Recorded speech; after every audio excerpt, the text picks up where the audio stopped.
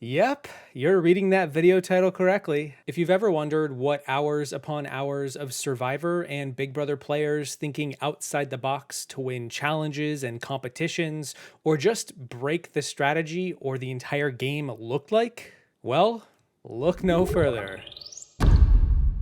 Internet, my name is Peridiam, and if you're new to my channel, or you're not, this is a massive compilation of 100 challenges, competitions, and strategy hacks across 20 videos edited together into just one. Consider it an early present. I did something like this when I hit 50 hacks, but now that I've got a clean 100, this felt appropriate. For the past 5 years, I have analyzed the tapes, I've dissected the strategies, and it's all culminated right here again. I've also added timestamps to separate each show, but otherwise, if you've already watched all of those previous parts on my channel, from the bottom of my heart, thank you. That is quite a time commitment, and all I can ask at this point is, up for a rewatch? Without further ado, here are 100 times Survivor and Big Brother players hacked the game. I'll see you on the other side. Let's talk about the first one. It is Stephen Fishback in Survivor Tocantins when he won a challenge called Propeller Heads, involving an obstacle course to solve a simple math algorithm. For this challenge, you had to run through the course, memorize the pattern, and then head back the way you came and input the numbers, relying on memory and basic math. The 4 symbols were on a rotating pole, and thus it could become confusing to remember the exact sequence on your first go. JT took a quick lead and lapped Steven. He went up and back twice before Steven even got to the end of the course once. But Steven only needed one go. Despite taking forever in the sand dig, falling off of the balance beam like 10 times, and being just physically drained, at least it looked that way, he made his way back to the table to do the math, and unlike the rest of his tribe mates, he put all 10 symbols on his table on his first time back. He then applied simple math, and he beat JT by just a few seconds, despite JT having a massive lead. So what happened? Well, Jeff Probst asked Steven the same question. How did you remember every number in one go when every other person had to take at least 2 trips? Basically, Steven assigned a number to each symbol, 1 for plus, 2 for minus, 3 for multiply, and 4 for divide, and then created a sequence of 2 numbers. The first 5 symbols were one number, and the second 5 were another. Kind of like memorizing your phone number, the human brain only holds so many digits before it starts to taper off. By simplifying the memorization, Steven was able to avoid needing to run back and forth again and again and again. And despite falling way behind initially, proved it only took one clever little trick to win his first immunity. Steven back with his first set of symbols. He was out there a long time. How many can his brain hold? With only one look at the symbols, Steven's doing all of this on one pass. Steven is right. Steven wins immunity. Oh my God, I want immunity. I can't even believe it. Let's talk about Amanda Kimmel. Very underrated player, I think, who doesn't get enough credit for her challenge prowess. Remember, she played in back-to-back seasons with China and Micronesia, and both times reached that final tribal council, both times winning the final immunity challenge of the season. And that's why she's coming up twice on this list, with 2 clever maneuvers in both of those challenges that clinched her a spot at the final tribal council. For Survivor China, she competed in the final challenge called Broken China, which involved the players balancing porcelain dishes on a wobbly balancing beam. Every so often, Jeff would tell them to add another type of dish to their stack, making it increasingly more difficult to balance the stack. And I don't know about you guys, but when it comes to balancing stuff, usually people tend to put things upright. After all, I don't put my dishes upside down on surfaces, pretty much for any reason. So when approaching this challenge, initially Amanda and everyone else were balancing the various dishes right side up, which eventually caused the elimination of 2 of the players. It came down to Amanda versus Denise, and while both of them had balanced the same types of dishes in the exact same way, Amanda took the next dish and pulled a fast one and flipped her dish upside down. She then repeated this process again, giving her structure a little bit more stability in the home stretch. She knew the structures weren't long to last and were identical between the 2 of them up to this point, so by flipping the bowl, she changed direction. Denise's upright bowls proved not stable enough, and down they went. Amanda makes a strategic move and goes the other direction. All right, Amanda, what do you think? What do you mean? Make a deal?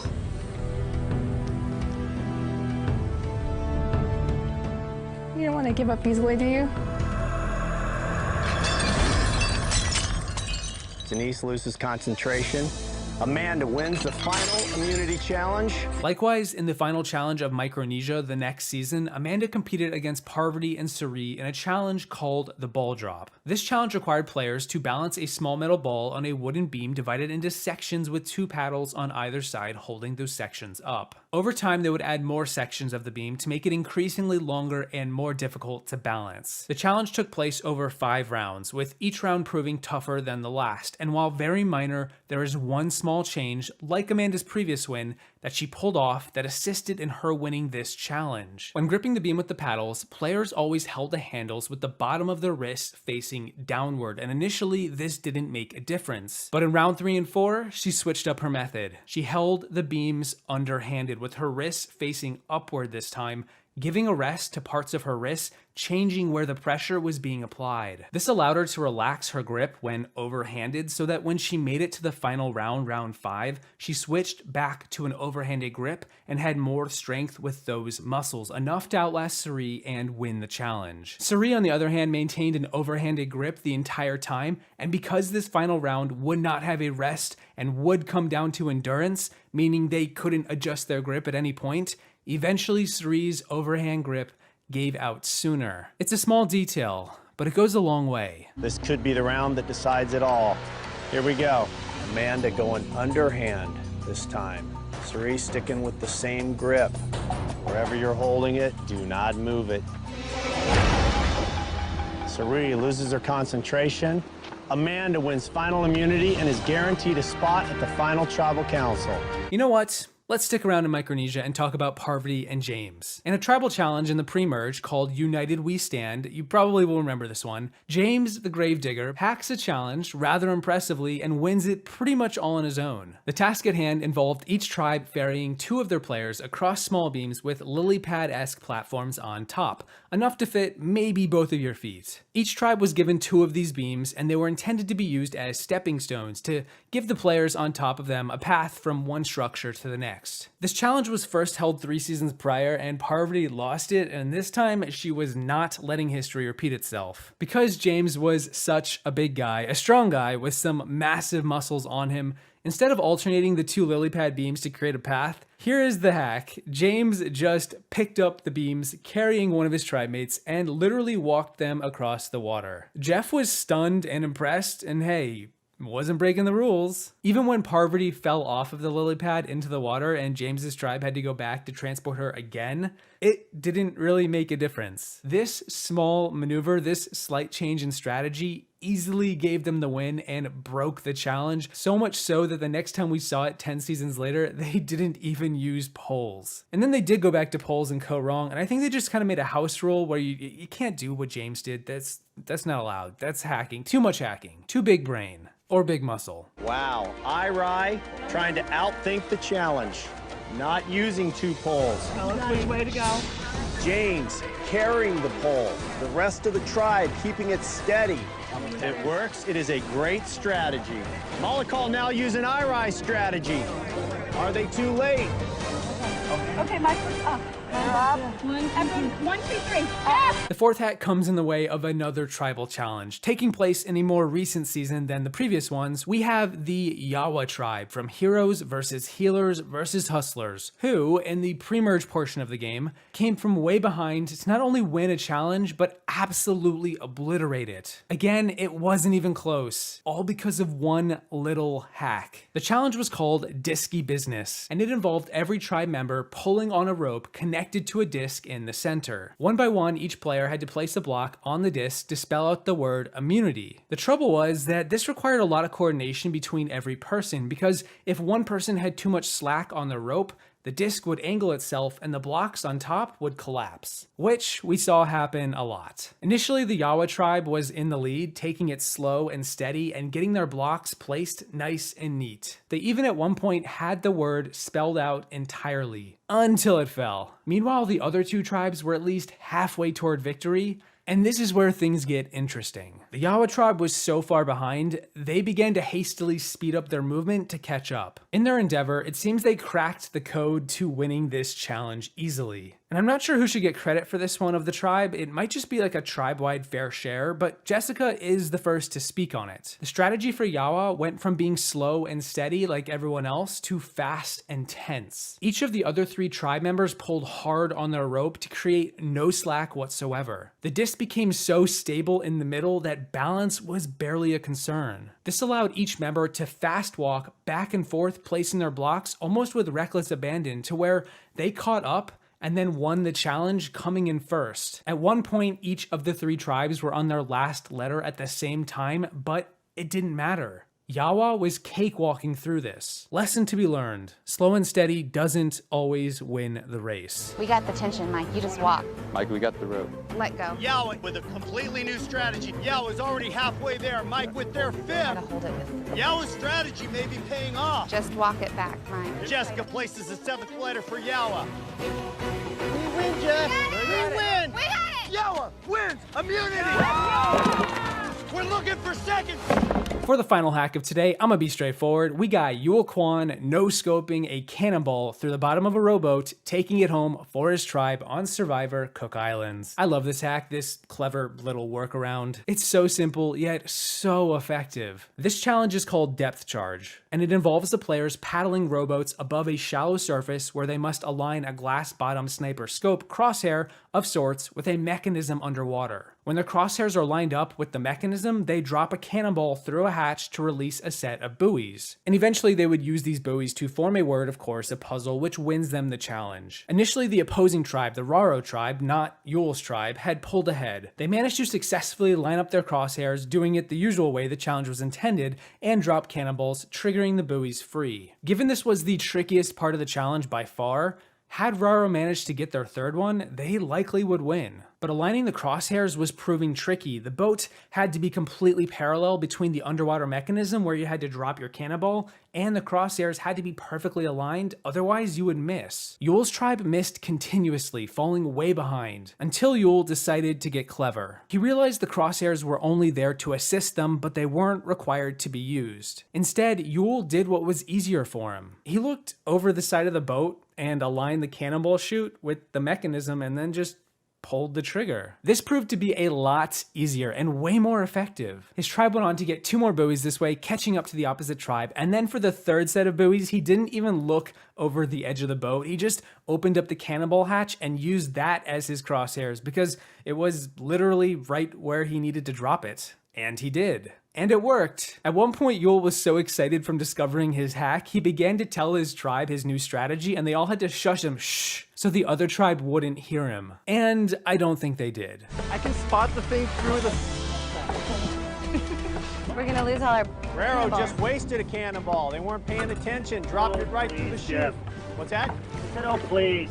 Jonathan getting frustrated by me. We're talking about Vesepia Towery from Season 4 Survivor Marquesas. Now this is old school Survivor, which means we're getting something unique and out of left field. And in this case, it's the Final 4 immunity challenge known as Fallen Comrades, where the remaining players meet with Jeff at Tribal Council and compete in a trivia competition where the questions are all about the rest of the cast. What's their significant other's name? How many siblings do they have? Who is the 1997 National Watermelon Seed Spitting Champion? Who was the 1997 National Watermelon Seed Spitting Champion? You know, basic facts about who they are as a person. Vesepia goes on to get every question right, except for a bonus point in the first question, and is the only player to do so as well. And her simple trick was ingenious, and I gotta believe it's why we've probably never seen this competition held again, except for like a slight variation 25 seasons later. The hack that Vesepia uses is that every player on a season of Survivor gets to bring a luxury item with them on the show. Sometimes people bring their state flag or a banner. One guy brought a magic 8-ball, but Vesepia brought a poetry journal, and throughout this season, Vesepia used this little journal to take notes on the rest of the cast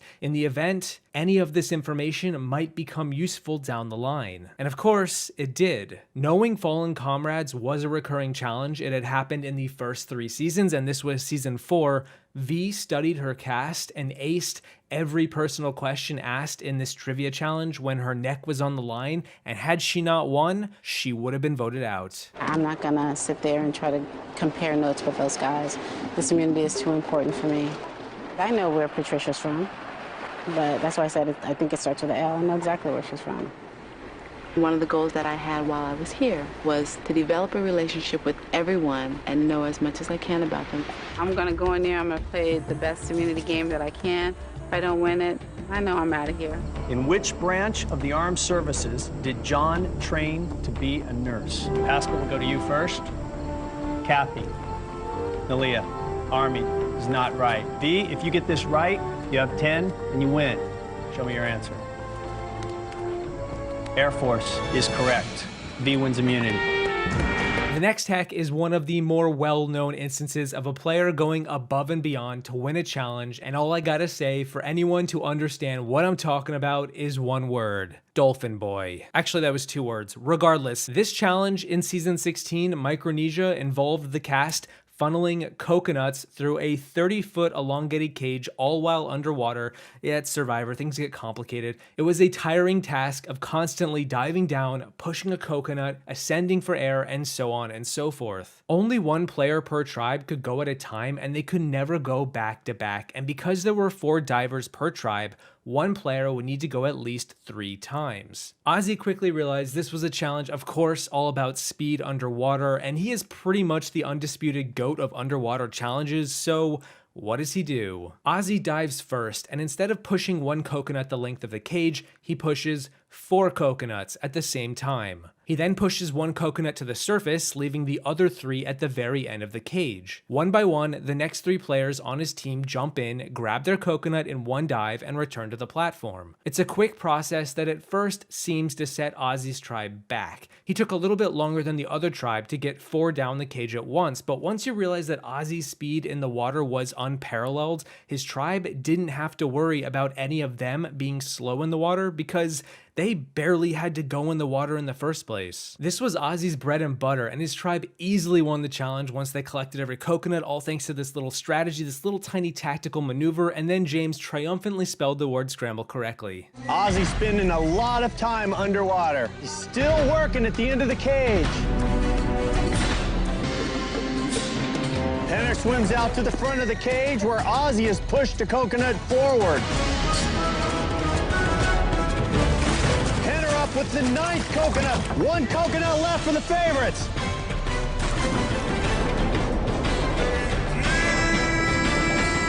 Triumphant?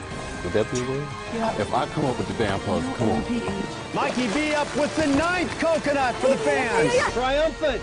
Favorites win reward. Actually, I lied to you guys. Just like in part 1, in which I included 6 examples instead of 5, we're gonna do that here too. My number 2.5 challenge hack is in episode 3 of season 25 Survivor Philippines, and it's no less a hack even though it's very similar to what I just talked about. We saw another fantastic challenge strategy play out that was quite like Ozzy's, and it was amusingly performed by a player who was on Ozzy's tribe during that coconut water challenge, Jonathan Penner. In this land-based challenge, 1 at a time, each tribe would send a player through an obstacle course to secure a bag of balls. Always gotta be balls. Can't have a challenge video without balls. At one point in the course, the players would need to dig up these bags of balls in a pit of mud. The bags were deep and difficult to find, and they could leave a player befuddled if they got unlucky. So Jonathan implemented a strategy like Ozzy. He went first for his tribe, and when he got to the pit, he spent extra time digging up all 4 bags and placing them in one location. While this initially set his tribe back in the first heat, every subsequent player on his team didn't have to waste time digging around, potentially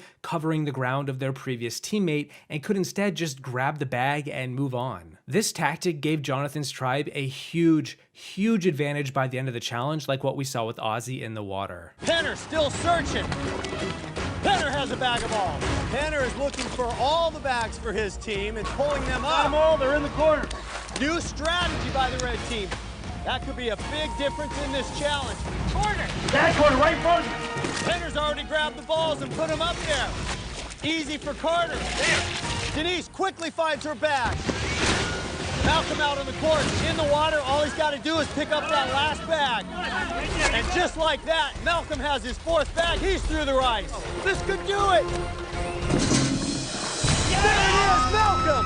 Wins reward for the red team! The fourth hack is another well-known but equally out of left field strategy that also breaks another challenge, and to this day, we have yet to see it return. And for you superfans out there, you probably know what I'm talking about. I am talking about the Survivor Auction, a reward challenge that used to be a staple on the show, but ever since season 30, the last time we saw it, Survivor Worlds Apart, it was retired, all thanks to this one moment. Superfans, they always think they know it all. And in some cases they do, because in episode 9, the Merged Tribe heads to the auction and a few of the players really want and expect an advantage to pop up. Several players hold their money. That is, until Jeff whips out letters written by their loved ones. He puts the letters up for auction. Whoever the highest bidder is wins a reward that should fill their heart. Just like the advantage, several of the players really want this. They want that loved one's letter, and that's kind of the point of this challenge. It's a social-based competition that intends to breed conflict. That's the selling point for the producers, and that's why they include it. But what if there was a strategy that could eliminate that conflict in one swift blow? Shireen immediately pipes up and tells everyone the strategy. One person should bid the lowest amount, $20,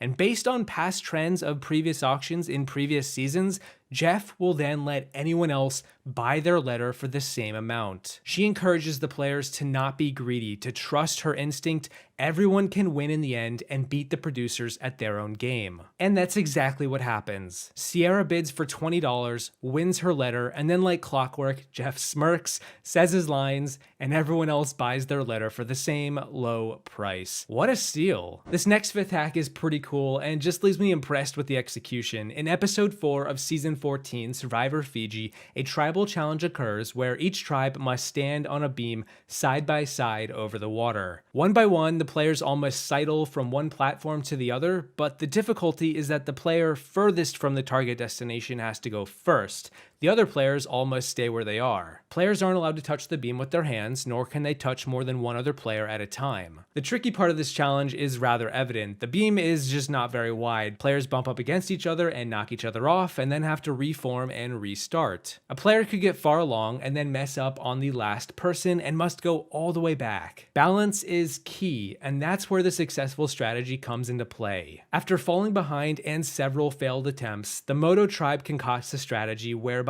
every player on the beam crouches down and squats. Meanwhile, the player crossing simply leaps over each player using the squatting tribemate for support. By lowering their center of gravity, the tribe becomes a lot more stable and doesn't have to rely on holding each other or knocking one another off when the passing player gets to them. This strategy proves to be incredibly effective, as Moto comes from behind where they were losing initially 0-2 to win the challenge 7-2. The other tribe couldn't believe it. Let's try to squat. Let's try to squat. Dreams has a new idea. Your hands cannot touch the beam. Use your hands and put your weight on him, but make sure it's balanced. Lisi, one member left to get over. Lisi across for Moto. Moto's strategy is starting to work. Alex over Boo. Moto is tied at 2-2. Dreams is across. It is 5-2. Boo gives a wave to the crowd. Moto wins reward.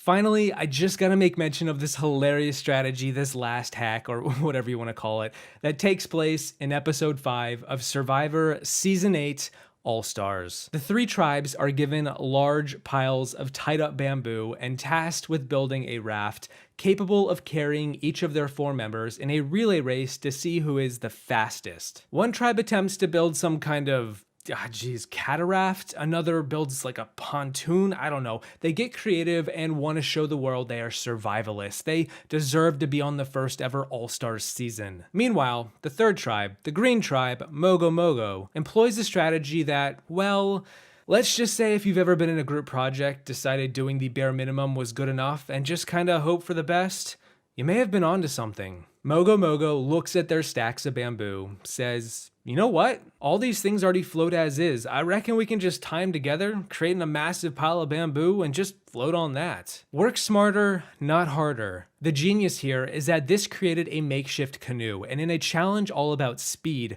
this raft was proving itself to be quite speedy. Because it wasn't very wide, it didn't face as much resistance, and so when Mogo Mogo took it to the course, They won the challenge quite handily. And yes, of course, Jeff had to call them out for how ugly it was. What a bunch of hacks. These bundles, as they are, will never sink. It came down to laziness and pure exhaustion. Mogo pulling away with the worst looking raft of the three.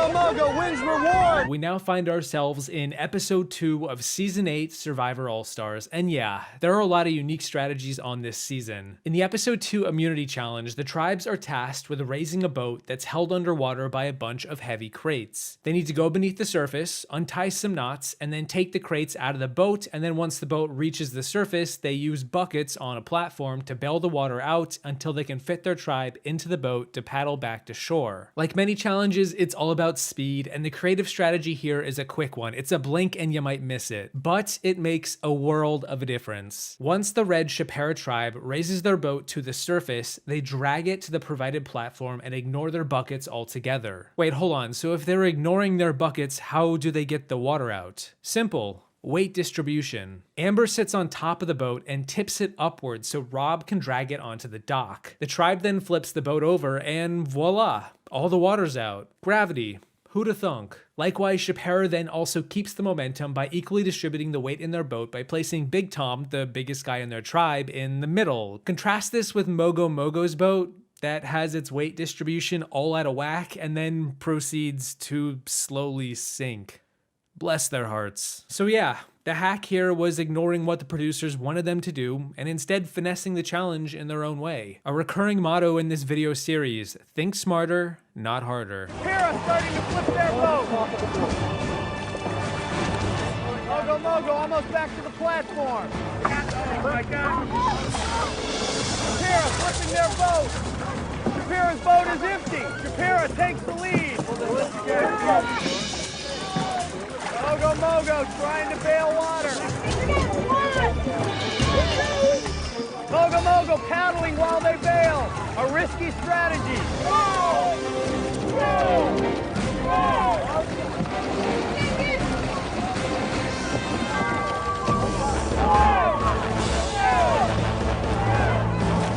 Mogo sinking deeper.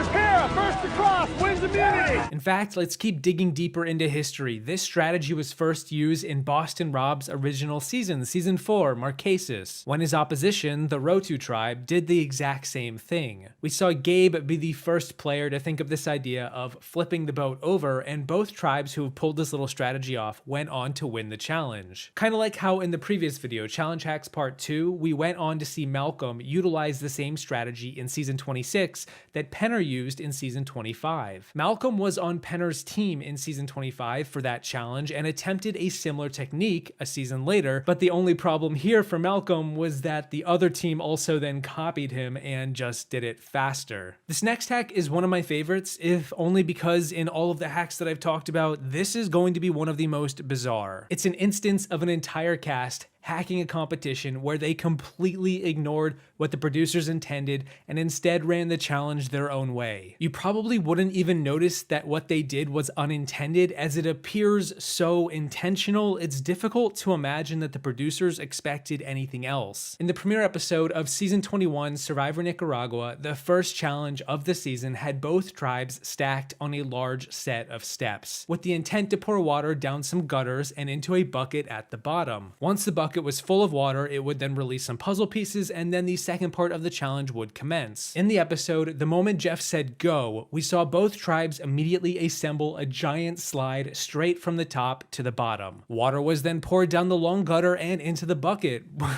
Was this even a challenge? Apparently it was. This water pouring part of the challenge was so quick and so simple, I was surprised it even needed to exist. It was almost like the producers didn't have anything else to do with like half their tribe, so they just said stand there and lead the water down. Originally, this challenge was going to force the players to create a zigzag-like pattern from top to bottom, which would make the water flow more uneven and difficult, requiring balance and craftier teamwork. If you pause the video at the challenge, you can see that the players are all tethered on opposite sides of the platforms, which tells me they were intended to stay in place and not position themselves wherever they wanted. But because there was enough slack on their tethers, they all just leaned forward and created what we saw play out. So that's why this is one of the most bizarre challenge hacks. The entire cast pulled it off and made it look like it was no challenge at all. Jeff even went on to say in a post-episode interview that he and the producers just didn't see this coming. Go!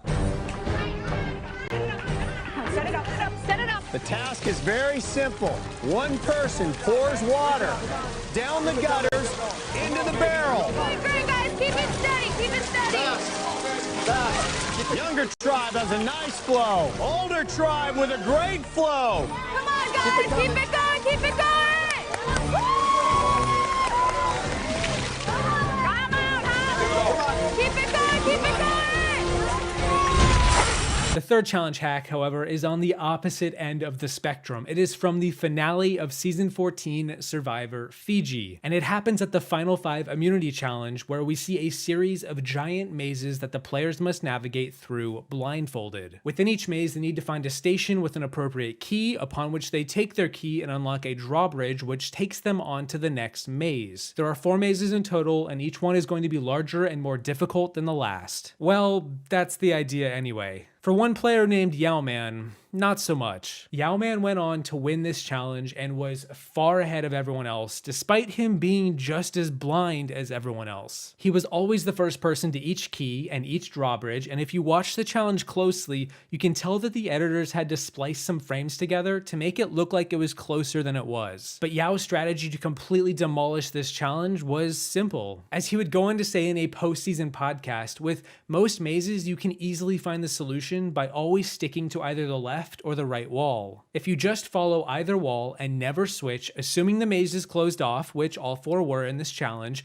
you just gotta follow the railing and you will eventually reach the exit. You don't have to worry about getting lost because you'll always have your bearing. You're going in one direction that the maze is dictating for you. The railing may lead you in the wrong direction out of the gate, but at least you'll know that you're not lost and retreading old ground. After all, everyone is blindfolded, so if you get mixed up, you might end up like Cassandra here. And it proved to be the prevailing strategy as Yowman blazed by everyone just by playing it safe. In a challenge held completely in the dark, perhaps it's better to reach the end eventually than to never reach the end at all. And also the final base running challenge, just for your information, you saw on TV, it looked like I barely beat him. That's not true. I beat him by a long shot. You know the trick about running bases, right? Blindfolded. You just stay with the same wall and don't change. My hands will cover splinter when I'm done.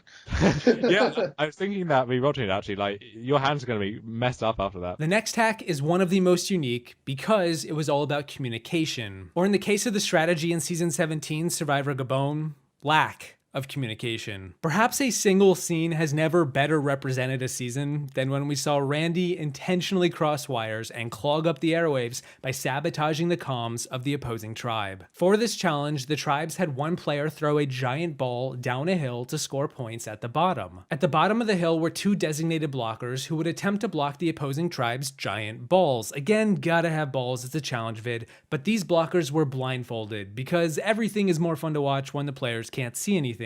And then lastly, for this challenge, there were designated callers who stood to the side and helped their tribe's blockers who were blindfolded orient themselves to accurately stand guard. Now, when you take a step back and you look at this challenge, the normal, usual strategy here is pretty basic. As a thrower, you aim in any which direction you can, try to score points. As a blocker, you follow the directions of your caller and move as they direct you. And as a caller, you accurately tell your blocker which direction to go to block the opponent's ball. That is, unless your name is Randy. Then you do what Randy does, and you yell at the other team's blocker to go in the wrong direction, or to just freeze altogether. Because this challenge was dictated by the blockers being in the right position, Randy realized that if he screwed up the other tribe's blocker, his team could easily score every round. So he basically played both offense and defense at the same time. Freeze, Ace, freeze, Ace, freeze! Right there, right there, right there! Randy pulls the best one on Ace, and that'll do it! Yes! Yes! Finally, let's go to a slightly more modern season for a challenge hack that I think almost anyone should consider if you were to play Survivor in a future season. Because what happens here is a tactic that is entirely dependent on the location, and if Survivor plans on staying in Fiji for a while, you're probably going to be set with this creative strategy by the one Michelle Fitzgerald from Season 32 Survivor Co. Wrong. Sand. I like sand. It's coarse and rough and irritating, and it gets everywhere. Wait, what? And that's exactly what Michelle uses to win this immunity challenge at the final 7. It's a memory challenge, kind of like Steven's hack back in season 18 from part 1, where the players rush to a giant post out at sea, memorize a bunch of symbols, and then must head back to their station on the beach to decode the correct pattern and unlock their word scramble. The unique strategy here is that once Michelle got back to her station after memorizing the symbols, she immediately grabbed some sand from the beach and used it as a drawing surface to write out the symbols before her. Ty even liked this strategy so much, he looked over and saw her doing it, that he began using it right after her, although his memory failed him as he had to go back out to peek at the symbols one more time. We saw Jason fail to crack the code on his first attempt. Meanwhile, both Michelle and Julia figured it out right away, unlocked their word scramble, and Michelle went on to win the challenge. And I gotta give props to Julia for just getting it right on her first try, for having good enough memory to not even have to use sand, but I even give more props to Michelle for doing something different and having it lead to a victory. Take any advantage you can get, even if it's something as simple as the sand beneath your feet. There is no rhyme or reason to the symbol or the number that's with it. You gotta find a way in your brain to connect every symbol and lock that number in. Michelle writing her numbers in the sand to lock them in. It would be an impressive win to do it without having to go back. Michelle has hers right. It is now Julia and Michelle, both with a massive time lead as everybody else is still out checking numbers and symbols. If she's right, it would be a big win. Jeff? Say it. Blindsided. Michelle wins individual immunity. Gotta ask, how many numbers were you able to memorize at once? I memorized all of them. Wow. Yeah. That finished so fast. In this challenge on season 33, Survivor Millennials vs. Generation X, the 3 tribes compete in an obstacle course on the water where they maneuver over balance beams and collect bags of coconuts, which then reveal 3 balls. 2 players use these balls to work a hefty table maze. And like most of these obstacle course challenges, it's the table maze at the end that proves to be the most difficult part, as it requires both coordination with handling the table and balance on top of a perch that can barely fit both of your feet. We see all 3 tribes struggling on this perch, wobbling off of it, throwing the table into disarray. Michaela, however, uses a brute force strategy that on the surface appears less than savory, but is effective and has both her and Hannah crush this challenge, so much so that Michaela then helps another tribe by telling them what she just did. Basically, Michaela's strategy here is to create as much stability as possible with the maze. She tells her partner Hannah, in so many words, to just stop moving. Stay still. This table maze only needs one person to control it, so Hannah just needs to play support. Even though the producers have designed it for 2 people to control it, each getting their own little controlling stick, that proves itself to not be very optimal. Michaela wants Hannah to keep the maze stabilized so that Michaela can control the direction of the ball. This tactic is so effective that Michaela and Hannah finish way ahead of the other 2 tribes, making the table look kinda easy. Hey, what do you know? Sometimes one head is better than 2. Don't move it, Hannah. Just hold it steady, I'm telling you. Making sure Hannah knows what time it is. I don't need you to move at all. I know, I'm just holding on. Can they do it? Yes. No. Getting there. Hannah and Michaela have the lead now. Go down slightly, slightly. Hannah and go. Michaela have 2 and a huge Woo, lead. one more girl up. Now I need you steady. I need you steady. They're within inches of securing immunity. Lift up slightly. Oh my God. And they have Hannah and Michaela win immunity. Ikabula is safe. Zeke, Michelle, only one person move it when y'all get past that bar. Michaela now helping Michelle and Zeke. Okay, stop the ball. Michelle and Zeke. Make it stop. Make Close. it stop. Nice save. If Anua could pull this out, it would be a gigantic comeback. Michelle and Zeke got it in a great spot, and they drop it for immunity.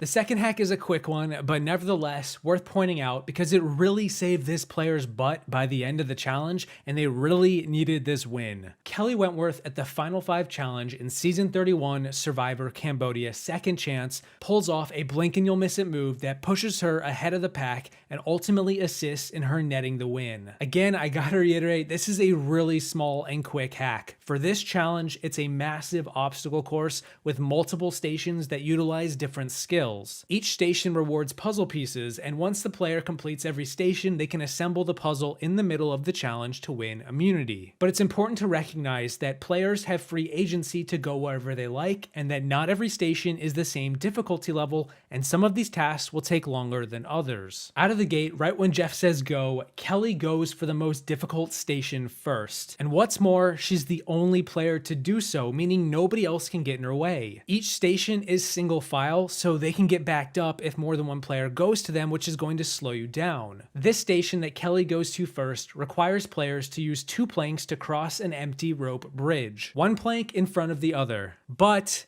Kelly doesn't do that. She quickly realizes the ropes are tight enough to hold a player up, and so instead she only uses 1 plank and just blitzes across the rope like it was nothing. She's basically speedrunning this station, and there's nobody in her way to stop her. Jeff even tells us that this was the most difficult part of the challenge, and we see the other 4 players all complete it the way the producers intended, which was slow. But Kelly's little strategy to get across gave her a huge leg up that allowed her to, as with many of these other hacks, appear to fall behind early on, but then eventually surpass the rest of the competition by the end, eventually leading to her winning immunity as she is the first person to the puzzle and the fastest to complete it. Wentworth takes on one of the toughest ones first.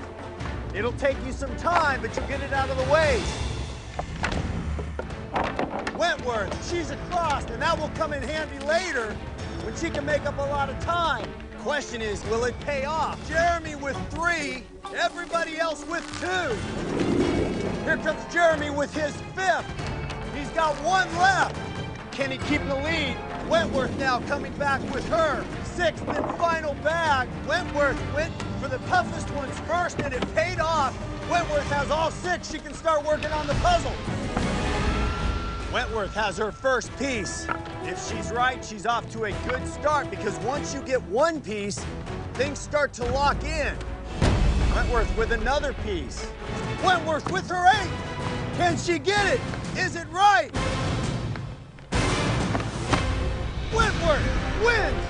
Individual immunity, guaranteed a spot in the final 4. The third hack on this list is from Season 10 Survivor Palau, in Episode 3 in a challenge called Hot Pursuit. And yeah, gotta say, obviously this hack did not come from the Oolong tribe. Shock of the century. But I do want to say that had this winning strategy from Tom and the Karor tribe not come to exist, we may actually see Oolong win an immunity challenge. I know, bold claim. Let me explain. There's a giant oval-shaped course in shallow water where both tribes must run around the course and try to catch the other tribe. They can only go clockwise in one direction, so it's a challenge somewhat about speed, but also about endurance. Can you outpace the other tribe? To make it more complicated, the tribes are tied together by rope, and each member is carrying a bag with 20 pounds of sand in it. Players can opt out of the challenge at any point, but they gotta give their bag of sand to another player before they do. As you can imagine, between the beating hot sun to the knee-deep water to the bags upon bags of sand,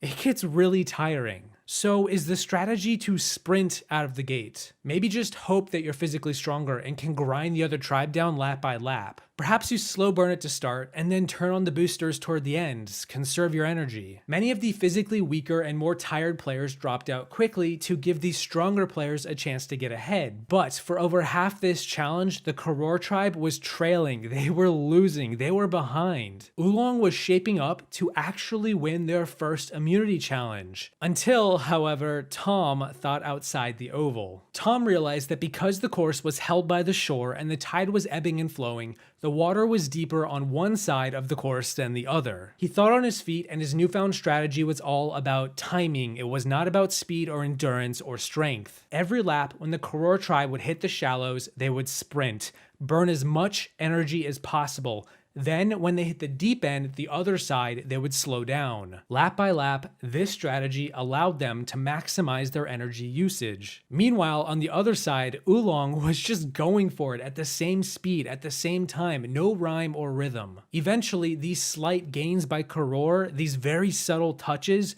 put Karor in the lead and eventually gave them the win.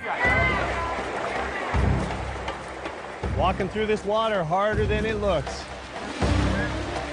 Tom now carrying 60 pounds. Tom, Ian, and Greg against Ibrahim, Bobby John, Steph, and James. Oolong trying to make a move. All right, let's have a burst this time. No one's holding us back, all right? We hit the shallows, we dash.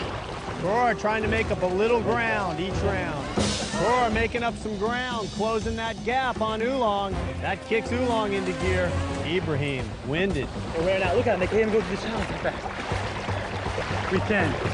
So let's do it. Oolong really slowing down. Really closing the gap. Oolong gonna have to kick it into gear. Do they have anything left in the tank? Tor making a move. Tor is making up ground in tiny increments. Closing the gap. Slowly but surely. Tor's making a move. Immunity at stake. Come on! Tor wins their third immunity challenge in a row.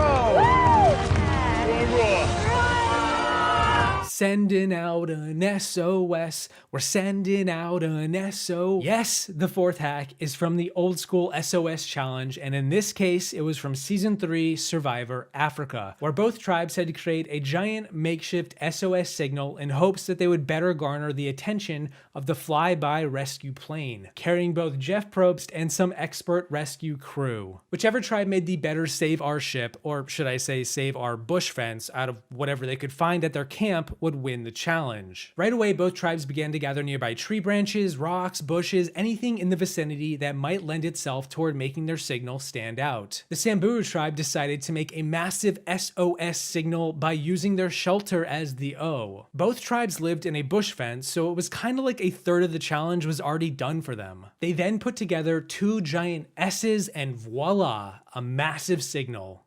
But they lost, because that wasn't the hack. The actual hack was on the other side. It was from the Baran tribe. They implemented a two-pronged attack for this SOS challenge. The first was that they did the obvious. They moved away from their camp to a barren area that was highly visible. Nothing obscured their message. There was no mistaking the SOS. And then the second tactic proved to greatly assist in their victory, as this is what the expert remarked upon when he gave them the win. One tribe mate, Kim Johnson, brought paints with her to Africa as her luxury item. She took advantage of her luxury item by taking the mosquito nets the tribes were afforded at the start of the game and dipping them each in different colors of paint. She then spread the nets out into massive circles around the SOS signal, which assisted in the signal standing out from the usual environment. While the losing Samburu tribe may not have had paint to take advantage of, it still goes to show how a little creativity and resourcefulness with the tools around you can give you a win with flying colors. Even if it's not what it was intended for, you gotta use every tool in your arsenal. That's the whole point of this hack series.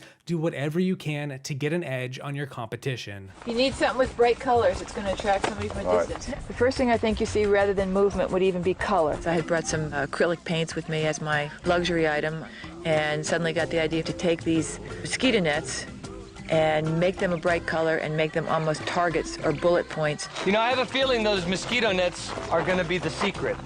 I think that's our secret ingredient that's going to win this thing. Desperate times call for desperate measures. Anything to get this challenge. Yes. All right, Harold, that is Samburu tribe. So because it looks just like every other community out here, if you're flying by, you might not notice it at all. Yeah, absolutely right. Okay. You might just miss it, yeah. Let's take a look at Baran. Yeah, this one really is getting our attention here. They're using 4 different colors and the word SOS. Okay, after conferring with our rescue pilot, because of the use of color and also the terrain, Baran is the winning tribe. Which brings us to the fifth and kind of sixth hack. There's two different examples of this unique tactic coming into effect from the same challenge on multiple seasons. So I figured, let's include both. The challenge is called Can't Buoy Me Love, or Boy Me Love if you're not from the States. It's got a U in there, guys. What's going on? This is a simple endurance challenge from Season 34 Survivor Game Changers, as well as Season 37 Survivor David vs. Goliath. In this challenge, players must stand on a perch and use 2 sticks wedged on each side of a buoy to keep it in the air. If you drop the buoy or fall off your perch, you're out. The most difficult part just seems to be how finicky the buoy can get. A slight movement can send it spiraling out of control. You gotta dig deep and focus without tiring yourself out. A lot of emphasis is placed on the wrists, as your grip on the sticks is what's keeping the buoy at bay. The successful tactic here is a reversal of most of what we see from these players. It's a reversal of the norm. Most players in the 2 instances of this challenge playing out opted to elevate the buoy above their center of gravity using the sticks to face upward. However, 2 players in Game Changers did something different, and go figure, they happened to be the final 2 players standing by the end. Both Brad and Ty did the opposite of everyone else. They directed their buoys to face at a downward angle, a slightly downward angle, so that as the challenge went on and their muscles began to tire, the buoy would slowly go in the direction of gravity. Everyone else who held their buoy facing upward would have to fight gravity, tiring their muscles faster. Also, from my observation, it's also recommended to bring your buoy in close to your body, stabilize your balance, center of gravity and all that. Brand new Survivor Challenge. Somebody here will be the first person to win it. Just like that, in a matter of 30 seconds, we lose 4 people. It is Michaela, Culpepper, and Ty fighting for immunity. Culpepper squirming, that buoy starting to move, but he is still fighting. And we're down to 2. Culpepper and Ty side by side for immunity. Ty drops. Culpepper wins individual immunity. We later saw this challenge return in season 37, David vs. Goliath, where Dan, Christian, and Nick did what Brad and Ty did from the previous instance. In fact, Dan even said Brad was his hero at the start of the challenge. Now, Dan went on to win this challenge, but the problem with Nick and Christian's grip was that they held the buoy far from their body. It threw Christian off quickly, and Nick collapsed not long after. Jeff even mentions how poorly everyone was doing this time around. Whereas Brad and Ty lasted over 20 minutes, 10 of the 12 players on David vs. Goliath dropped out within minutes. We've done this challenge 1 time in Game Changers. Brad Culpepper won it 23 minutes. It's my hero. Kara is the first one out. Christian drops, he's out. Allison drops, she's out, no shot at immunity. Davey now drops. It's now John in trouble, he drops. Gabby is out. Carl is out. Alec loses his balance, falls off. Alec is out. Mike wobbling. Mike can't recover. We're down to 3. A long way away from where Brad Culpepper was when he won it. What is different this time? Angelina and Dan for immunity. Angelina holding hers up, Dan holding his down. Sweat dripping, legs shaking. Angelina's legs twitching. Angelina slipping out of the hole. She's got to recover. That's it. Angelina drops.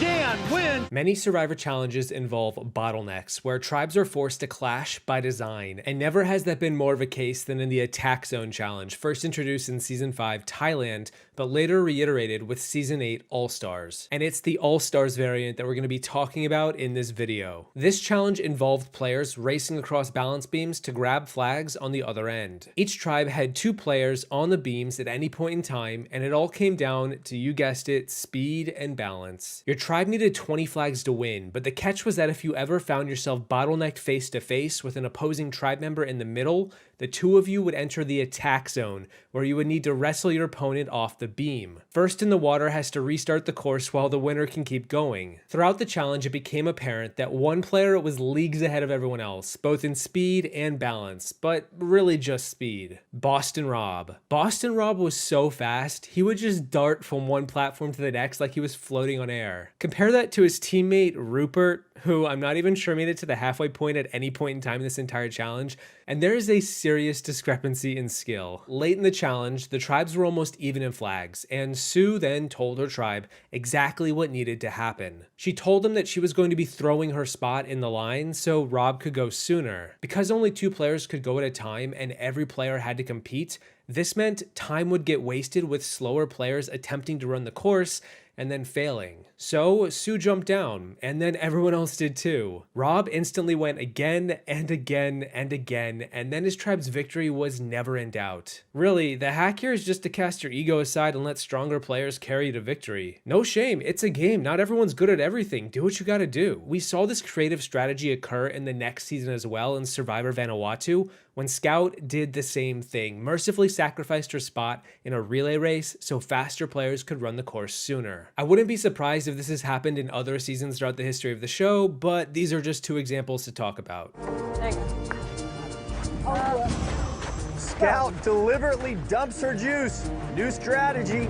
She's going to go to the end of the line. Let the fast ones run the course. The second act is from season 33, Survivor Millennials vs. Generation X at the final 9 in an immunity challenge called Push Me, Pull You. It's a basic challenge involving players holding a steady, firm grip on 2 handles, applying tension between them to keep a bar in the middle from falling and hitting the ground. If your bar falls, you're out, and the last person left standing wins. At the onset, you might think this challenge is all about strength, or perhaps about your grip strength. Do you have the muscle to keep pressure applied, either in your arms or even just your hands? Well, as you would expect for this video, it turns out that didn't matter that much, as we saw Adam go on to win this challenge, someone who I wouldn't say is the most physically superior player out there, beating out the likes of players such as Jay and Ken. If you go back and rewatch this challenge, Adam barely looks like he was struggling. In fact, he was the last person to show any signs of slipping. What Adam did to win this challenge is easy to miss. Simply put, instead of applying pressure inward, where you take both your hands and you push them together, forcing the handles against each other, he lifted one hand slightly up and the other slightly down. He applied pressure in opposite directions, locking the bar in the middle in place. Yeah, he still had to maintain tension on both handles, which did require strength, but it took far less of a toll on his grip and ultimately got him the win. This challenge went by quickly, less than 4 minutes in and most of the cast was eliminated, but Adam used one tiny little maneuver and there you go. A difficult task becomes a lot less so. I think that I won that challenge not because I was the strongest at like grip strength or whatever, but because I think I figured out the best way to do it that other people just didn't figure out. Everyone else was just pulling straight out. I pulled the bottom and pushed at the top, and it sort of locked it into place. So I think I could have gone for a while there. Cause and effect. The domino effect. The third hack is from the final 8 of season 17, Gabon, and it involves the video game player Kenny switching up a strategy out of the gate to fall behind early, but eventually go on to take the lead and win the challenge. We've seen this concept talked about in previous videos in this series. A player takes a different approach at the start of a challenge and appears to be in last, but then as the challenge progresses, it turns out that early choice to do something different would put them ahead and ultimately get them the win. This challenge involved players stacking a trail of dominoes across a beam laden with tripwires that, if tripped,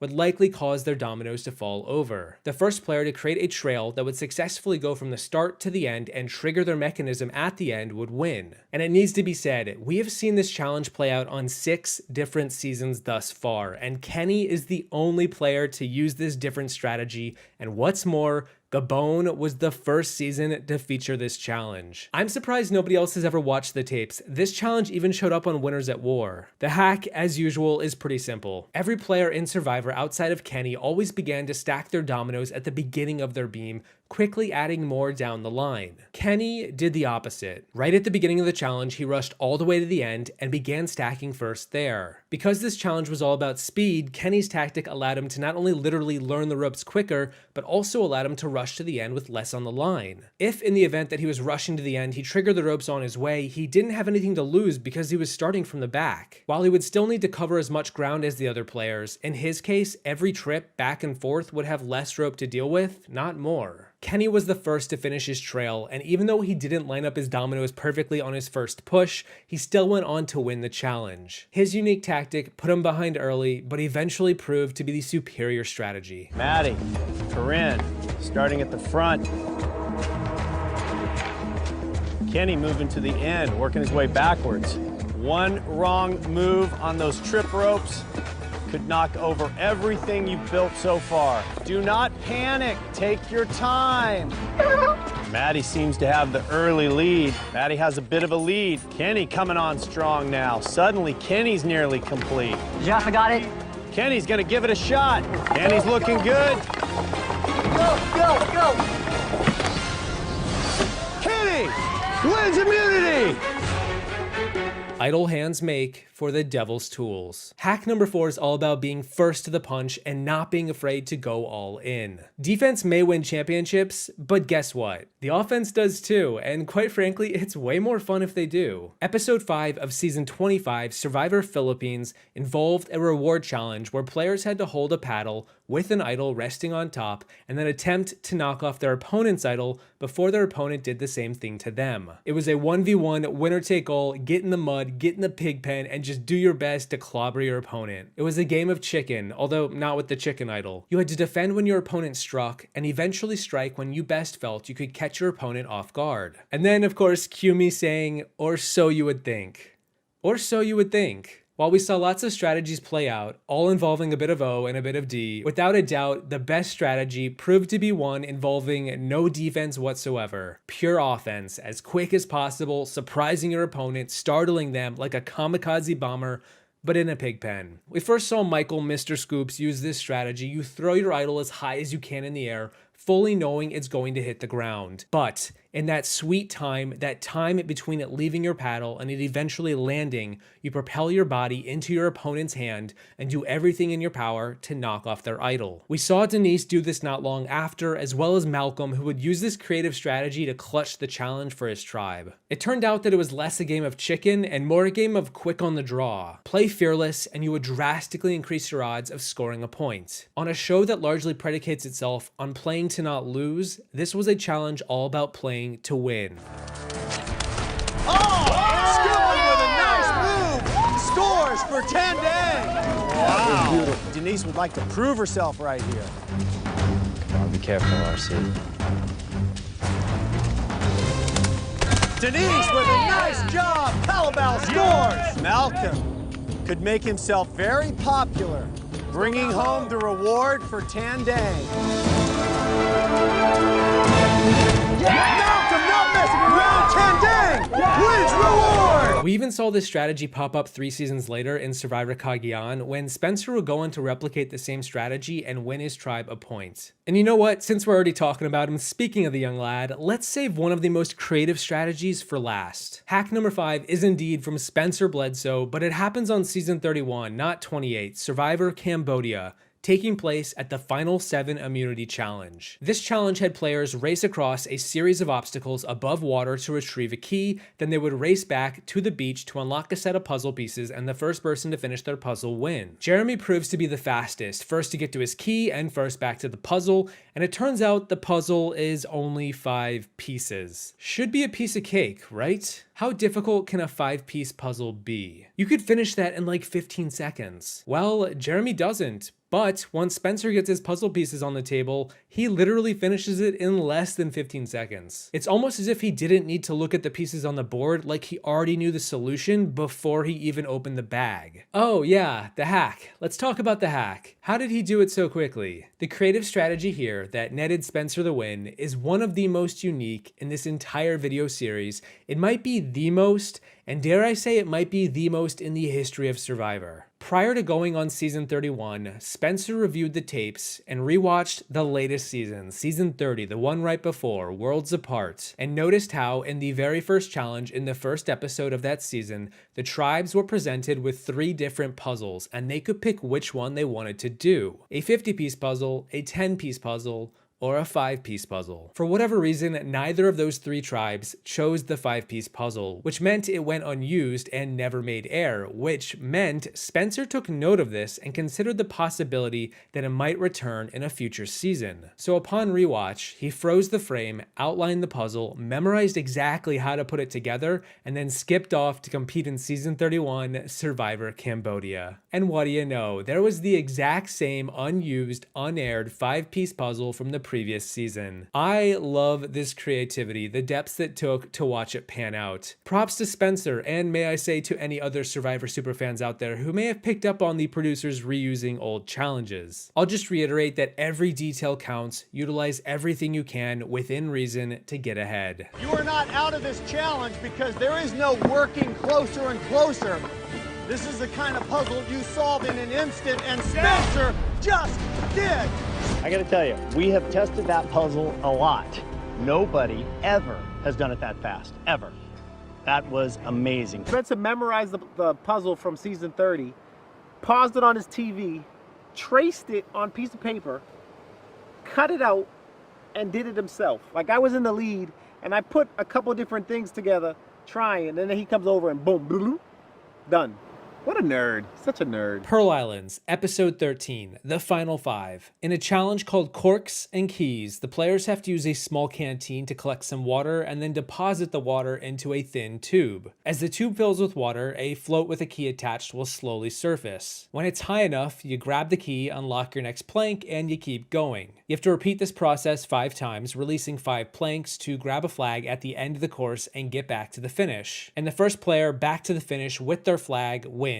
It needs to be said you can only refill your canteen at the starting plank, meaning you have to tread more ground the further you make it into the challenge. Dara's creative strategy to win this challenge proves to be very efficient. It's also a simple maneuver, as they tend to be in this video series. The tubes with the keys are thin and long, so it looks like you're going to need to do several trips to fill it up with a bunch of water so that you can actually reach the key. Well, after just one trip, one dumping the water from her canteen into the tube, Dara forced her hand, her wrist, and the length of her arm all the way to the bottom of the tube, grabbed her key, and kept going. This saved her a ton of time, as she only needed to make 5 trips total, 1 for each tube, to win the challenge. I give Dara credit here because it doesn't seem likely the producers intended for the challenge to be so simple. Likewise, we later saw that both Johnny Fairplay and Lil could pull off the same technique to get their key, only needing 1 trip, but it was Dara who pushed on and forced her hand into the tube despite it not being all that comfortable, before anyone else bothered to go the extra mile. Dara did it first, nabbed a lead, and proved to the others that it was possible, winning the challenge because of it. Also, props to Burton for attempting to use his canteen to fish out a key. Had it worked, you probably would be seeing it on this list. Going even further old school for this next one, and it is probably one of my favorites just for how simple of a unique strategy it is. Seriously, this is going to be really simple. In episode 5 of season 3, Survivor Africa, we saw 2 tribes compete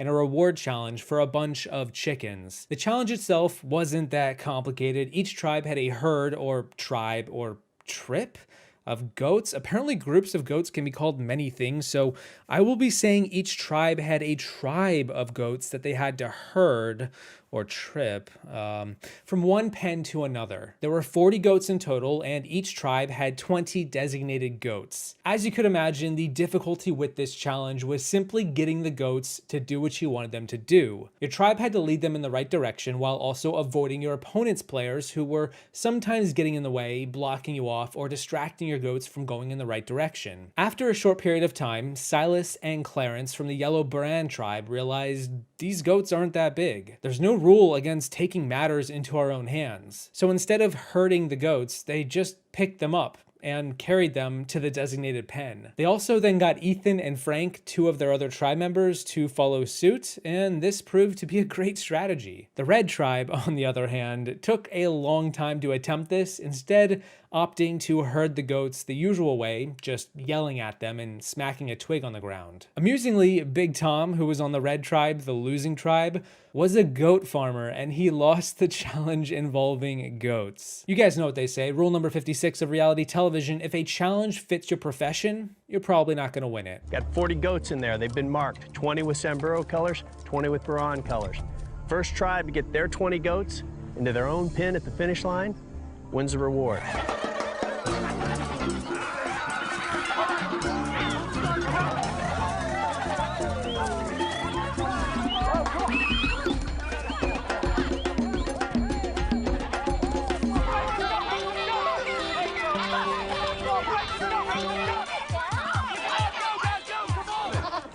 Ron, you're at 8. What do you got, Teresa?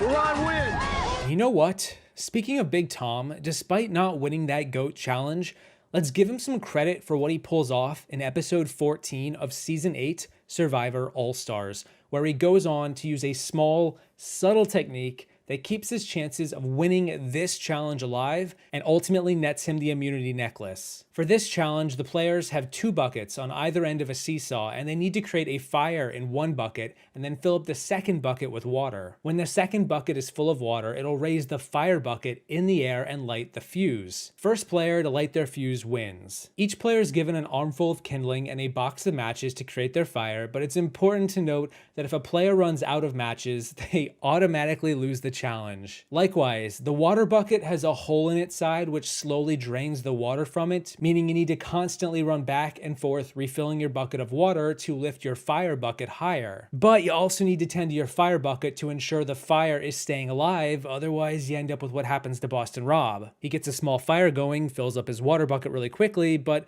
then the fire isn't strong enough to light the fuse when it gets to the top. He then has to wait for his water bucket to empty, and by the time his fire gets back to him on the ground, it's practically dead.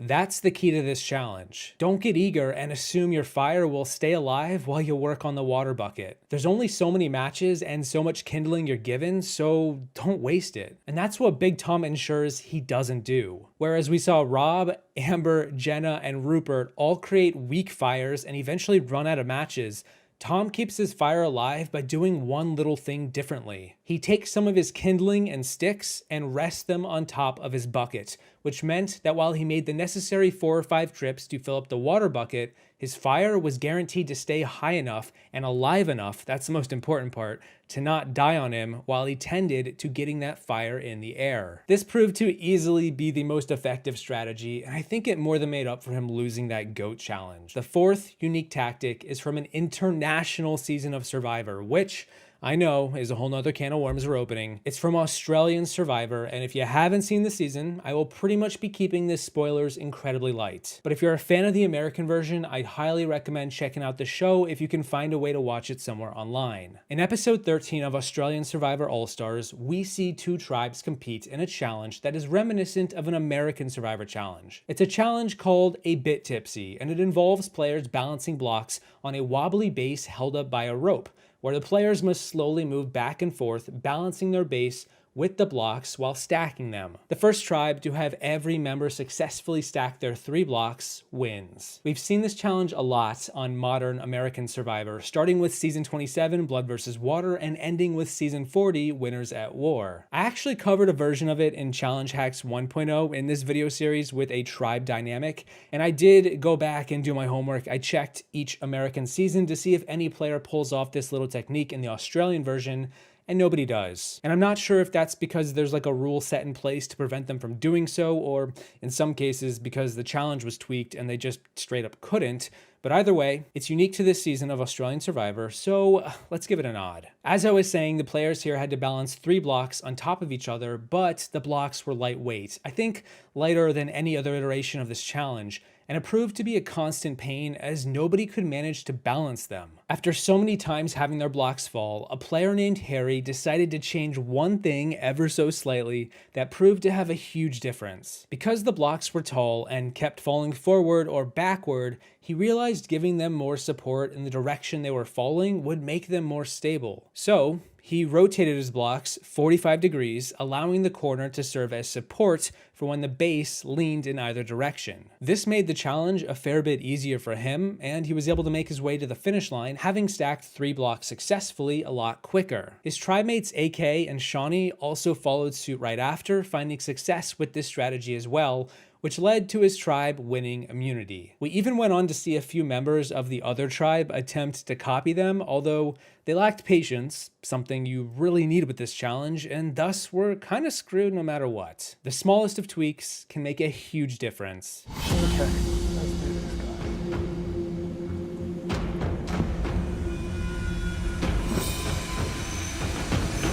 Harry placing his 3rd block. AK places his second. Shawnee dumps her entire stack. She's gonna have to start over. And that's it. Harry's good. He's back behind the start line. Now it's up to Shawnee. Just do you, Sean. Shawnee placing the final block for Vakama. Can she get it to stick? Her stack is looking good. Now she needs to get back to the start line.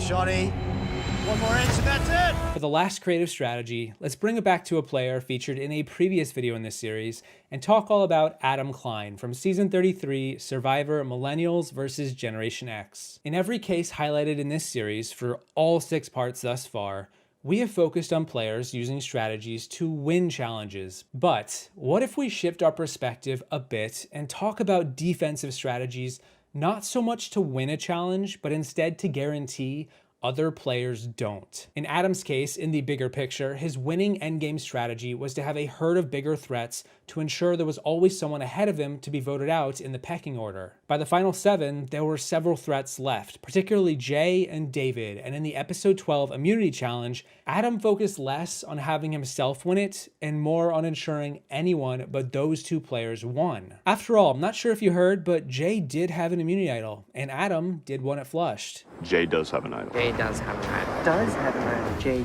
does have an idol. Jay has an idol.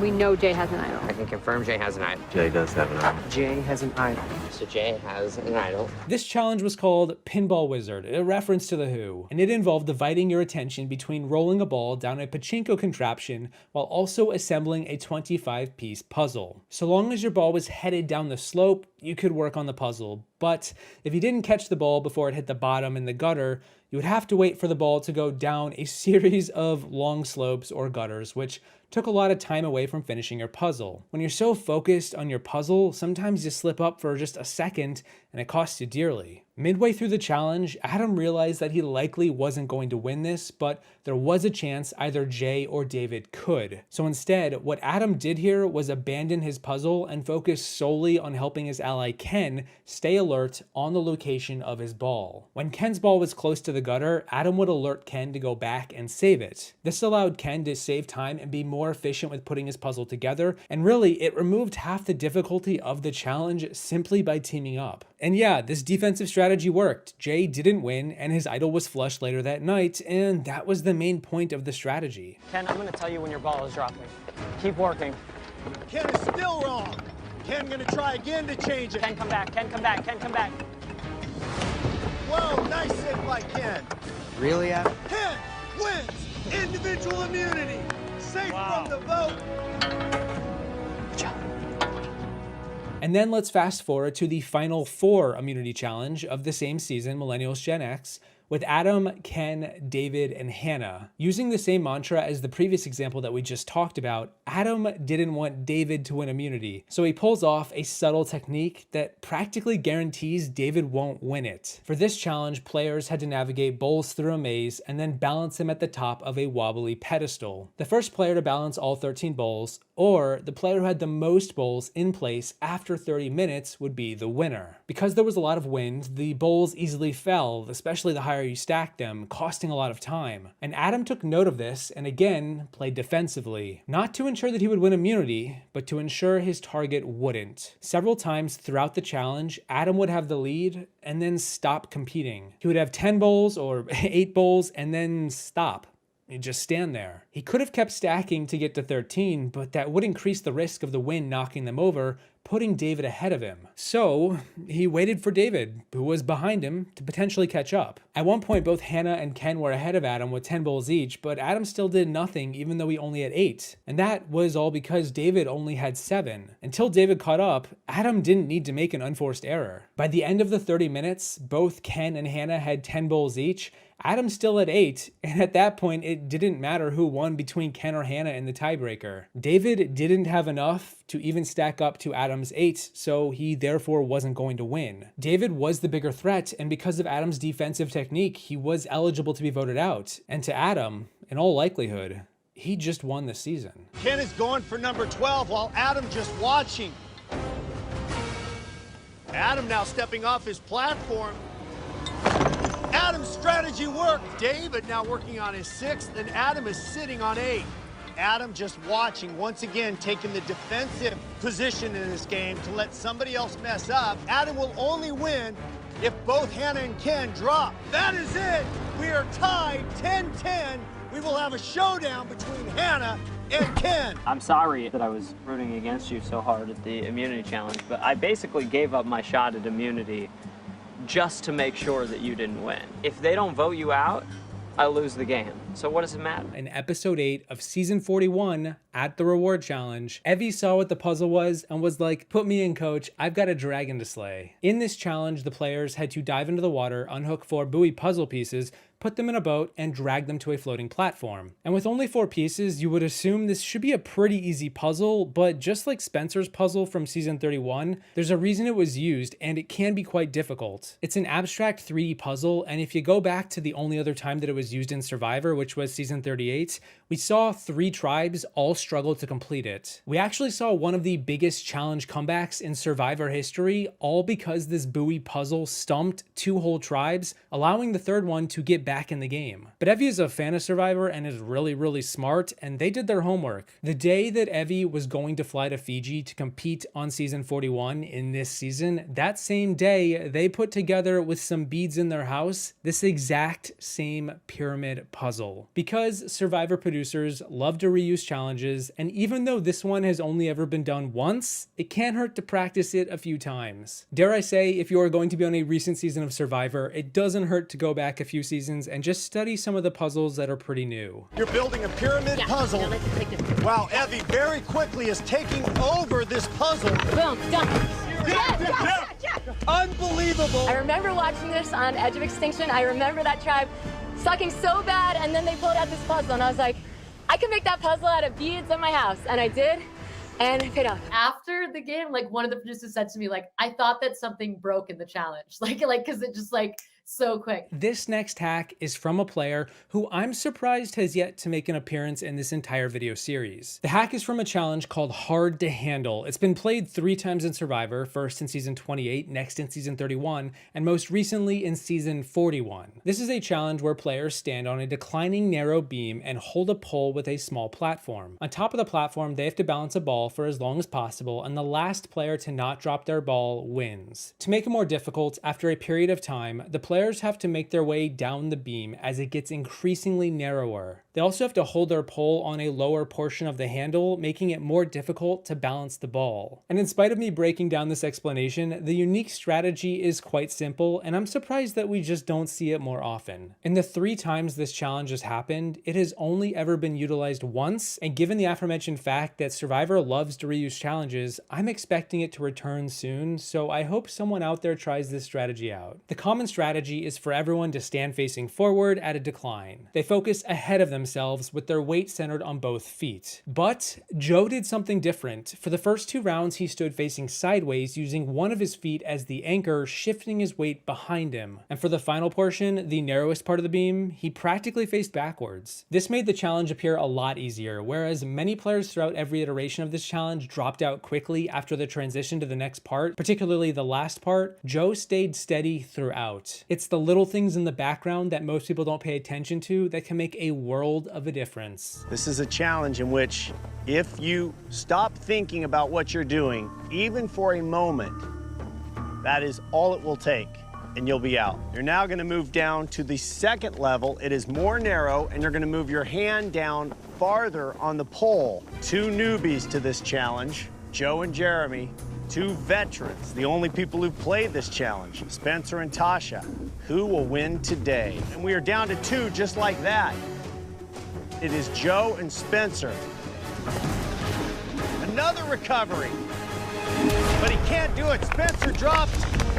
Joe wins first individual immunity.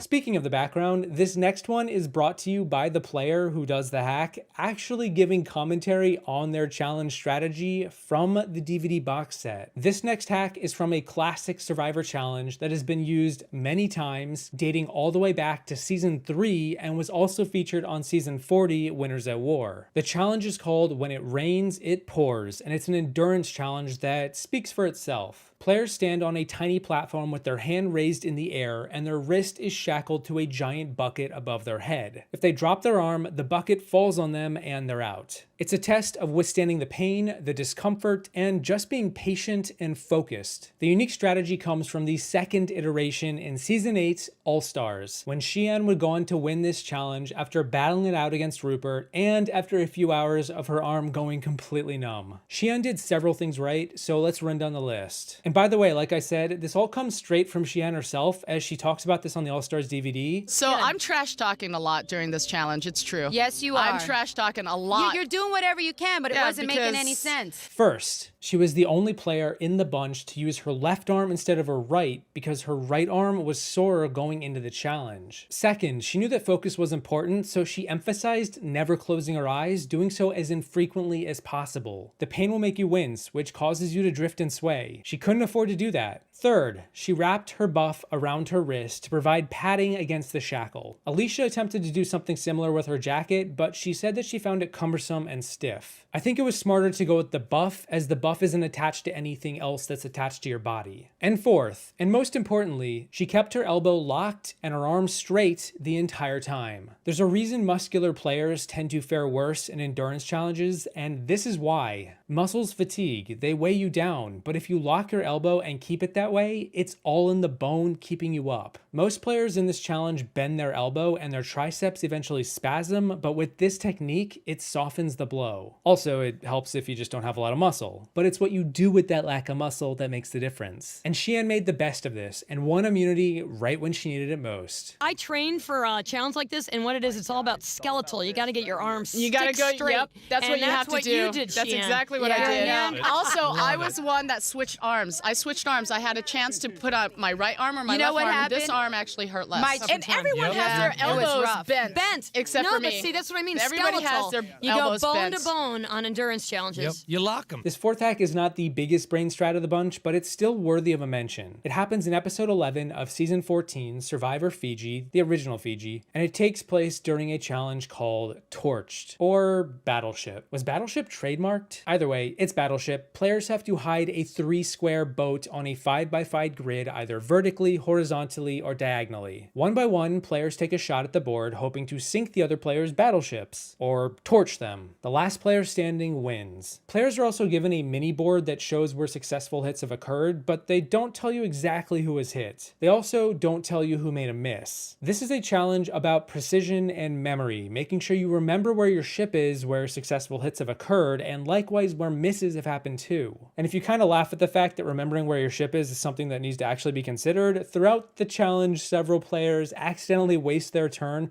on an already shot space only to miss, and even a few of them hit their own ship unintentionally. What do you know? You starve yourself for 30 days, you're going to start to forget some things. And even though a few of them did unintentionally hit their ship, one player did so intentionally. And that is what we're talking about. Come the final few rounds, Stacy was ahead of 2 players by 1 space. The way the board broke down, there were a few spaces where their ships could have still been, but Stacy was paying attention and recognized that in order to win, she had to do something that seemed counterintuitive on the surface, but was necessary to win given the circumstances. She shot herself. She realized, given the board state, that in order to win, she had to chance it and shoot at her own ship, knowing both Yowman and Alex were in the vicinity and only had 1 space left. And she was right to do so because she sunk both of their battleships with that last shot and went on to win immunity. Yowman and Alex, each with 1 square left.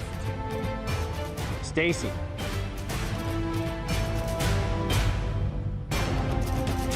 D4. D4 is a hit. Everybody takes a hit. A good strategic move as Stacy hits herself, but in the process takes out both Yowman and Alex.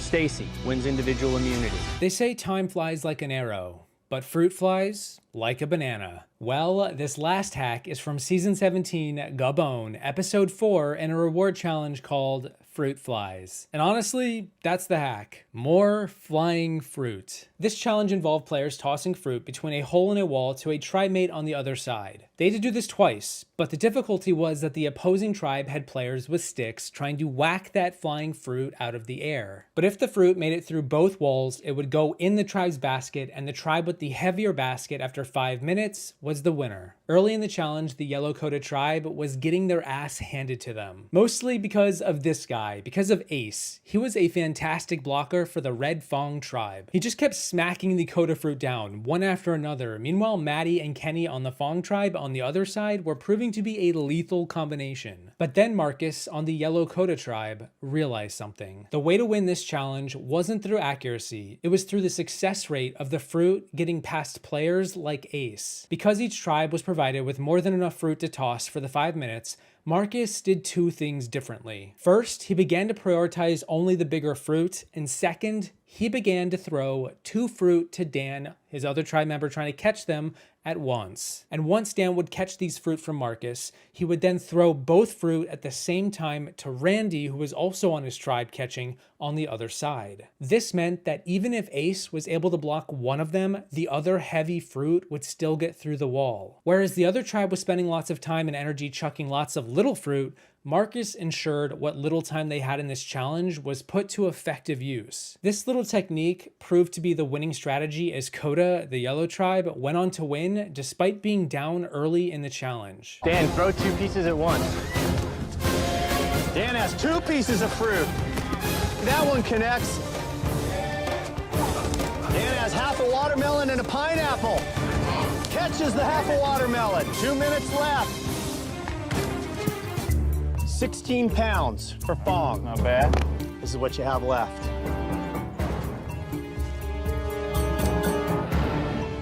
By 2 pounds, Coda wins the war. Also, okay, I guess I will say accuracy is somewhat important because of, well, what happens right here. Dan has a watermelon and a pineapple. Annihilates Ace. Good news is, Ace, nothing got through. Hey, pegging people with fruit. In episode 5, there is a tribal immunity challenge where the players run a relay race going further into the jungle. There's 3 pairs of players, and each subsequent pair will face a larger obstacle to retrieve some puzzle pieces. The players then return back to their mat, solve the puzzle, and there you go. Out of the gate, the Red Fong tribe falls behind, and so when Maddie and Kenny start the 3rd and final part of the race, they have got some ground to make up. Not only that, but they're up against Marcus and Dan, who were 2 guys that were featured in the previous hack video 7.0 from a unique strategy they pulled off in the previous episode. This matchup is a bit like David versus Goliath, except drop your expectations because Maddie and Kenny crush it here. The 3rd obstacle is a big wooden mess of logs that the players have to climb through. We saw the previous pairs for the 2nd part of the race climb under that one or step through it, but Maddie and Kenny take a different route. Simply put, they don't go under or through it. They go over. Like walking on air, they hop across the top and overtake Marcus and Dan, then retrieve the puzzle pieces faster and get back to their mat, having equalized their position in the challenge. All because of this one simple tactic. And then of course it wouldn't be Fong without Fong showing up. Their tribe blew the puzzle. Way to go, Fong. Way to go. Second creative strategy comes from one of the most well-known Survivor superfans, and that is John Cochran on season 26, Caramoan, Fans versus Favorites 2. At the Final 4, there's a reward challenge called House of Cards, where players have to hold up a bunch of cards on one end of a balance beam while building a house of cards on the other end. They're given a whole bunch of cards to use, and they have a lot of time to build upward. And the first player to build a tower high enough to reach the marker wins. Now, we have seen the specific version of this challenge 3 times in Survivor history. Most well known in season 23, South Pacific, when Ozzy clutched it against all odds. We also saw it 11 seasons later in Game Changers with Aubrey. This challenge proves itself to be a pain. Not only is it tricky to build a tower high enough without it falling over from poor placement or your breath, but also you have to move your body back and forth from one side of the beam to the other to grab a new card to place. The movement that you're forced to make causes the platform to wobble, and really, you have no one to blame but yourself. But one thing we see Cochran do that really gives him the edge and the win is when he places just enough of his cards in the middle beam so that he can build his entire structure without ever having to reach back and forth from one side to the other. He reduces the gap that his body has to move significantly, and what's more, he eyes just how many pieces he needs to reach the top and then builds his tower with only one piece to spare. Mind you, he had several more pieces he could have used, but that would have wasted time and clearly they weren't necessary. We did see other players on this season attempt this maneuver too, particularly Sherry, who tried to do what Cochran was doing. However, she did not bring as many pieces and was forced to move back to the other side of the beam, which caused her to lose the challenge. What's the best approach to build a solid foundation that can withstand a house of cards high enough to reach that red line? The higher it gets, the more precarious it gets. And that's how quickly it can tumble. Cochran with one slight move, and it happens to Sherry. Sherry's now starting over. It's gonna take a very light touch, which she might have, but no, Dawn loses her entire stack. Eddie loses half his stack. Sherry with another card. Cochran with another card. He is one card away. It would be his third individual challenge win. Cochran wins! Advantage! In episode 5 of season 32, Co Wrong, hack number 3 is so subtle that you might just miss it. Certainly, Anna and Peter did, as they blew a lead at the puzzle portion of this challenge to Neil, who completely aced them where it mattered. In this challenge, the players retrieve puzzle pieces by doing some physical activity. It's not really important or the part of the challenge that mattered here. Let's just put it this way, they did stuff to get puzzle pieces that were shaped like fish, at which point they passed off the fish pieces to 2 of their puzzle-making tribe mates. And this is the part that matters. We see Peter and Anna start the puzzle for the yellow tribe, and not far behind them are Neil and Debbie on the blue tribe. Right away, Neil begins to assemble the pieces like he's done this puzzle in his sleep, and unlike other fast puzzle solvers, this was the first time Survivor had ever used this particular puzzle, so it's just all the more impressive what happens here. This puzzle has 14 pieces with 2 layers, 7 pieces on top and 7 on bottom. Right away, Neil cracked the code by noticing that 4 of the pieces had a unique extra feature to them. They had an extra fin on top. Neil deduced that these pieces were on each end, and from there he built the puzzle with those starting pieces in mind. When you flip to the yellow tribe, they have no idea what they're doing or looking at, but then you look at Neil and he's got the face of the most confident man in Cambodia, or at least on this beach. Neil aces the puzzle so fast because of this little maneuver, and before you know it, he's won the challenge. 14 puzzle pieces. Get them all on that table before you start working on the puzzle. Neil and Debbie have done a lot of work on puzzles. No. Chan Lo has a lot of pieces down. It can fool you. Neil and Debbie making a lot of progress if they're right. We got it, Jeff. We got Neil and Debbie think they have it. Immunity! And they got up there, they had 3 pieces down, and it was done.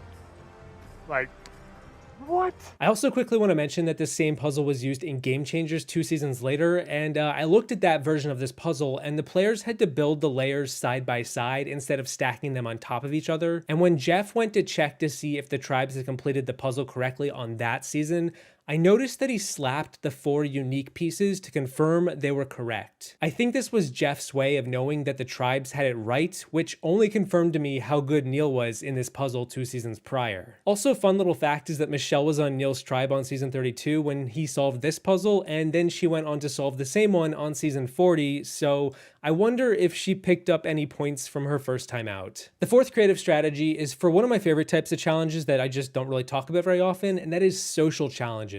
Similar to a competition in one of my Big Brother Compact videos, where an alliance rigged a competition by selecting the same answer to force a majority, this time around in Survivor, we are looking at one of the oldest challenges in the books. It's called Fallen Comrades, and it was only used 5 times ever. In the first 4 seasons, we saw it used at the end of the season. We actually saw V big brain this challenge like crazy in the 2.0 video that I made way back when she used her journal to jot down information for this specific challenge. Well, after V did that, the producers never brought the challenge back until season 29, San Juan del Sur. In episode 11, at the final 8, this trivia challenge about previously voted out players returned one more time to see if it had any magic left in the tank. Turns out, It doesn't. At least I don't think it does. And it's because of what the Fab Five alliance of Natalie, Missy, Baylor, John, and Jacqueline accomplished that sees it entirely dead in the water, its skull crushed for all eternity. Like many challenges, this one's pretty simple. Jeff asked the players a trivia question about previously voted out players. The question is something random about who they are, their job, their family, what have you. If you get the question right, you can chop another player's rope, and after a player receives 3 chops, said player is eliminated. And mind you, this challenge is similar to the Q&A challenge we've seen a bunch of times as well, but because it's trivia about the players,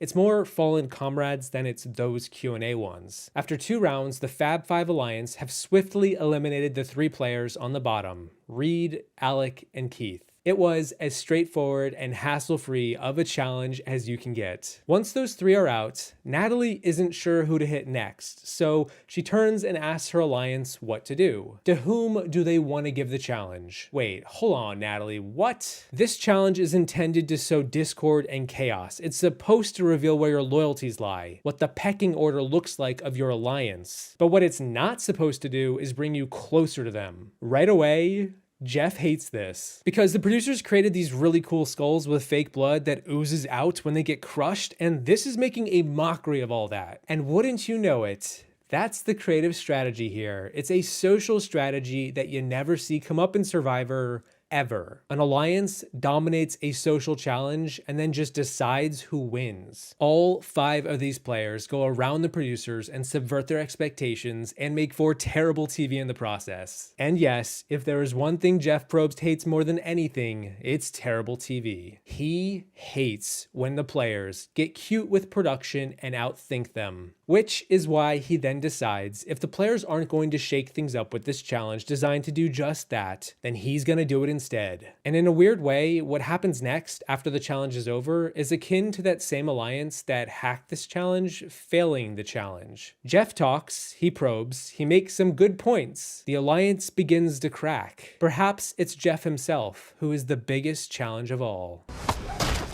And with that, whoa, that's so very gross. Symbolic in blood versus Jacqueline, water. don't look. That Reed is I know, now right? covered in blood, his skull crushed. John doesn't hesitate. Alec, out of this game. I tried. Keith already heading over. He knows it's coming.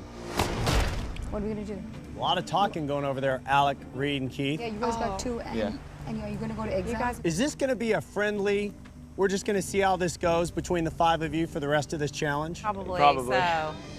Why are we wasting our time? The final creative strategy for 8.0 is digging deep, and I mean really, really deep. We are talking about season 33, Millennials versus Gen X. In the finale, when everything is on the line for Jay, and he has got the lead in the immunity challenge, he's got to win it, it's do or die, and then he forgets to cover up his lock combo, and he gives the rest of the tribe a chance to sneak a peek at his answer, which shortens the lead he had. Damn it, Jay. You had one job. Put the flap on. Here's the deal. This final creative strategy is something everyone should consider doing if they have the opportunity, because it can make a noticeable difference in any given challenge. In this particular challenge, the players eventually encounter a lockbox with 3 numbers they need to input to pull a key out. Once they do so, they can then move on in the challenge. What needs to be known is that the producers usually provide each player with a flap that the players can put over their combination once they figure it out. Jay doesn't do this, and once he finds the answer first, he moves on, but David quickly, unabashedly, runs over and glances at Jay's combination to save himself the time of trying to figure it out himself. This is a similar strategy I've talked about in one of my Big Brother videos. Let the other players do your work for you, then take advantage of the time they used for you to get ahead. Or, in David's case, to catch up to Jay. Because once David does this, the rest of the tribe then does it too, revealing that it's an allowed strategy that was preventable. The producers provided a flap for a reason. David eventually gets to the puzzle at the end and finishes it ahead of Jay, granting him immunity. We even see Adam try to copy David's puzzle to see if he could outpace David at the very end. And he did not cover it up.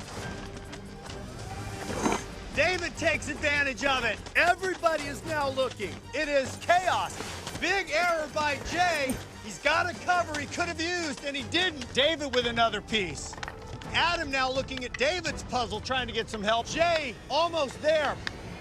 Oh, Jay loses everything. Jeff! David thinks he has it.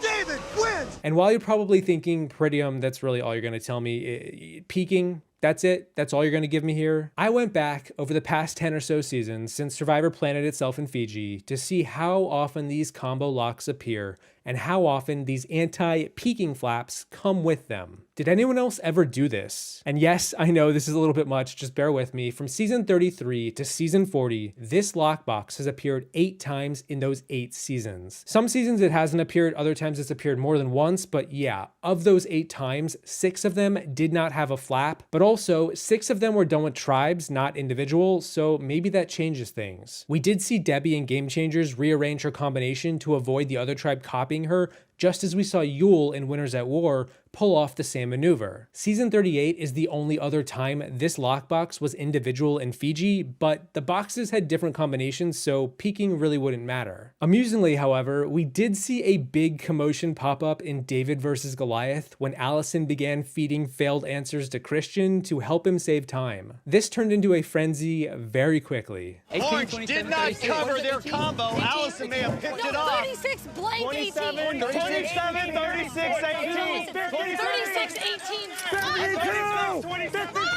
Hey, what did I tell you? I said we're gonna dig deep. I was curious about the combinations of these lockboxes. Was there ever a pattern to them? It turns out there is. I had noticed the producers constantly reuse the same numbers season after season. In fact, from the finale of season 33 to season 37, the same combination was used every season. 36, 27, 18. It was also used for one of the 2 lockboxes in season 38. And given that we know that the producers love to reuse challenges, it's only fitting that that's the case here too. And as I was digging all of this up, I came across a Twitter thread from a man named Ryan Barry. I wanted to give him a shout out because he went even deeper into all of this and organized all of the data into a handful of tweets. I thought it was really cool and applicable to future contestants. And what's more, somehow this player found a way to sneak into this video as if he weren't already in any more of my previous hack videos.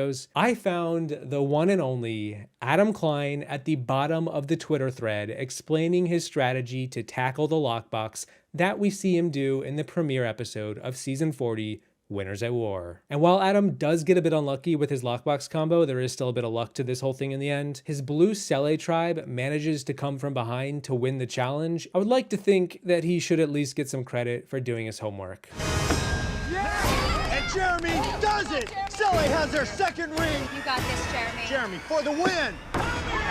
And he's got it! Sele wins immunity! In episode 7, we saw the infamous Outcast tribe emerge from the jungle to rejoin the rest of the cast and compete against them in a challenge. If the Outcasts won this challenge, they would get to vote 2 people back into the game, but if they only beat 1 tribe, they would get to vote 1 person back. And if they lose, then they just go on their pre-jury trip. It's one of the most unique twists in Survivor history. The stakes were incredibly high. For the first time ever, players could come back into the game after being voted out. The challenge itself involved 3 parts. The first part was a quick run to the beach to grab the tribe flag and then run back to the 3 cages. Inside the cages were tied up tribe mates, so for the second part, the player who grabbed the flag had to then dig under the cages to get inside, untie their tribe mates to release them, at which point these tribe mates all had to dig under the next cage, and so on. Part 3 of the challenge began in cage 2, where the players had to fashion together a wobbly pole out of bamboo. They would use the pole to retrieve a set of keys that would unlock the second cage, and then they would use the pole again to unlock the 3rd cage by retrieving more keys that were even farther away. The first tribe to have all of their players escape the cages and touch their tribe mat would win. Now, we've seen versions of this challenge before, but the creative strategy involved part 3, when the players had to fashion together the wobbly pole of bamboo. Each tribe was given twine to tie the pieces together, but the twine itself wasn't strong. You had to weigh how much twine you might need to make the pole less wobbly, but the more twine you use, the more time you used, and this was a race. Now, I don't know the exact rules for this challenge, what is and isn't allowed. They usually don't tell us that anyway, because the Outcasts go on to win, which makes for exciting TV,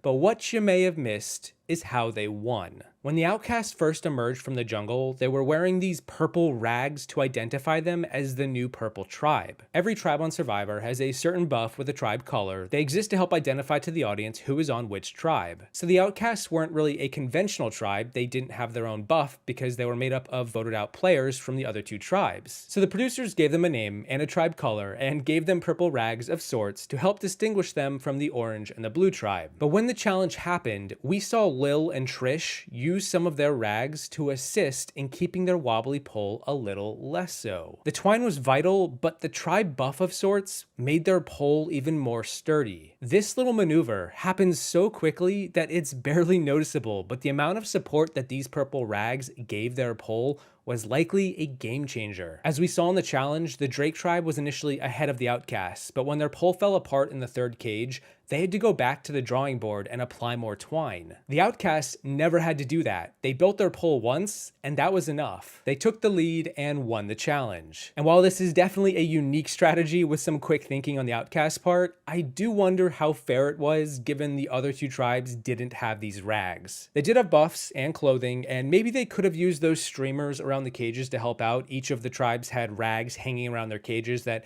likely could have been used if they were thinking quickly enough, but the Outcasts didn't use those either, so I don't know. I also want to quickly say that I had the pleasure of interviewing one of the Outcasts on a personal call with Trish about this challenge, and she told me the producers never told them that they could or couldn't use those rags. They just thought it up on the spot. Ryan is through. The Outcasts defeat Morgan and Drake. This challenge is over. The second hack is similar to another strategy that I've talked about in Survivor All-Stars. Players had to run across balance beams in a race to retrieve small flags. One tribe recognized how good Boston Rob was at navigating the beams, so the strategy came down to throwing your spot in the queue so Rob could continuously be given a chance to run the course. Every player ahead of him on his tribe would just jump off and accelerate his spot in line so that he could run again. It's a really great strategy that gave them the win, and if we fast forward to season 33, Millennials versus Generation X, we see it happen again. This challenge has 3 parts. 5 players had to carry heavy sacks through an obstacle course and across a jagged balance beam. Once every sack was delivered, they could then be opened to reveal sandbags that would be used to knock down a puzzle. After every piece of the puzzle was knocked down, 2 more players would reassemble the puzzle to win the challenge. Any advantage to buy you time is gonna be worth its weight in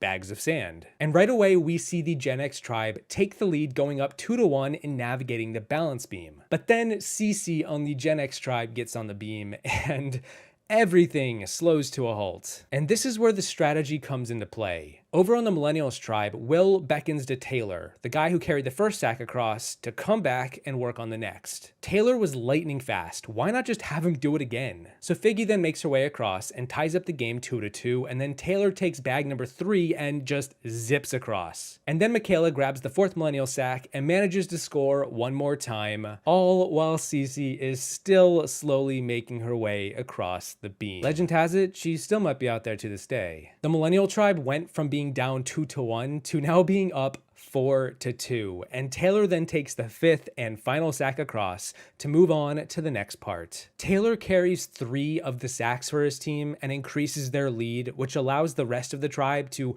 assemble the puzzle ahead of the Gen Xers. Is Taylor the millennial version of Boston Rob? Makes you think. Continuing our conversation about Boston Rob, what is this, the Jeff Probst hour? The third hack goes back to the attack zone I mentioned from Survivor All-Stars. Well, as many of you know, the attack zone originated 3 seasons prior in season 5, Thailand, and was held over water, but the challenge itself was mostly the same. I've talked about this version of the challenge a lot as of late, how Sukchai broke a ton of rules and reduced their tribe to just Xi'an by the end of it, how they were in the lead for most of it, yet still managed to lose anyway. Did their crushing defeat all happen because they continuously broke the rules? Turns out, maybe, but the Chuigan tribe was also using a great strategy to maintain their pace, especially once they began to gain momentum. Unfortunately, while I don't think the attack zone is ever likely to return to our screens, I want to give a shout out to this fantastic defensive strategy used by Ted to prevent the opposition from making much ground. To provide some context, the challenge had players running across the beams to collect some items. If 2 players from opposing tribes met in the middle, they would square off in the attack zone where they would,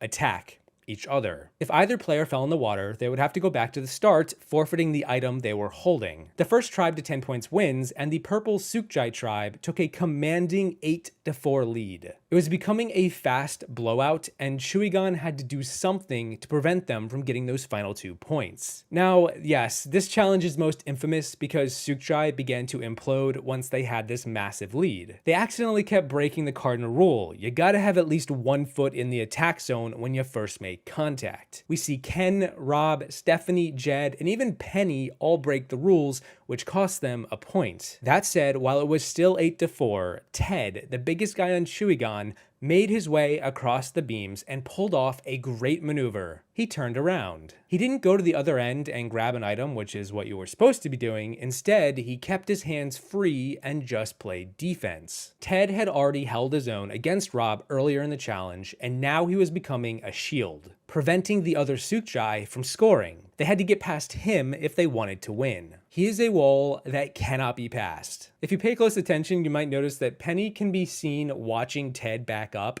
and then Clay gets back to the middle with an item, and Penny is still just standing there, totally defeated. Ted lets Clay pass, Penny then cheats in typical Sukjai fashion, but it doesn't matter. Ted's defense saved the day and kept Sukjai from staging a comeback after blowing a lead. Shuigan wins reward!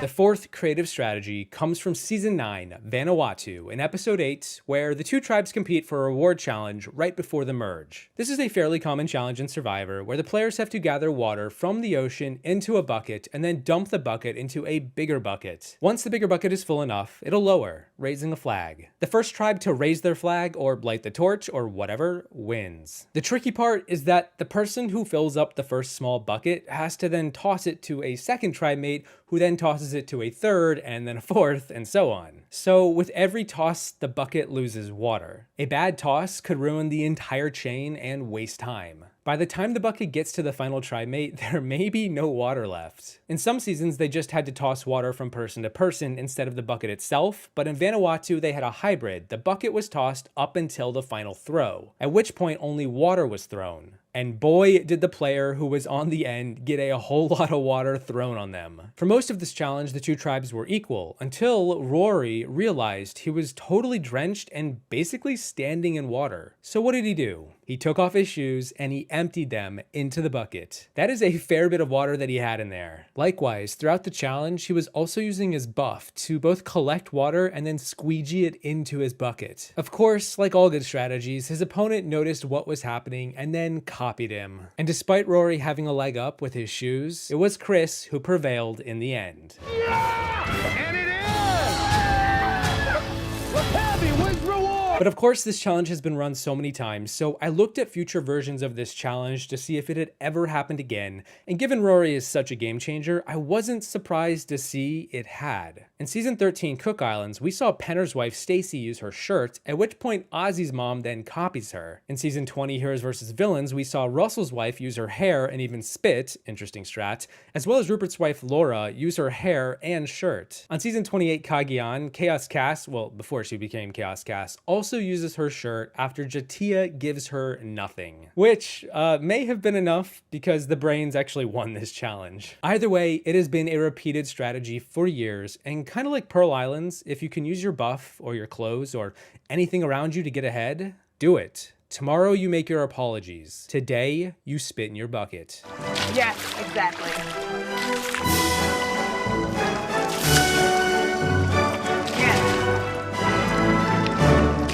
The fifth and final strategy is sticking with the pre-HD era for a challenge that's only ever happened twice, with only one player in the history of Survivor who has ever competed in it both times. I am talking about a challenge from both Season 6, The Amazon, and Season 8, All Stars. This was a challenge called Matchmaker, where the players were given a box with items in them. They had to ask another player from the other tribe if they had one of their items. They had to match each of the items in their box with another item from someone else's. It's basically the card game Go Fish, but with rocks and driftwood and seashells. Whichever tribe had the most pairings after all items were paired up was the winner. We saw the challenge first happen in the Amazon, but the editors kind of fast forwarded through it, so it was difficult to keep track of every item and who was doing what. But in the second iteration, All Stars, a man who was at one point considered the greatest to never win Survivor by Jeff Probst, and may still hold that title depending on who you ask, Rob Sesternino pulled out a strategy that guaranteed his tribe, Shapera,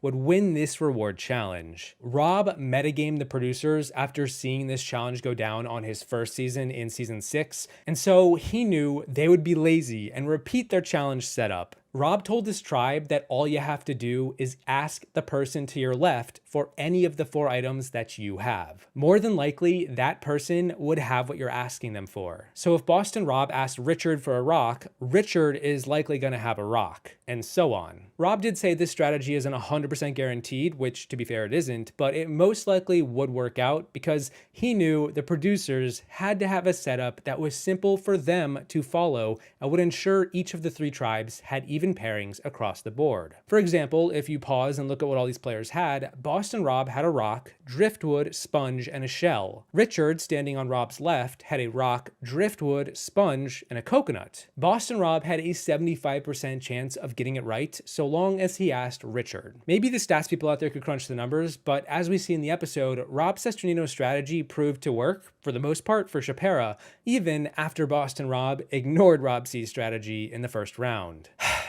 They never listen. The rest of Chapera continuously asked the people to their left for items, and in the end, Chapera won the challenge, all thanks to the man who knew it all. Boston Rob, at first he starts asking other people, but then he gets with the program. I think he just doesn't want to listen to you at first, make it look like it was his own idea. And I tell these guys, ask the person on your left for the same thing. Because for the most part, most of the boxes are the same as the ones next to it. When they put the challenge together, it's easier to remember when they're putting it together what is next to each other. What? So for the most part, most of the boxes are similar to the ones next to each other. The mastermind. Now you know why we say you're the smartest person not to win Survivor. All right, Sesternino. Lex, do you have any coral? Unbelievable. How are you guys doing this? From season 14, Survivor Fiji, let's talk about the final 7 immunity challenge, where the challenge was broken into 2 parts. The first involved the players digging in a sandy lane for 3 objects. The second part involved the players using their 3 objects, or their 3 steps, to climb a pole to grab a flag. The first part tested how fast and thorough players could dig, as we saw Yao Man using a peculiar technique to cover his entire lane and then dig deep in one swoop. Yao Man was testing how deep the steps were buried, so he didn't waste time in one spot for too long. Conversely, Cassandra treated it like it was kitty litter. Yao Man also did one of my favorite maneuvers where he began to shovel his sand into Alex's lane because Alex was on the bottom and Yao didn't want Alex to win. The second part of the challenge had 3 players take their steps, lock them into an allocated fixture, and then climb to the top 1 step at a time. We can see the dream team intended for this to be done roughly 1 step at a time. Alex just leaps his way up the pole and discards the whole, putting a step in place to climb higher. Like climbing a palm tree really fast, Alex gets to the top in no time ahead of the rest. But he doesn't find his footing when he gets there and struggles to grab his flag. Boo and Dreams also copy him after they see how successful he was, although Boo does use a step at the end to brace himself. I always love it when players discard challenge items just to blitz to the finish line. Alex, scaling to the top.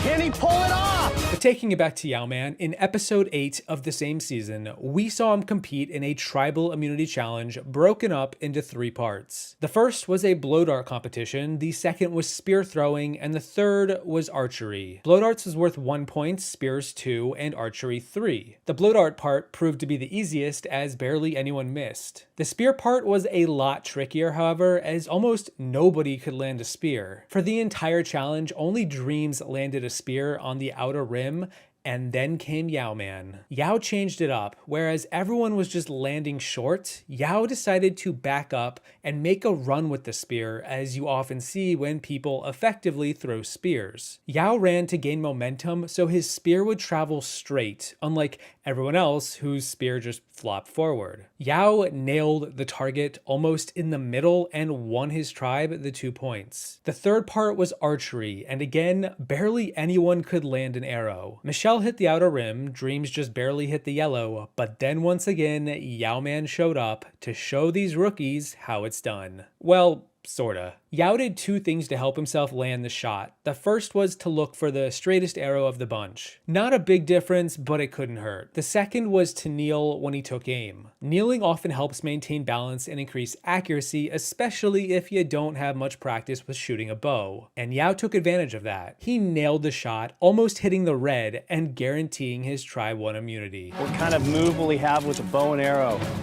Yeah, man, what are you possibly looking for? straightest possible arrow. The third creative strategy comes from Dean in the finale episode of season 39, Island of the Idols. In the first immunity challenge of the finale, we saw a table maze pop up at the end of the multi-part course. The first player to land a ball in each of the 2 holes wins. One hole was halfway up the maze, the second was at the end. We have seen table mazes used a lot in Survivor, but they mostly only feature either one hole or a pattern where the holes are side by side. This one on season 39 had 2 and they were separated, and there was no rule on the order. I've talked about this maneuver before for other challenges where you start at the back and you work your way to the front, which can make the challenge easier as you get more practice. You have to sync both anyway, start with the furthest and move forward. Dean was the only player to do just that, and he won. Dean lands his first, but he lands the deepest one, which is more difficult.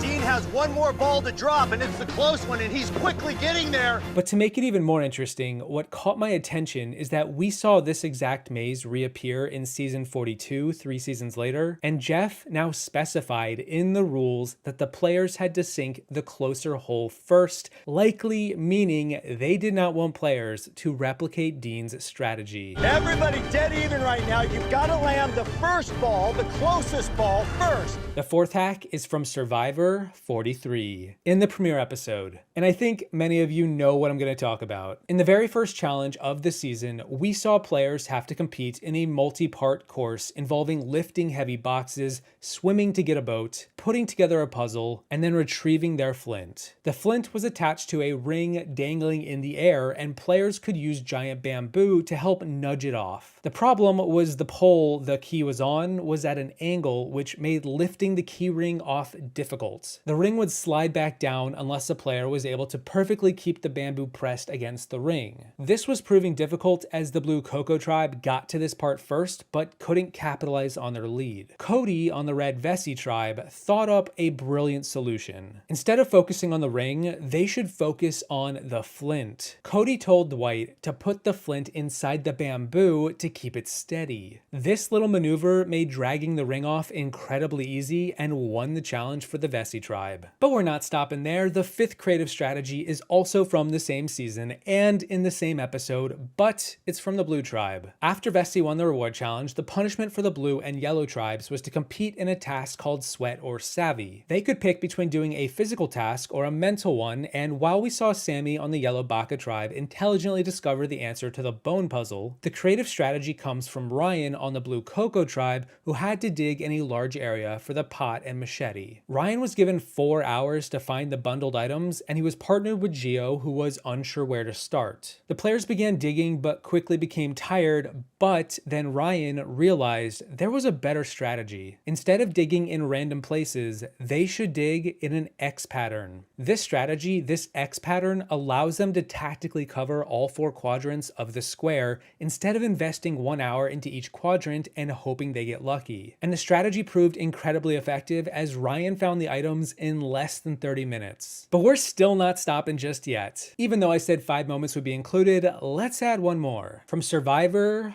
43. From the same episode as the previous 2. I think this is a record. In the immunity challenge, players had to run through an obstacle course that ended in a table maze. Each tribe had a different maze, but the first tribe to sink all 3 balls would win or get second, assuming they were the second tribe to finish. While the Blue tribe's maze was fairly basic and just took time, and the Yellow's was, well, it was a modified version of Dean's from Island of the Idols, the Red tribe had less of a maze and more of a straight shot. It was a single lane with tiny bumpers. The Red tribe struggled to figure out how to make this work. Even with the bumpers, it was difficult. Because 2 players were holding the handle, navigating a tight beam was tricky. But they managed to find momentum after they stopped working side by side and instead stood one in front of the other. Jesse positioned himself behind Noel, and this allowed them to focus their hands on the same spot doing the same thing at the same time. They only did this for the first ball though, as I have heard this technique was not allowed. The producers made them separate, but then we did see Jesse in future attempts place his hand under the table to help stabilize it. Also, not sure if that was allowed, if Jeff even caught it, but either way, if Jeff is telling you to stop, you're probably doing something right. The first hack I need to mention that I almost wanted to save for whenever I finally finish talking about challenge hacks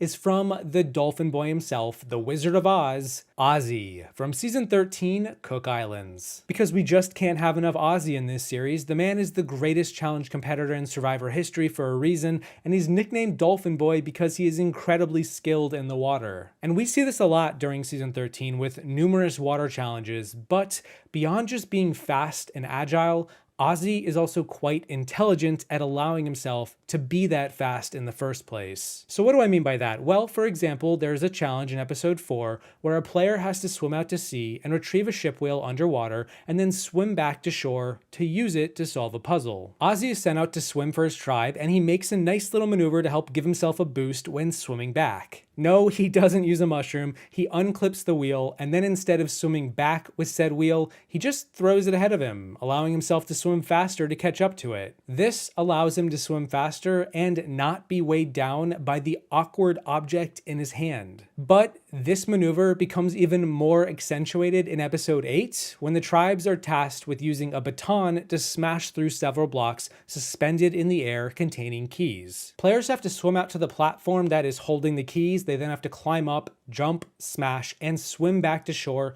with the key in hand. Now, the key itself isn't so awkward to swim with, but you need to carry the baton with you the entire time as well, and that itself is kind of janky. So right out of the gate, we see Titan v Titan with Ozzy versus Rebecca. And Ozzy immediately throws his baton way ahead into the water so he can just race to retrieve it, only to then throw it again. This allows him to swim at maximum speed because the challenge is a relay race demanding top speed, and the baton is going to hinder your swimming. We literally turn to Rebecca, and she is swimming with the baton, and it is a total nightmare. And right away, we can also notice that 2 of Ozzy's tribe mates, Yule and Candace, also follow Ozzy's example by doing the same thing. Candace throws hers too, and we see Yule catching up to his baton in the water ahead of him. This maneuver easily allowed the I2 tribe to surpass the Raro tribe, even after Candace, one of the I2s, failed to find her key. Ozzy had to go in her stead as she came back to retrieve her key because she couldn't find it, slowing their tribe down,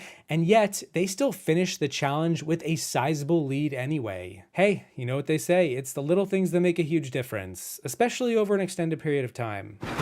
Ozzy tosses his club. Not gonna bother swimming with it, throws it out ahead. Big lead for I2 right off the bat. Go Ozzy, go Ozzy. Rebecca can hardly get up on the platform. Yule gaining on Rebecca, he's about to lap her. Brad, why aren't you swimming? Because I'm better at puzzles. Speaking of agility in the water, let's talk about a more recent maneuver that definitely helped said player's tribe when we take a glance at season 46, episode 3, where players had to compete in a water obstacle course to get all 4 tribe mates from a platform in the ocean back to shore. Swimming, climbing, and eventually making their way over this giant rolling pin elevated above their heads just another Wednesday. This is gonna be a tricky one. The purple and green tribes were pretty good at getting their players over the rolling pin one at a time, but the trickiest part was the last player who didn't have a tribe mate to help boost them up. This last player needed to grab onto the hands of the other players on the other side and just hold on for dear life. Purple and green managed to get all 4 of their players over the pin, while the orange tribe only had a measly 1 player. It kinda seemed like the orange tribe were destined to lose at this rate. But then, some magic happened. A brilliant tactic was employed to give them a leg up. The 2 women were sent over first, Liz and Venus, and then it was just Tevin and Hunter. Tevin decided to go third, and as Tevin was halfway over the pin,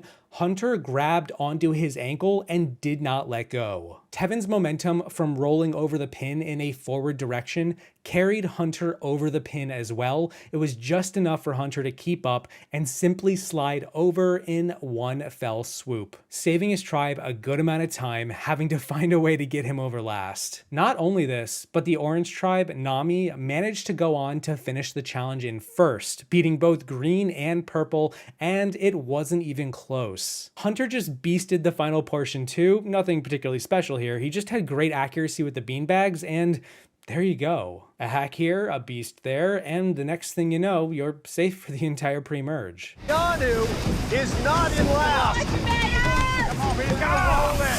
Venus is over for Nami. Wow!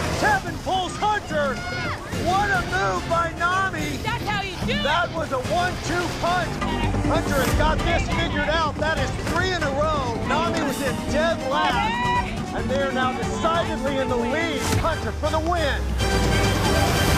Heading to land for this third hack, let's talk about another challenge that Ozzy competed in during Season 34 Game Changers during Episode 4. The infamous challenge where Debbie completely lost her shit on Brad and blamed Haley for dicking around for 10 frickin' minutes on the balance beam. Sure, Debbie, whatever you say. This was a relay race challenge mostly involving hooking and digging up balls in the sand so 2 players could balance them across several beams. Once the players did so, a slide puzzle could be completed. And of course we saw Ozzy finesse the balance beam and ball handling like he does it for a living. He aced this part and allowed the second half of his tribe to get a head start over the blue and orange tribes. Andrea was the second green tribe player to balance a ball across the beams after Ozzy. First there was a seesaw, then a zigzag, and while Ozzy had to use a bow for the balancing, Andrea only had a little handheld platform. A fair bit smaller and easier to mess up. I'm kind of surprised Ozzy didn't take this one, to be honest, given his reputation handling poles, but either way, what Andrea does here is so subtle and quite brilliant, and I would love to see more players try it out because Survivor is never short on ball balancing challenges. Basically, while the blue and orange tribes were flying left, right, and center, falling off the beams, particularly Debbie, who was, dicking around for 10 frickin' minutes, we saw Andrea make it across both beams on her first go. Well, okay, but what did she do that was so special? Well, to prevent her ball from falling off, she consistently blows on it anytime the ball begins to roll toward her. The pressure of her breath would push the ball slightly in the opposite direction, preventing it from rolling off the platform in her direction. This little maneuver helps keep her ball from falling off, and given she completes both beams on her first try,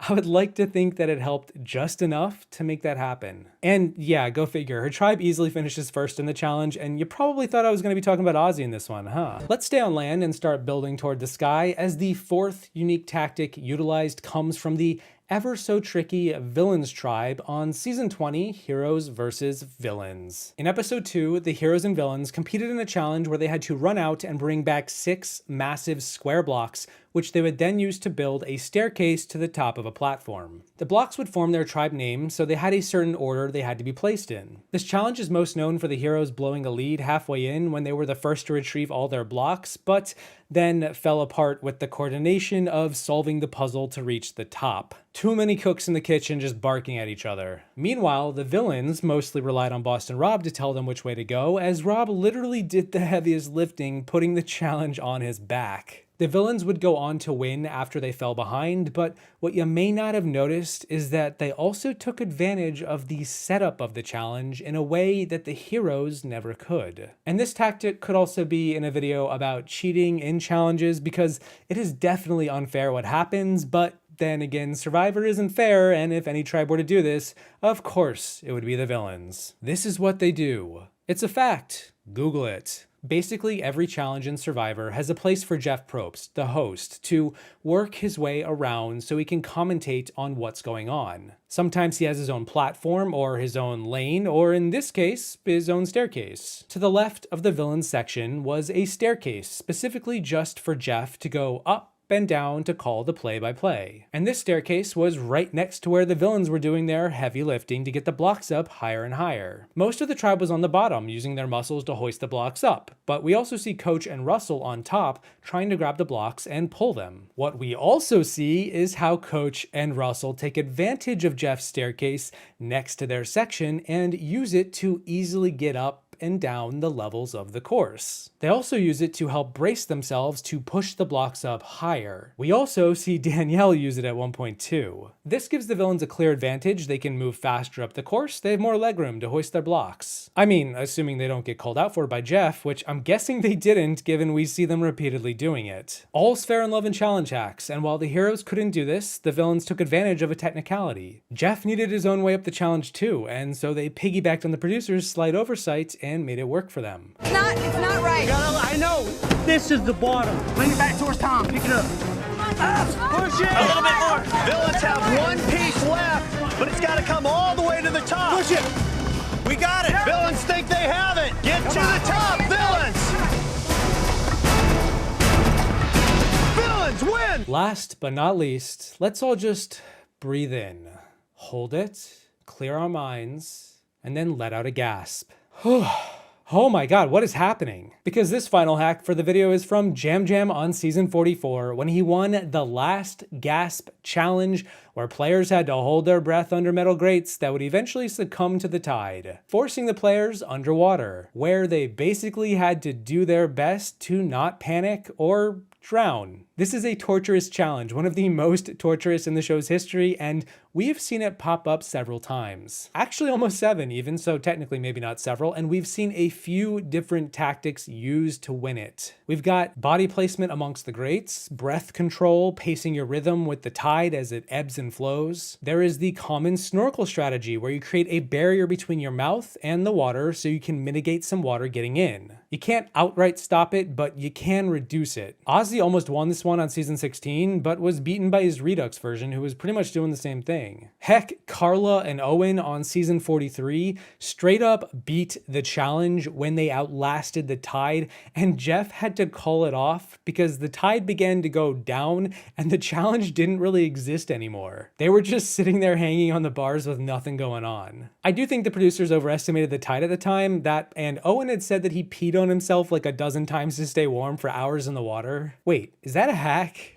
Never had players outlast the rising tide and swells of the ocean. Boy. Owen, how are you feeling right now? Just peachy here.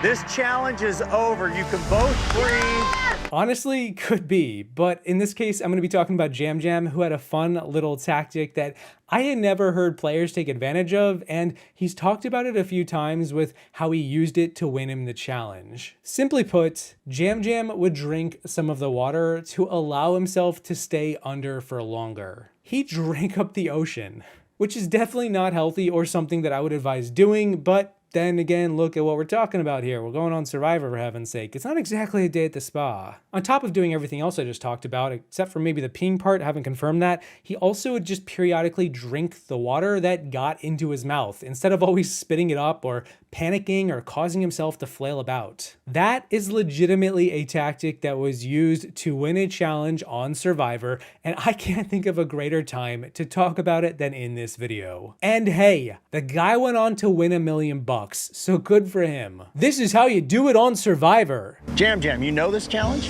Of course I know that challenge. I don't think it's gonna be a fun one. It looks like torture chamber. I remember Aussie going with the little snorkel thing. I tested this in my bathtub. Really? Here we go. Keep digging. Keep digging. Don't chill quick. Heidi is out. It's over, Jam Jam. It's over. I win immunity. Necklace, last gasp. We come back and it's incredible job winning the immunity. I like torture, Rob. I like torture. I was swallowing water. People say like, how you did it? I was swallowing the water so I could breathe.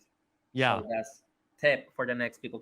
No, last gasp I was doing something else. I was swallowing the water on last gasp and moving so I get warm. I was swallowing the water so I could breathe because I couldn't push it all, so I would swallow it. Let's keep it simple out of the gates and talk about a more recent season as of this video, season 46. In the premiere episode, we see the players hit the beach in the first 10 minutes and immediately compete in a reward challenge for Flint. The challenge was a race to build a giant puzzle, with players running in pairs to retrieve massive puzzle pieces. But first, they had to crawl under a net through mud, which would prove to be a pain. It's actually what got one player, Bruce, from season 44, medically evacuated after he donked his noggin on the frame. The pieces themselves were heavy and awkward, and then you had to assemble them into a giant cube, paying attention to the details on the sides to line them up. The Orange Tribe, Nami, they easily won the challenge, way ahead of the other two tribes, and there's two things they did to get a leg up. The first is that they had Hunter on their tribe, which is not actually a hack, it's just the truth. Hunter was really good at every challenge, and this first one was no different. But the second little maneuver comes from Randon, who went out with his tribe mate Soda to retrieve the final two puzzle pieces. Randon noted how every other player on the cast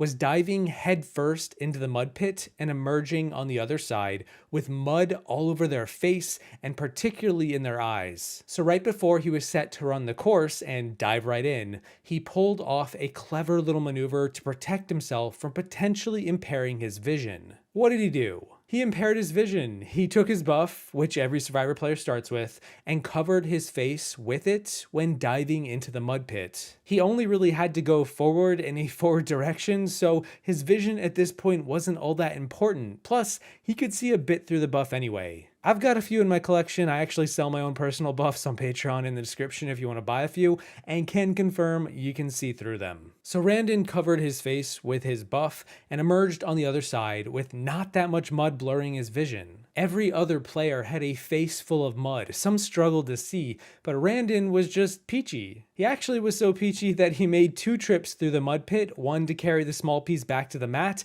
and then a second trip to help Soda carry this bigger piece. I think taking advantage of your buff as much as possible is just a great little tip to utilize throughout your entire Survivor journey. Do whatever you can with it, including giving yourself a slight boost in challenges like Randon did, and maybe I will see you in the next vid. Wait, there's no 13th month. Crap.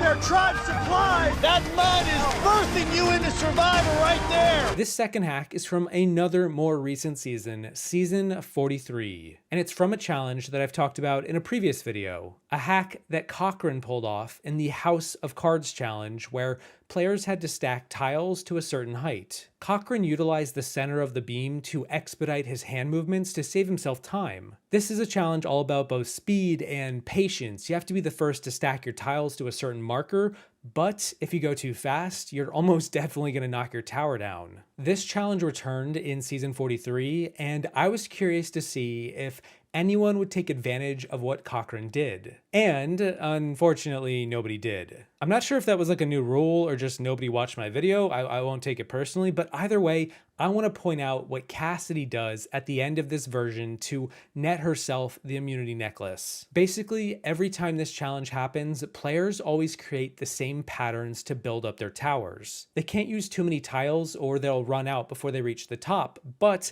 at the same time, the tower is by far the shakiest at the top, and as we saw in 43, it led to some disastrous results when the players continued their patterns from way up high. The editors even had a montage of the players constantly failing, and then faked us out with a second montage of them failing even more. They failed a lot in this one, and I almost wondered what would happen if none of them managed to find a strategy to win it. Would Jeff just declare nobody is immune? Thankfully, Cassidy changed it up. Once she reached the usual spot where her tiles were falling, she instead decided to do something different. She changed her structure to focus on stability by placing her tiles flat, one on top of the other, over and over. This was slow and it took a fair bit of time, but when it became clear that nobody could continue to build their tower any higher, doing what they were doing the entire time, she was willing to sacrifice speed for safety. She stacked her tiles until they were just tall enough for her to place a single tile at the top, just meeting the finish line marker to grant her the win. I thought this technique was quite clever and worth a shout, especially in lieu of just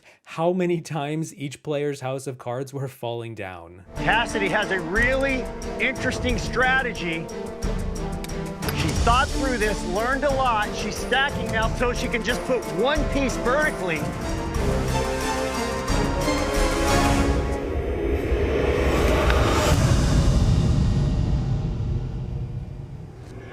That's it! This third clever maneuver comes from a player I never thought that I'd be including in this series, but hey, I guess anyone can be a savant in the right light. Season 23 South Pacific, at the final 6, we see a challenge called Flip Out, where players each start equidistant from one another and can move any one space in any direction. Once you move a space, you flip over a tile, and that space can no longer be stepped on by anyone. You want to be the last player standing, and on paper, this challenge is fairly easy to game. The idea is to rush to the middle, then circle back to carve out as much of a perimeter as you can. You want to block off any other player from getting close to you and taking your tiles. It's about claiming what's yours as fast as possible and hoping nobody else notices. But this is also a challenge where so much of it is up in the air and out of your control. If a player wants to move somewhere, you can't stop them, at least not initially. You can only hope they move away from you. And yet, that's not what we saw Brandon Hance pull off when he went on to lose this challenge, yet he did so tactically. Because, you see, Brandon was next to Edna, the player at the bottom of the pecking order in their alliance, and he didn't want her to win immunity. She was the only one who needed to lose. Brandon then thought up a strategy to entice Edna to make a bad move. Instead of rushing to the center out of the gate, he chose to slow roll his movement pattern by going sideways and then up. This meant that he would be one of the last players to reach the center, and so, when everyone inevitably did rush to the center, Edna had a choice. She could either move towards Coach or Brandon. And because Brandon was lagging behind, she chose to cut off Brandon, basically eliminating him from the game. But little did Edna know, she fell right into the Hance's trap. Brandon wanted Edna to take him out, as this now gave Coach an opening to cut Edna off. Which he did. When Edna took out Brandon, she secured a good chunk of real estate, but in the process could only guarantee herself second place as Coach was now given an even bigger portion of the board. Brandon actually tactlessly explained some of his strategy out loud at the challenge, which rubbed the tribe the wrong way, especially Edna, but hey, can't say the Hances are known much for their tact. I just wanted to cover enough surface area to where the particular person didn't win this immunity. You can just use my name from now on like you do. Use the analogy. Your moves on day one or your early moves have implications later on. Make your last move. With that, Coach wins. Individual immunity is safe tonight at Tribal Council. For this fourth clever maneuver, I am now going to be leaving the United States and flying all the way over to the Australian version of Survivor, talking about Titans versus Rebels. So if you haven't seen that season and you want to avoid some early game spoilers, feel free to just skip ahead. Although I am just sort of talking about a single reward challenge in episode 5, and their cast is just so large, you probably won't even remember any of the faces much anyway. This challenge is called Hipsters, and it involves the players having 2 goblets attached to a rope that's connected to each player's hips. The goal is to knock down the other player's goblets first. Both goblets have to hit the ground to win the round. If you knock down one of theirs first and your opponent knocks down both of yours, it doesn't matter the order, they get the point. We repeatedly saw a basic strategy emerge. Both players square off in the middle and wait for an opening. They wait for their opponent to make a move, and then they react. Or they just grapple onto their opponent in the hopes of tugging on their ropes. It can be a slow game that ends in a flash. You blink and it's over. And for the most part, every player handled the challenge the same. That is, until Kirby showed up. Kirby decided to take a different approach. Every player was focusing on their opponent each round, but Kirby instead focused on the goblets. You see, the ropes attached to the hip, they aren't that long. If you run too far away, you'll accidentally knock off your own goblet. Kirby took note of this and made it her primary strategy. Right away, the moment the round began, Kirby made a beeline for one of her opponent's goblets. In the rush, however, Kirby sacrificed one of her own goblets to run all the way over to the other side of the arena. Kirby was now down a goblet for seemingly nothing, but therein lies the rub. The space she gained by moving so close to her opponent's goblet allowed her to knock it over. And in the confusion, her opponent, Viola, rushed at Kirby, intending to yank on Kirby's second rope, trying to go for the win. This was the same strategy every other player had gone for in the previous rounds. The funny thing is that because Kirby was so far out from her opponent's second goblet, and she was conversely so close to her own, it was to Viola's disadvantage to lunge at Kirby as this extended Viola's second rope to its maximum and unintentionally knocked her second goblet off the podium without Kirby needing to do much of anything. Kirby intended to trick Viola into making this mistake, into overextending. And it worked brilliantly, and Kirby won the round and eventually the challenge. Oh!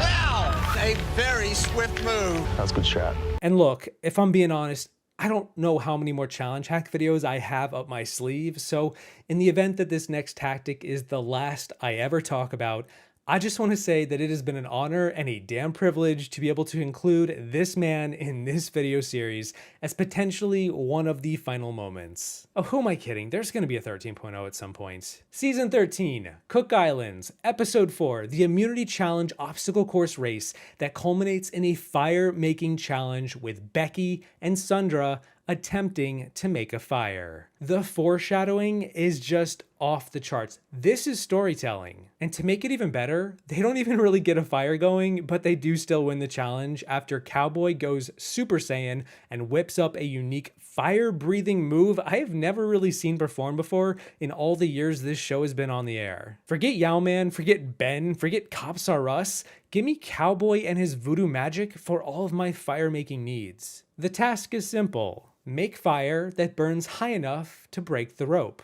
Cowboy, Becky, and Sundra are tasked with this portion of the challenge, and while Becky and Sundra put together the kindling and form some kind of nest, it is Cowboy who scrapes the magnesium in the coconut and then gets the flame started. He places the flame into the kindling and then proceeds to flail it around like a literal flail. What am I watching? This is incredible. He's giving the fire the air it needs to breathe, and to be fair, it gets a lot smokier from here. He then cups this fire, puts it back into the nest, and basically gets a bonfire going. He also holds the burning nest in his arms to keep it held together while it is raging. I can't believe this man. But Parvati later calls him a Zen fire master, and yeah, the Raro tribe never stood a chance against him with these techniques and his sheer desire and willpower to win this challenge. You can take the fire out of the boy, but you can never take Cowboy out of the fire. Cowboy has a flame for I2. I2 with a lot of smoke. Cowboy got his own system. Yeah! Cowboy's either going to be a hero or very silly. Whatever Cowboy was doing, it's working. Cowboy with a big flame now for I2. Fire is going for I2. You guys are awesome. Here comes I2 wins immunity. Now, I've spent a lot of time diving into ways to outfox the physical part, particularly in the way of the challenges, but I've often wondered if there were ways to get creative with the other parts as well. And because the strategic game so heavily overlaps with the social and the physical, I figured, let's make this work. Let's talk about several times Survivor players got creative, thought outside the box, and dare I say, hacked the strategy. So you might be wondering where I'm going with this. Are we talking about building capable alliances, splitting votes, organizing blindsides? Not so much. We're getting a little more creative than the basics, such as in Season 7, Pearl Islands, when Johnny Fairplay pulled off a very clever maneuver in an effort to gain sympathy with the tribe, all the likely future jurors, so he would stand a better chance at winning a challenge and eventually winning their votes in the end. You see where I'm going with this? Here's the deal. Survivor always does some version of the loved ones visit, where family or friends make an appearance in an episode involving some challenge.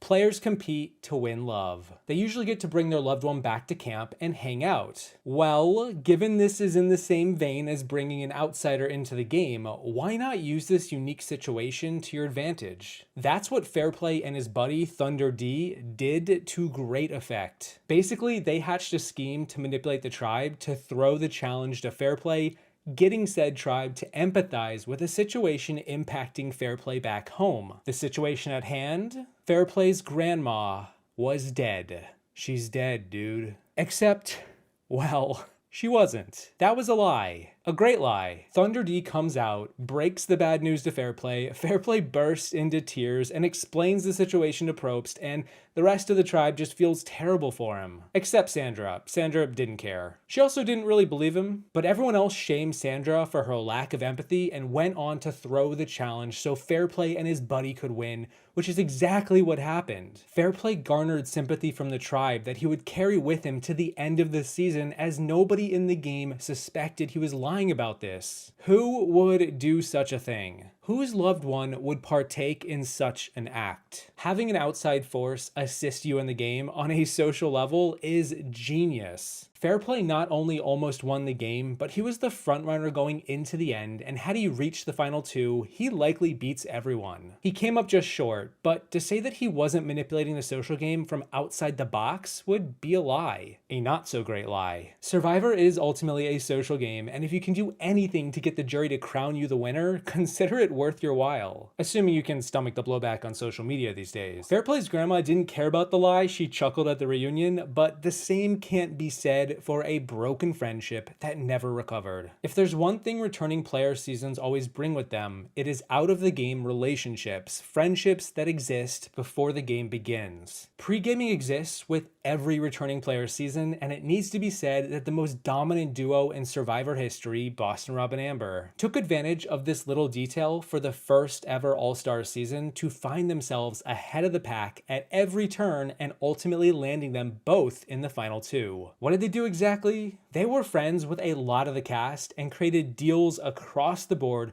with many of them to go deep into the season. Now, they couldn't guarantee these deals would hold up forever, they usually never do, but what they could do is take advantage of them when they needed to stay one step ahead of the pack. At the final 10 of the season, Amber was screwed over in a bad swap and put in a situation where she was backed into a corner. By sheer bad luck, she was the only player placed on a new tribe against a bunch of players from the other tribe. She was clearly slated to be the next voted out until Boston Rob took a new approach never seen before in Survivor, and in some ways never seen since. And so when the tribes were together at the immunity challenge and Amber's tribe lost, on the way out, Rob quickly said to Lex that if he protects Amber, he'll protect Lex going forward. In a newbie season, this move likely never works, because there's just no good reason for Lex to trust Rob when he doesn't even know him. But the two guys knew each other going into the game, they had an alliance going into the game, and Rob took advantage of that. That social game is way more complicated with returning players. It requires real friendships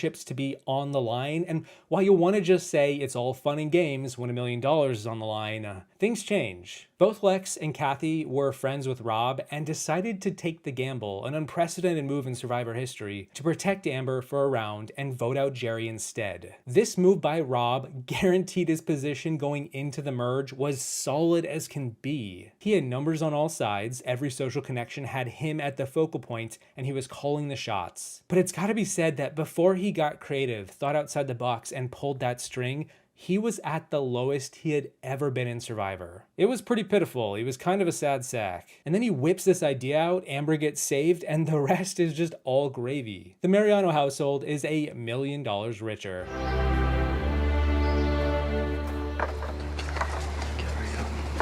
If you can. Lex, move it out. Today, after the challenge was over, I grabbed Lex. I said, if you can save Amber, I'll remember it, and I'll help you later on in the game. So the interesting dynamic that occurred was at the end of the challenge, Boston Rob went up to Lex and said, if you protect Amber, I'll protect you. I overheard it, and it's such a Godfather move. But I do think that I can exploit the favor to our advantage. Yeah. 9th person voted out of Survivor All-Stars. Jerry. Going even deeper into the topic of cutting deals, let's talk about one of the most big brain moves to attempt to guarantee a spot in the final three. From season 14 Fiji, the infamous truck deal that went down at the final 6 by Yao Man to Dreams, where, similar to Fairplay and the Loved Ones visit, Yao preyed upon the meta of the show to attempt to secure his safety in future rounds. Yao Man was a smart guy. He knew he was going to be targeted down the line as he inched closer to the final final tribal. And so, at the final 6, he anticipated a big reward was about to be on the line. That reward was the truck. The car, usually the end-all be-all reward on a season of Survivor. Back in the old days, Survivor used to hand out vehicles if you won a reward challenge. Now it's just like PB&Js and sad mountains of cold pizza. But the knack with Yao's situation is that one of the most physically capable players in the group who he expected to be with at the Final Four was a man named Dreams. And it's got to be said for context that Dreams came into this season pretty poor, and he used to be homeless and could have really used a car after the show. So when Yao won the car, he immediately cut a deal with Dreams where they both could win. Basically, Yao would give Dreams the truck right here and now if Dreams would promise to give him the immunity necklace at the Final Four if both Yao and Dreams were in the Final Four and Dreams had won the immunity challenge. And while that deal does sound kind of ridiculous, that's a lot of stipulations. Like, what are the odds that situation would even occur? It's important to realize Yao was in an alliance of 4 that would have them both in the Final Four, both him and Dreams. And of that Final Four, he believed Dreams was a good candidate to win immunity. And hey, if Yao doesn't win it, why not Dreams? Yao didn't need a car, he wanted the million. And Dreams took him up on the offer. He took the truck and cut a deal with Yao. But even more than that, I gotta say that this is more of a behind the scenes stuff, but this whole plan that Yao Man cooked up was planned before the challenge was even known. In modern Survivor, players will 3D print puzzles from previous seasons to help them win current challenges, but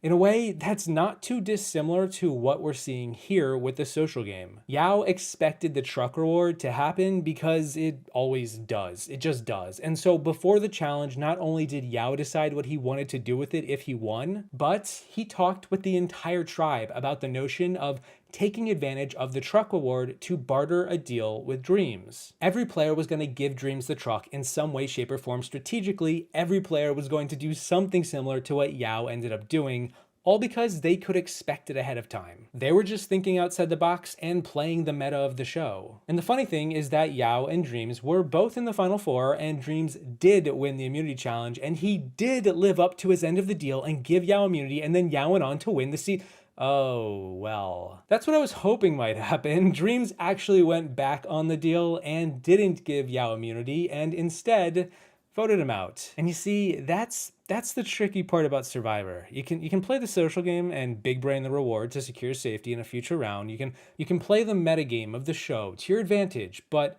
at the same time, you gotta hope the person on the other end fulfills their side of the deal too. Kind of like with Lex and Rob. Shoes on the other foot.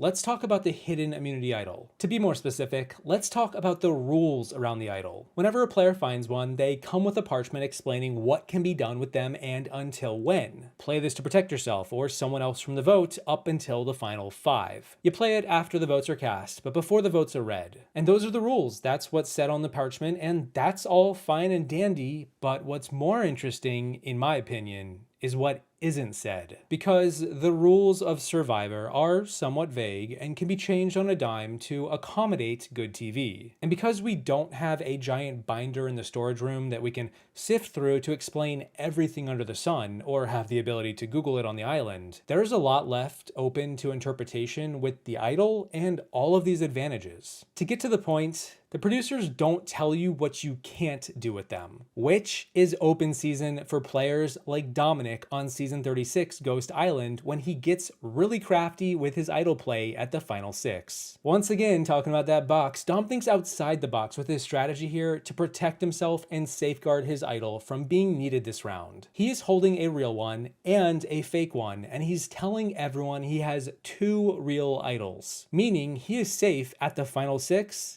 and the final 5. But that's not true, one of them is fake, and when he learns that Sebastian has an extra vote, he's nervous that the 3 players in the 6 could outnumber him and vote him out with 4 votes. So he gets creative and hatches a plan to create as much chaos as possible with his fake idol. He wants to discourage the other 3 from working together and not voting for him. So he gets really clever here with his wordplay, and he whips out his fake idol in the middle of Tribal Council. He tells Jeff this fake idol he's holding was used at the final 6 of that previous season, but in that season it was a fake, and now it's real, and he feels like given it's the final 6 of this season, this is the best time to give it up. So he gets up and literally gives the idol to Jeff. Jeff takes it, because why not? And Dom sits back down. Interesting. What just happened here? Wendell then pipes up to talk about his idol and his immunity necklace that he's wearing, and references how Dom just played an idol, so now both Wendell and Dom are safe. But if you're not paying attention, if you're not looking at the details, that's the trick. Therein lies the rub. Dom didn't play the fake idol. He just simply gave it to Jeff. There's nothing in the rules that says you can't give Jeff an idol, real or fake. Dom never played this fake idol because had he tried, Jeff would confirm it wasn't real. And that would be counter to what Dom wants to display. Like I said, Dom wants to discourage Sebastian from putting 2 votes on him from Donathan and Angela to link up and vote him out with 4 votes. If Dom is safe now because of that idol play, then their potential plan is doomed before the votes are even cast. Except it wasn't, because he didn't play an idol, but the funny part is that Sebastian didn't know that, and he ultimately decided to vote for Donathan. Sebastian believed Dom was safe and didn't even bother to use his extra vote because he didn't think he needed to. That vote was for Dom, and Dom was now safe, so why not just simply vote out Donathan instead? Well, turns out that wasn't anyone else's plan, as Dom and Wendell turned the tables and blindsided Sebastian with his unused extra vote in his pocket. Sometimes it's not about what's said, but what isn't said that makes all the difference. This is David's authentic fake idol that he played with 6 people left in the game, and being that there's 6 people left in the game, I'm ready to give it to you now. I'm gonna keep this if you don't mind. Okay. Thank you, buddy. Dom clearly just played an idol. If anybody has a hidden immunity idol and you want to play it, now would be the time to do so. So you already have my idol here. This idol is $1 million gamble I'm taking right now. If it goes bust, I can't say I didn't try. This is not a hidden immunity idol. 15th person voted out and the 8th member of our jury, Sebastian. Oh, man.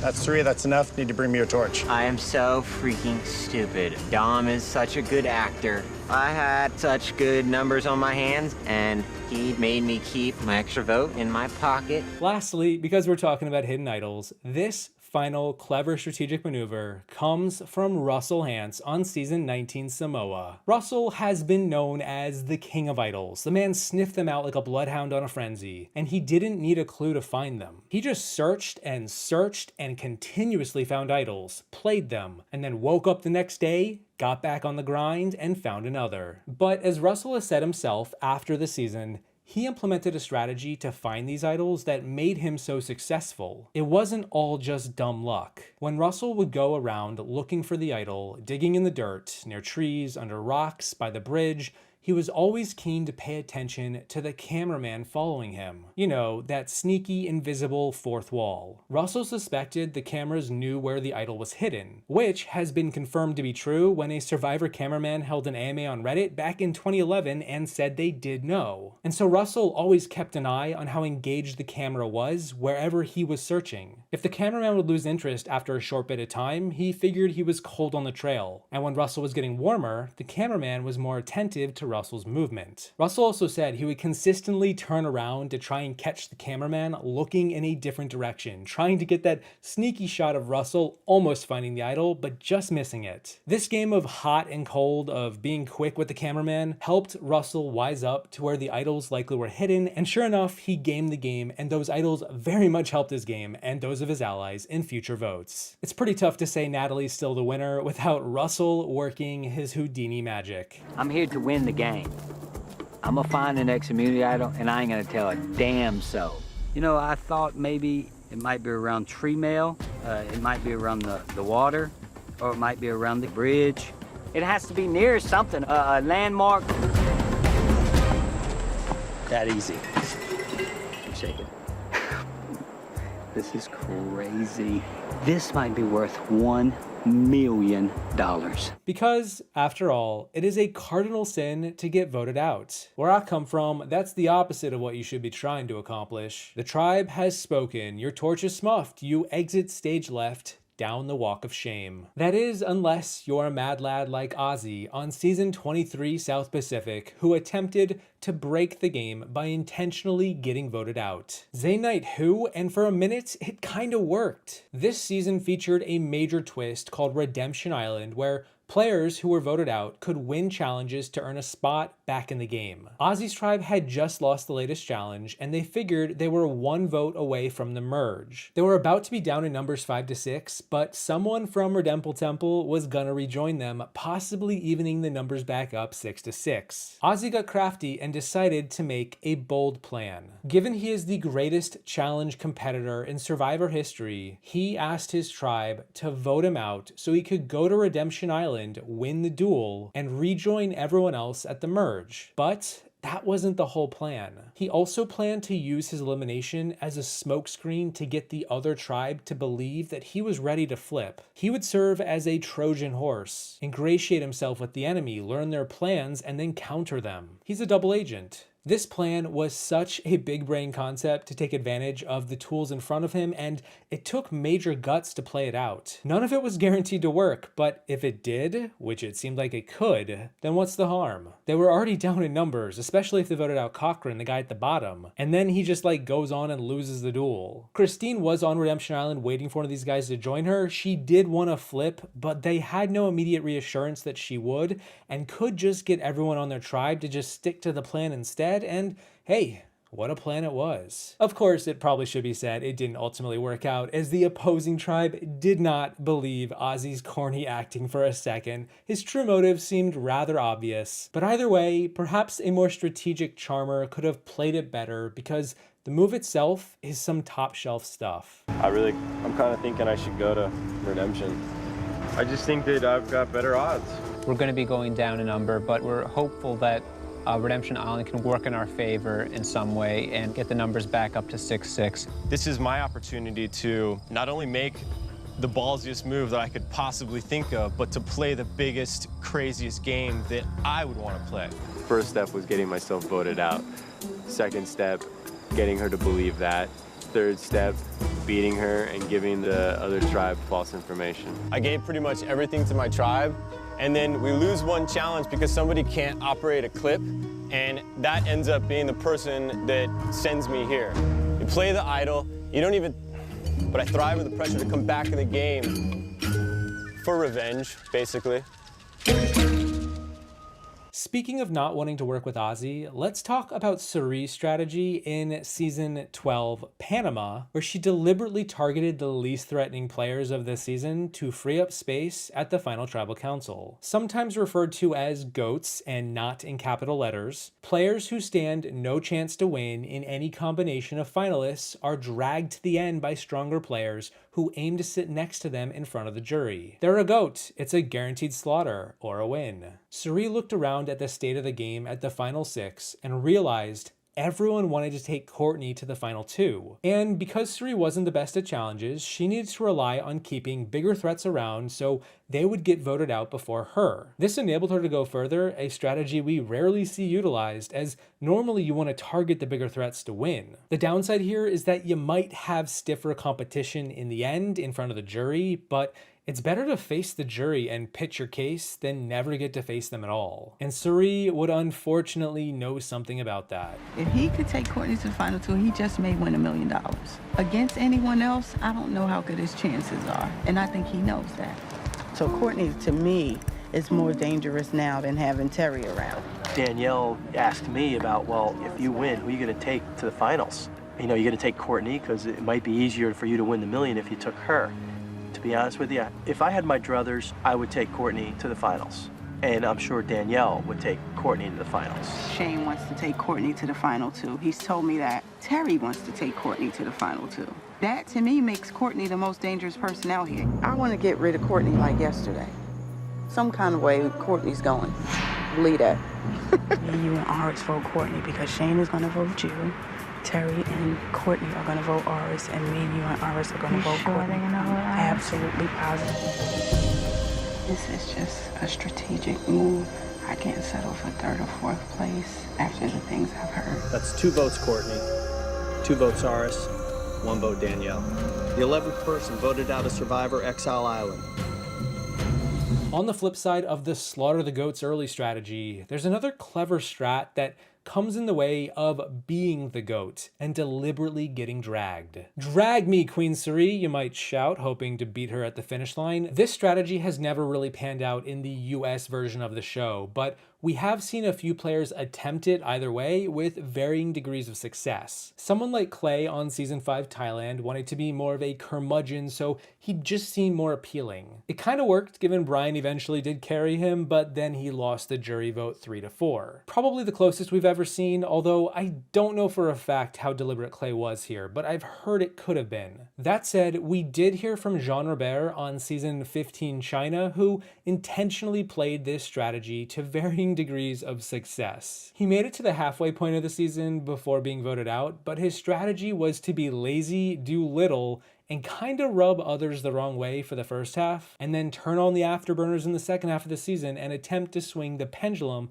in the right direction by the time he faced the jury. We just didn't get to see his brilliant plan play out. I started out this game with the strategy of being a brutal jerk and was gonna try and come around, and the second half of my game never got into play because I was blindsided. Lastly, we had Philip from Season 22 Redemption Island, who at first tried to be the alpha male in the tribe by challenging Boston Rob for supremacy. He quickly realized this actually was not going to work. This is a bad idea, and instead got in line to let Rob take control and carry him to the end. Although the idea is that he's intentionally letting Rob do that, so he's kind of got to get some form of agency there. All season he talked about flipping the script to take the win, but come the final tribal, it never panned out. And I started to put into question how much of a strategy he really had, given it didn't seem like there was any attempt to follow through with the reverse Uno card. But I want to give credit to two international players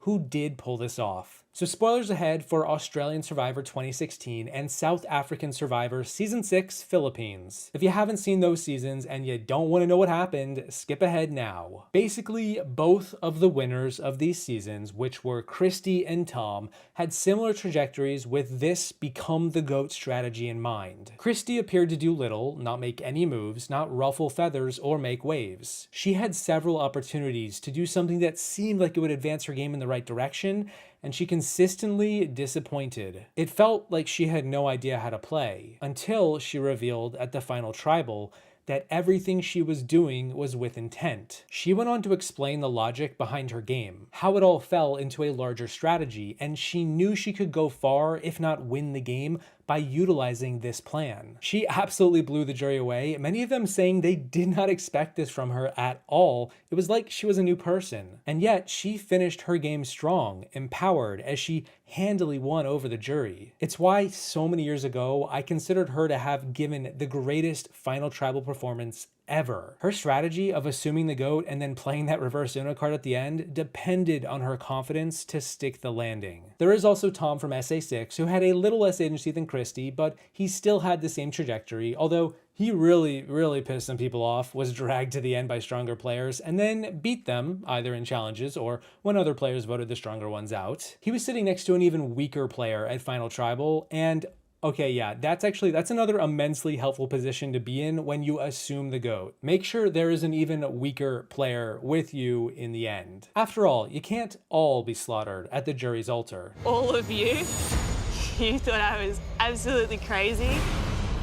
I think you upset a lot of people here on the jury, including myself. Why do you think you deserve to win when you didn't even really play the game? You look at the jury and the people who made big moves got voted out straight away afterwards. Part of my gameplay from the beginning was to let other people think that they had control of me. It's interesting because tonight you have come out balls to the wall and you have literally been a different person. You are not the Christy that I have been watching for the last few weeks. My standard way of survival in this game is making me a very tall tree, and I'm catching so much wind. I had to morph myself from who I am, and I've got to take that away.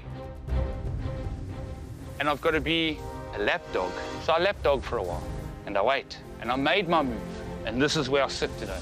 I put my heart into this. Lastly, I've got 2 unique and creative maneuvers that involve advantages, idols, and island trinkets. The first comes in a way of a move I once said was the worst move ever made by a winner. Now this was before Chris Underwood won season 38, but even then, I would say the jury's still out. Mike Holloway on season 30, Worlds Apart, blew up his social game at the auction when he faked the tribe out when it came to buying their letters. He pulled a half measure and lost everyone's trust and didn't get the advantage, a massive L. Although, to be fair, he was outnumbered and he knew it. It's just his closest allies had yet to get the memo, and so they took it personally. Either way, I want to give some credit to Mike for what he attempted to do here. It's not always just about the results, even though I love to talk about those. At the auction, players can bid on the letters from their loved ones back home. The highest bidder wins. Except the auction itself was hacked when one player noted how they can all get their letters for the lowest price, $20, if they just let one person win for that amount. Shireen wins her letter for $20, and then Jeff offers the rest of the tribe their letters for the same amount. Yeah, there's a long history of the Survivor players getting meta with the show. The challenge had been figured out, and the players outsmarted the producers, so everyone agreed to spend $20 on their letters until Mike walked back to the bench and back on his word. He didn't spend the $20. When everyone was given $500 to start, and now Mike would be the only one with all $500 left, he was guaranteed to get any future advantages offered up because he had the most money to bid. I don't know about you, but where I come from, this is called pulling a fast one. Because advantages are usually saved for the end of the auction, Mike outplayed the rest to secure a leg up. Except people quickly got mad at him for not spending the $20 and then wanted a refund on their letters. Who says you can't put a price on love? Mike ultimately didn't get the advantage as he caved and spent the $20 for the letter to keep everyone happy. But I gotta say, even though I did trash this move 5 years ago, it's still the sneaky maneuver that I give him credit for. How it required quick, on-the-fly thinking to outwit his foes, and that's what I'm here for in the end. Outplaying all the rest. Finally, let's end with a maneuver that will probably get old quick, but for the short term, it's a good way to best play an idol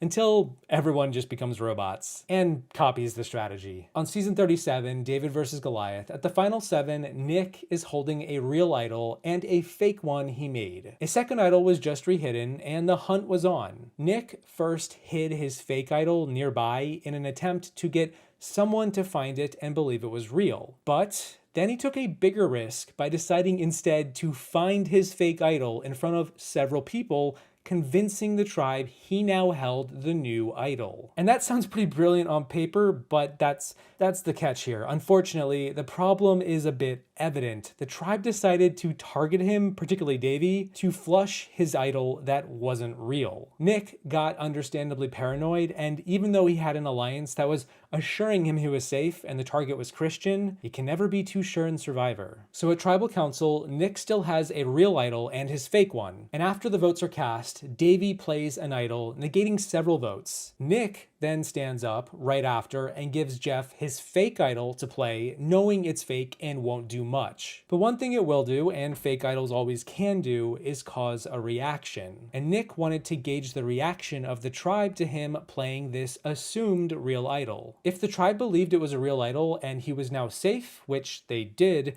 he could hope to see if this was a good thing for them or not. If they were distraught, that might mean he did receive votes, and vice versa. Nick bluffed to gain the upper hand, and from there he made the call to play his real idol, believing there was a plan to blindside him. Unfortunately, or maybe fortunately, there wasn't a coup in the works against him. He was just being paranoid, but just like with Mike, it's not always about the results, but the cleverness and quick thinking that fuels the strategy. If you're gonna go out there one day and play Survivor, if you apply this energy to any idol play, any advantage play, you can absolutely get real crafty and gain an upper hand at any time. I've made like a fake immunity idol, and hopefully somebody can find that idol, and then the search is off, and I'll be the only one left looking. I'm at the raft with Angelina, Mike, and Christian, all 4 of us there, and I'm thinking, you know what, I'll just find it right here in front of everybody.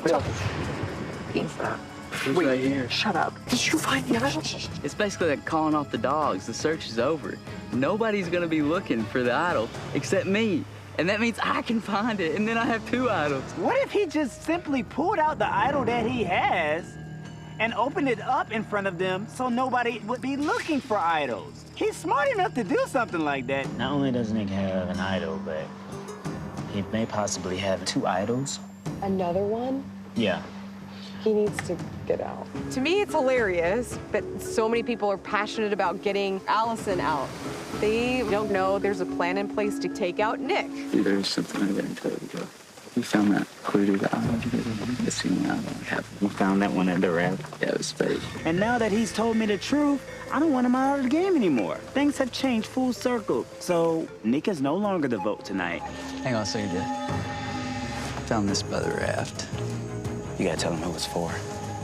Nick, you're playing this for yourself? Actually, that's a fake one I made. I played a fake one to get a read on him. I think I need to play my real idol. In a previous video, I talked about the hidden immunity idol a few times, and I think there's at least one more bit of brilliance to touch on with it that wasn't discussed. In the early days of the idol's existence, it was usually found with clues that led to its location. Players would find the idol, they would rejoice, and then maybe use it down the line. And while certainly everyone would love to have those moments in their montage, doing the search, the swell of the music, doing the happy dance, you know, having an idol of their own, that's just not reality. But going back to the first time the idol ever existed, and then repeatedly since then, we've seen players who didn't find the idol make magic happen with sparks of ingenuity of their own. Players like Bob from Season 17 Gabon weren't able to find the real idol because someone else already had it. And so, instead, he took advantage of his surroundings to make his own luck. Because my dad once told me that luck is when skill meets opportunity, which means then that Bob's artisanship may as well have him working for the Survivor art department. Bob created his own fake idols not just from sticks like Gary in Guatemala or coconuts like Yao-Man in Fiji, but from actual parts of the show, from beads and strings provided to the players on their torches or in challenges. Pieces of art that weren't intended to serve any function beyond providing a bit of flavor for the camera. Bob didn't want to wait around for the idol to manifest itself, so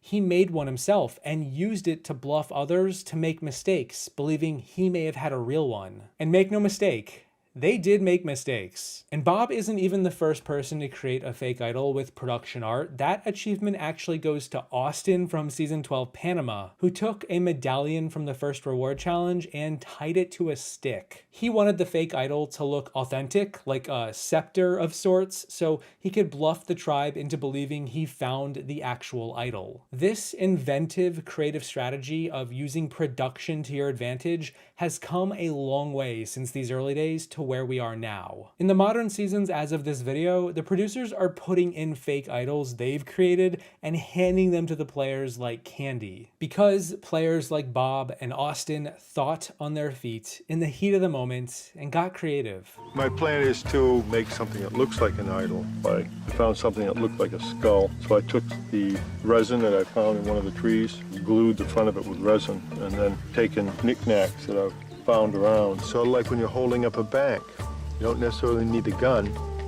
If they think you got a gun, they might leave you alone. By the way, where'd you get this rope? We don't give you guys anything. Well, I take stuff.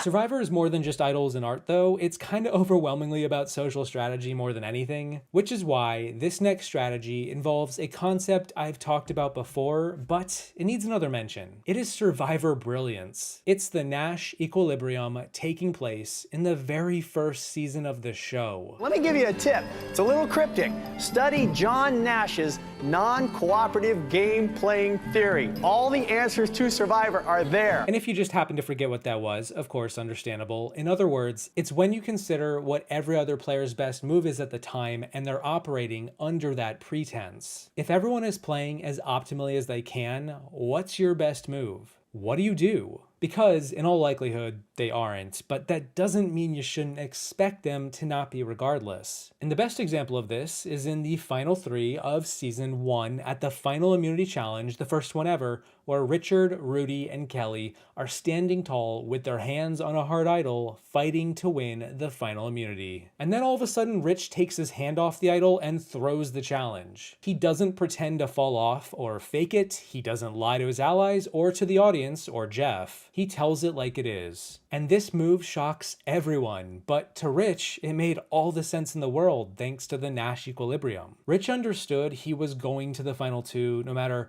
who won the challenge, and he wanted to sit next to Kelly more than Rudy, but he didn't want to vote out Rudy. He wanted Kelly to do that, and he knew Kelly was more likely to win the challenge anyway, so he may as well bow out now. If Rudy was gonna win, then Rudy was gonna win. He didn't want to win anyway. He knew that if he was the one to cut Rudy, it would not go over well with the jury, and so he devised a strategy to put himself in the best position to win the war, which was to not win this battle. And spoilers, it worked out for him. One of the best strategies you can have while playing Survivor is to recognize you need to deliberately pick your battles. Every fight should count, and every withdrawal should count. Throwing challenges is not inherently a bad idea, and Rich knew that, and he took advantage of it. Many winners have done something similar to Rich since then, such as V throwing the final immunity in season 4 and going on to win, or Parvati in season 16, or Matthew in season 6, which wasn't the right move for him, but he also picked his battle incorrectly. The ultimate goal is to win the war, and the appearance of loss is different from loss. Look no further than a recent season to this video with Survivor 44. Franny could have saved her closest ally by losing a challenge, but instead she won, not considering the bigger picture. And then she did that a few more times. Pick your battle like many other winners have, and you might find yourself in a good position more often than not. Speaking of good positions, how about Tina in season 2, the Australian Outback, being taken to the final two with Colby, who could have easily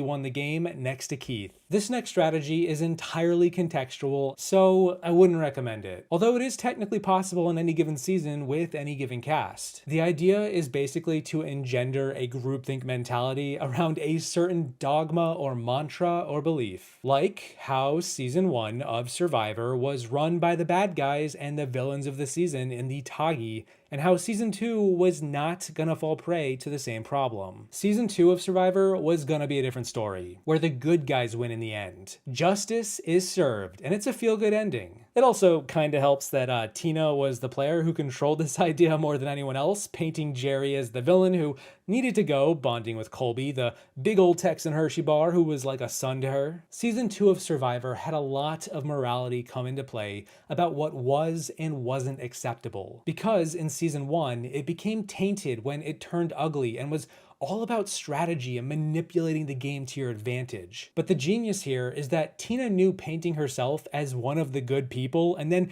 controlling the vote every round was a surefire way to succeed, if not win. Players like Jerry or Varner were schemers. They were crafty and untrustworthy, and you couldn't rely on them. Why support that when you've got the goodness and wholesomeness of Roger and Elizabeth or Colby and Tina? Tina led the charge against the bad guys, but the reality is that she really just led the charge against the big strategic threats, or the other tribe, so she could make her way to the end. And guess what happened when she reached the end? The idea that the good people should win in the end prevailed, as Colby wholeheartedly bought into the idea and took her to the final two over Keith, who they believed wasn't as deserving. And to be fair, Tina did buy into all of this too, but that was the strategy that enabled her to succeed as much as she did. It was a belief that both made her successful in the game and portrayed her as the better person to America, where 50 million people were watching and not loving the Tagi 4 from the previous year. That is a lot of people. A mom from Tennessee would never be so shrewd, so conniving, and yet that's exactly what she was doing every step of the way, and most people didn't see it on both sides of the screen.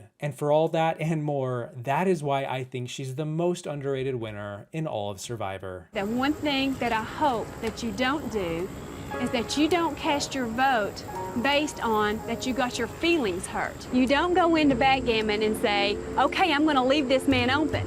You know you have to cover that man. That's the strategy. There was never anything personal about voting anybody off.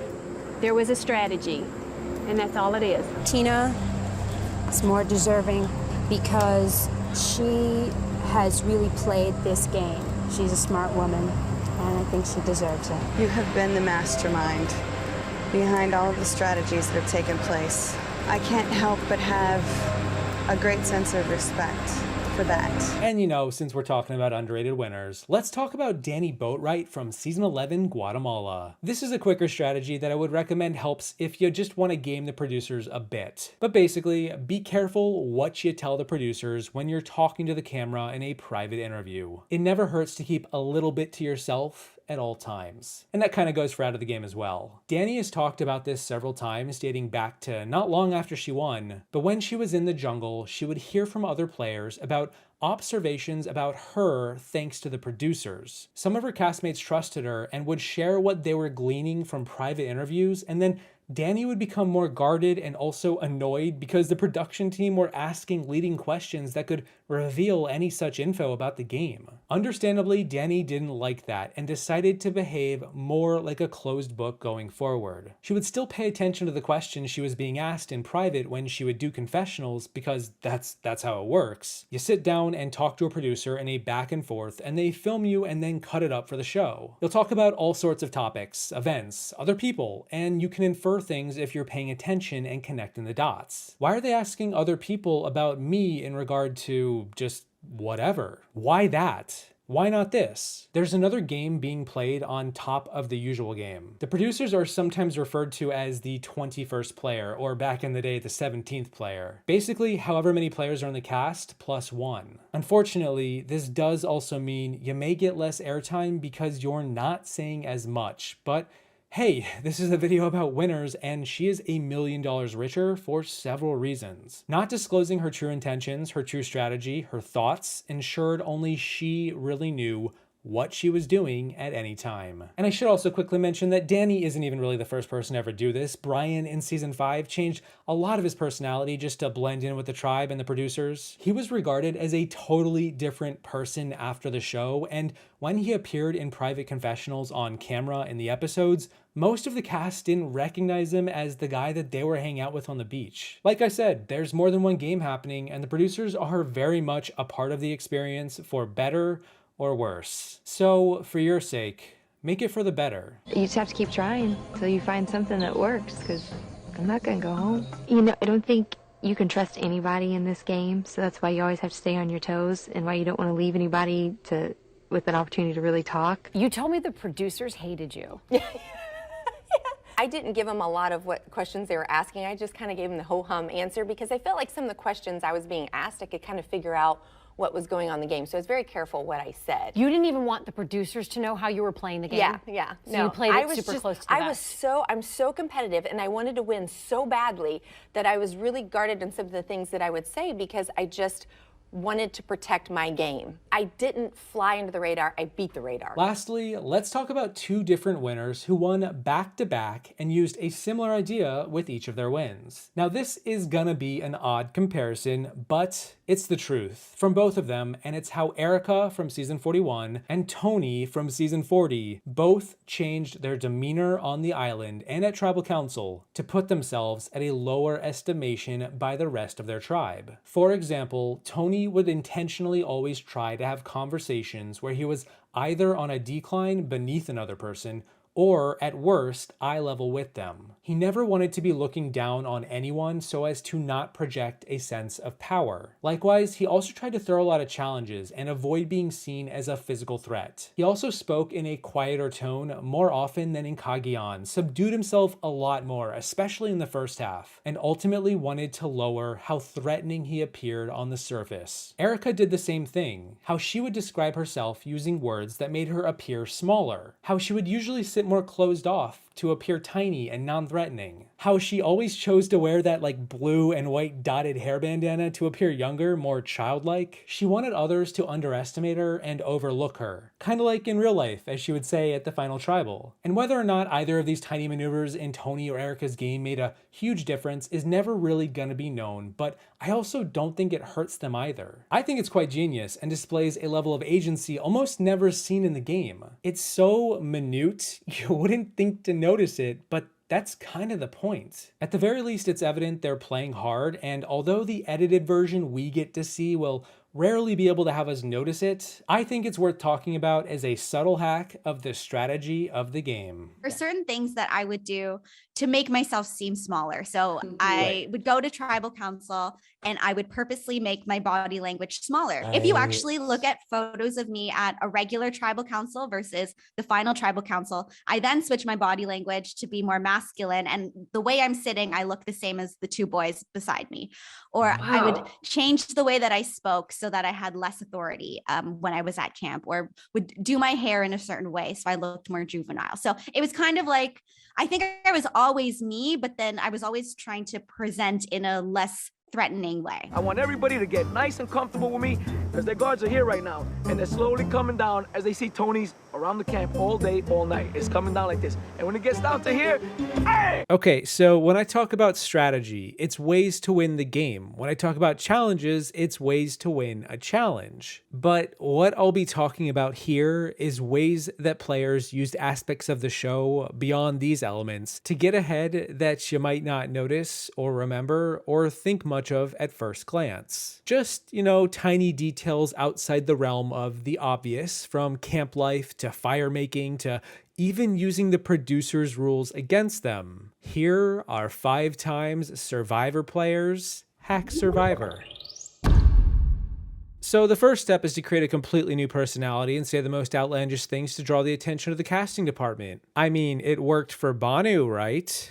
Oh, that's just who he is. Well, it worked. The first big time hack that I want to talk about is something I don't think can be taken advantage of anymore, last I checked, at least from what I've heard, and it all has to do with how the producers created this rule way back in the day where players could bring personal items with them on the show. Only one, nothing much, and it did have to pass an inspection, but it really just could be anything your heart desired. A magic 8-ball, golf clubs, playing cards. One guy brought a skateboard, another brought war paint. James on Heroes vs. Villains brought his 2 idols from when he was voted out. Kat on Blood vs. Water brought a picture of Kim Spradlin. And I've talked a whole bunch about how Vesepia brought a poetry book that she would later use to win the Final Four challenge of the season, a winning move that would secure her the $1 million.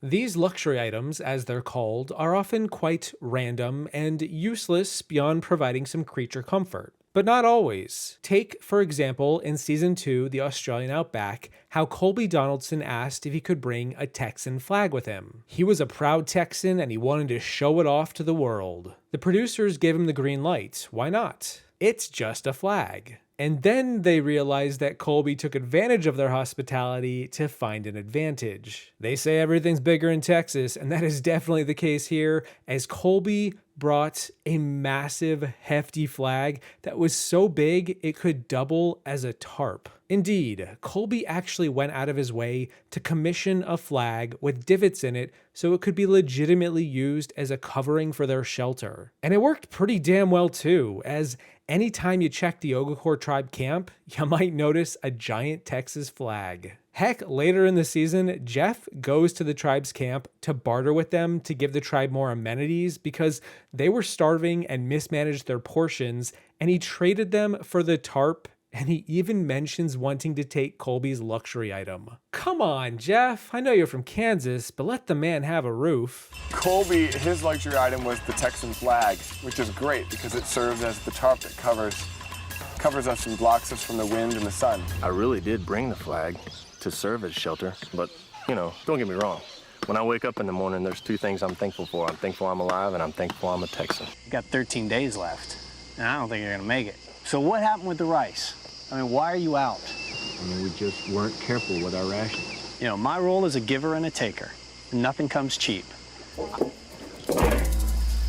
I have enough rice to last you your last 2 weeks here. Shelter versus food. It's one or the other. Your tarps and that Texas flag. That's what I want. I mean, that's a no-brainer, and I'm talking about my personal item here.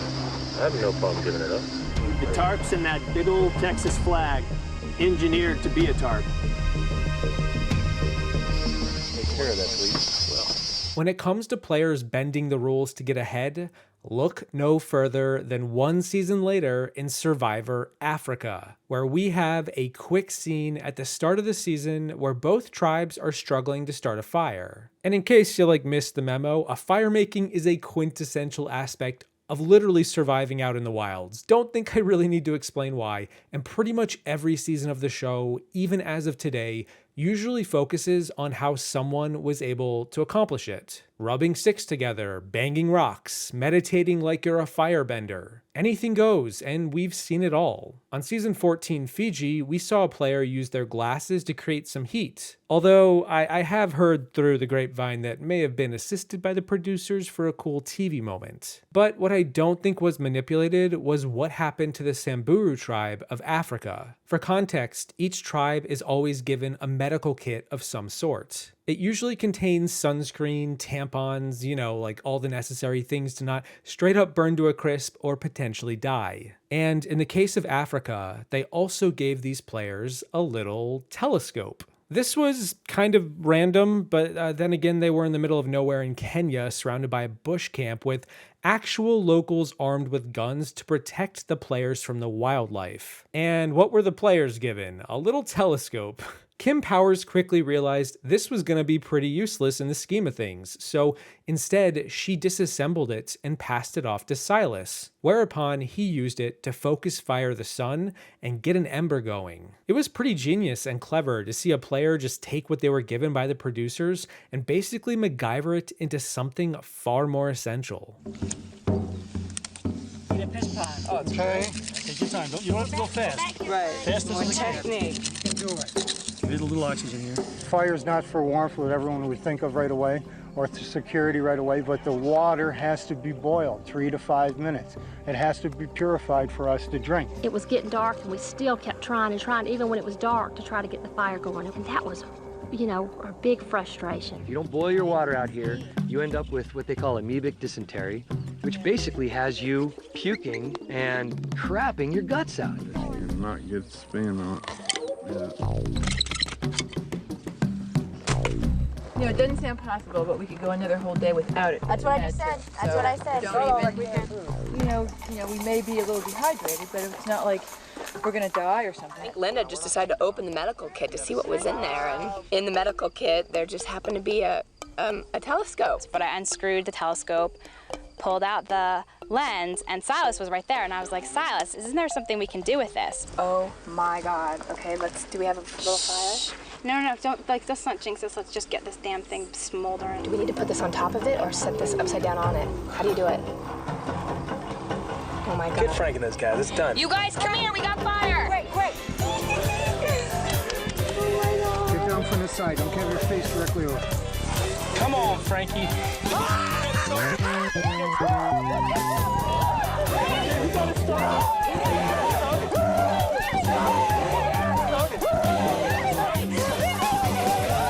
But more than that, I want to talk about a couple of players who didn't just build a shelter, but took it to the next level. In case you didn't know, players are briefed before they go on the show about what to look out for, which flora and fauna to avoid, and also how to build sort of a shelter. Not a great shelter, mind you, but something serviceable enough. Again, the producers don't want you to die out there, believe it or not. But once in a blue moon, or really just twice ever, I think, we get a player who knows what to do with the elements around them. They know how to make living in these locations easier for everyone in small and big ways. The two players I want to point out are Bob Crowley, the winner of Season 17 Gabon, who was described as the forever Boy Scout by his tribe. The very first thing we see Bob do once he gets to camp is start building with what's around him. He climbs up on the shelter and starts patching the roof. He starts building benches, and he basically speedruns as if he's 40 years younger and grew up playing Minecraft. He surveys the land, he grabs some sticks, and he gets to work. No wonder he is cited as the guy who made the best fake idol in the history of the show. He won up the art department. I don't think that's a good idea. Okay, let's pass these up now. We gotta layer it up. Okay. Just give me a piece a foot long. Bob, he's totally he gets it together. He's got the camp running really smoothly. To me, it's common sense. I come from Maine. You know, that's what we do in Maine. I don't like to spend money on stuff, so I tinker. If I don't know how to do it, I go to the library and get the book, look it up, and go do it. I'm gonna make something like this when I get home. By the way, where'd you get this rope? We don't give you guys anything. Well, I take stuff.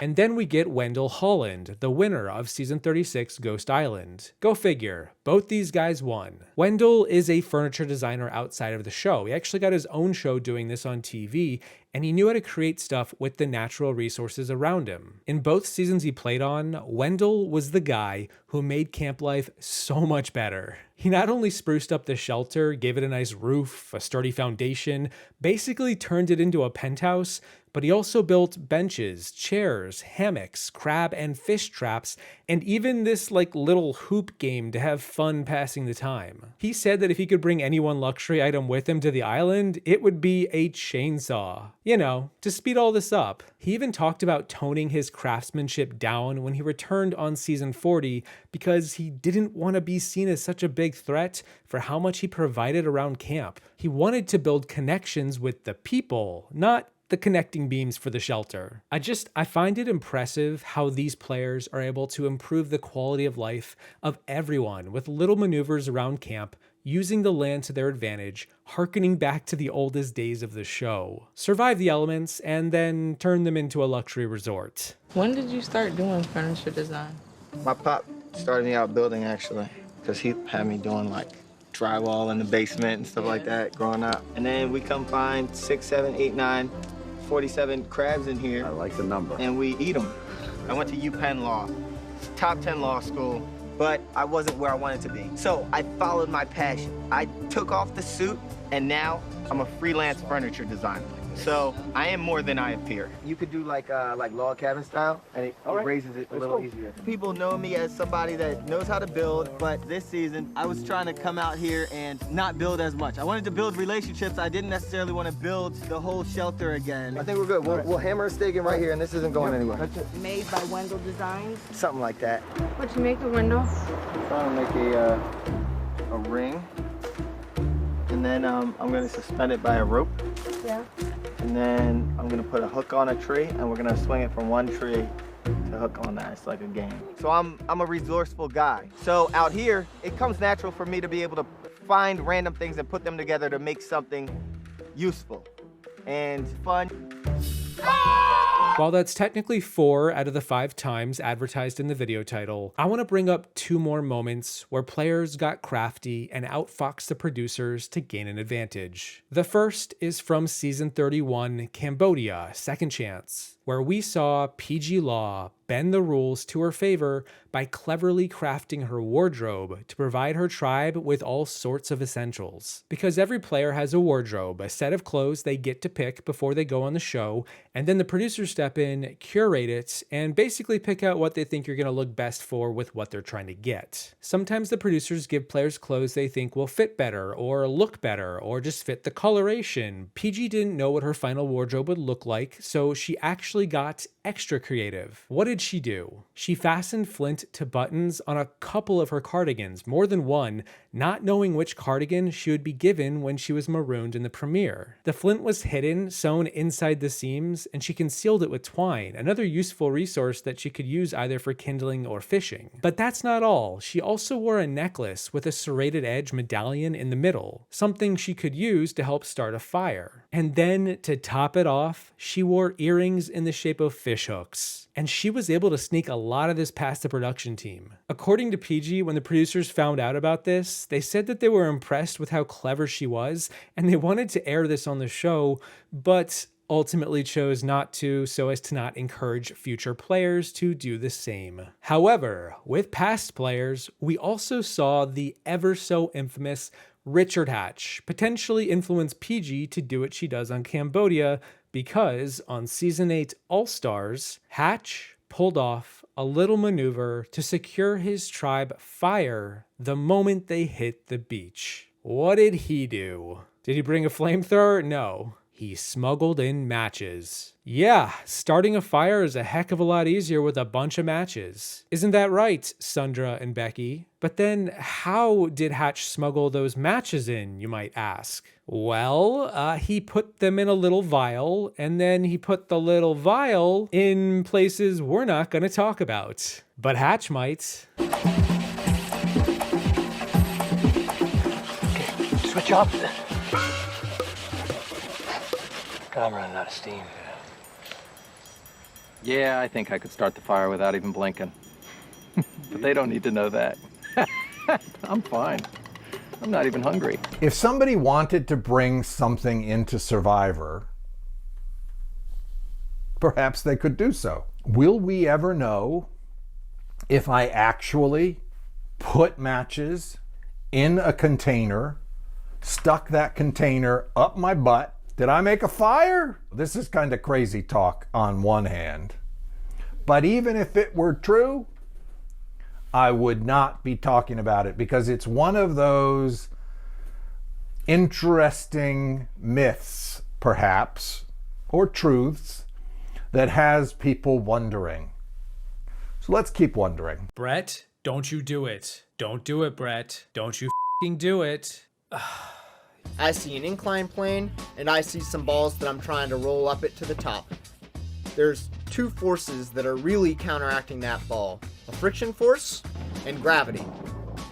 Yeah, it's pretty cool. First up, let's talk about a fan favorite competition. Let's talk about hide and go veto. You know, the one where the players must hide their veto chip or slab somewhere in the house and then everyone else must try to find them. Once 5 of the 6 chips are found, the competition ends and the player whose veto thingy has yet to be found wins the comp. This competition has been held 8 times as of this video, and the general strategy we see is to hide your veto in a difficult to find spot. The more obscure, the better. By the way, a lot of players default to the kitchen. Cereal boxes, the trash can inside the table if possible. And while you would think finding a good spot would be the clever strategy, it's not. In fact, it's the opposite. The hack for this competition is top of mind. It is a strategy originally brought to us by James from Big Brother 17 and 18, but fully developed by the cybersecurity man himself, Brett, from Big Brother 20. Both James and Brett utilized a remarkably simple strategy that paid off, particularly Brett, as he went all in. James hid his right underneath the carpet in the middle of the living room, and in Brett's case, he hid his inside of a pillow in a room. That was it. Not very clever at all. But when it was Brett's time to go into the house and begin to hunt down the other players' vetoes, he instead opted to play defensively, something no one other than James for a fraction of the time had ever done. Every round that Brett was allowed inside the house to search for these vetoes, he instead went right to his veto and piled stuff on top of it. He made it appear as if the room his veto was in was ransacked by other players, and then continuously went back every round to dump more stuff on top of his veto. James did a similar thing in his 2 seasons, but he only did this once and it never really seemed top of mind for him, more so just convenient. Brett realized this comp wasn't about finding the other vetoes. It was about not having yours found. It was about survival, being the last person standing. So instead, he just piled mattress after mattress after mattress on top of his veto to the point where it was so covered by stuff that it would take way too long for anyone to bother digging through. The other 5 vetoes, meanwhile, were all discovered in a much easier fashion, no matter how well they may have been hidden, and it just goes to show, defense does win championships. I decided to take the biggest objects possible and stack them on top of my folder. Whew! Guess what, mattresses? You're coming with me. The only thing better than 6 mattresses is 6 more couches. Guess what, couches? You're coming with me. Somebody has gone through the effort to take every mattress we have and stuff it in there. Who did this? I looked in the pillows. But not good enough. You want to know what wins national championships? Defense.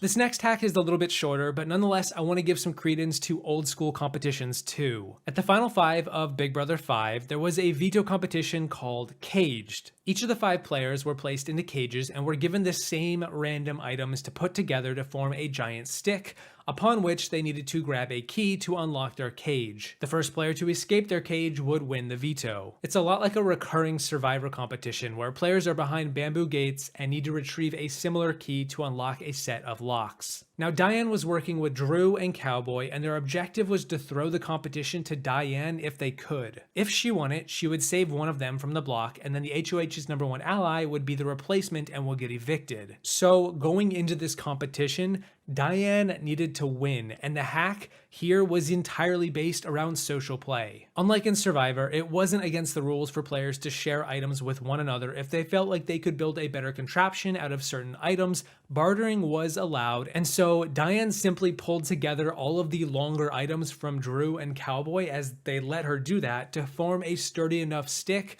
to reach her key ahead of everyone else. She does this so quickly that it feels like the competition doesn't even last more than a few minutes. If Cowboy, Diane, and I are going to make this happen, we can use our 3 putters and stick them together, and then Diane could somehow maneuver it through and hook her key and pull it in. I understand Drew, but I don't understand Cowboy gave Diane their golf clubs.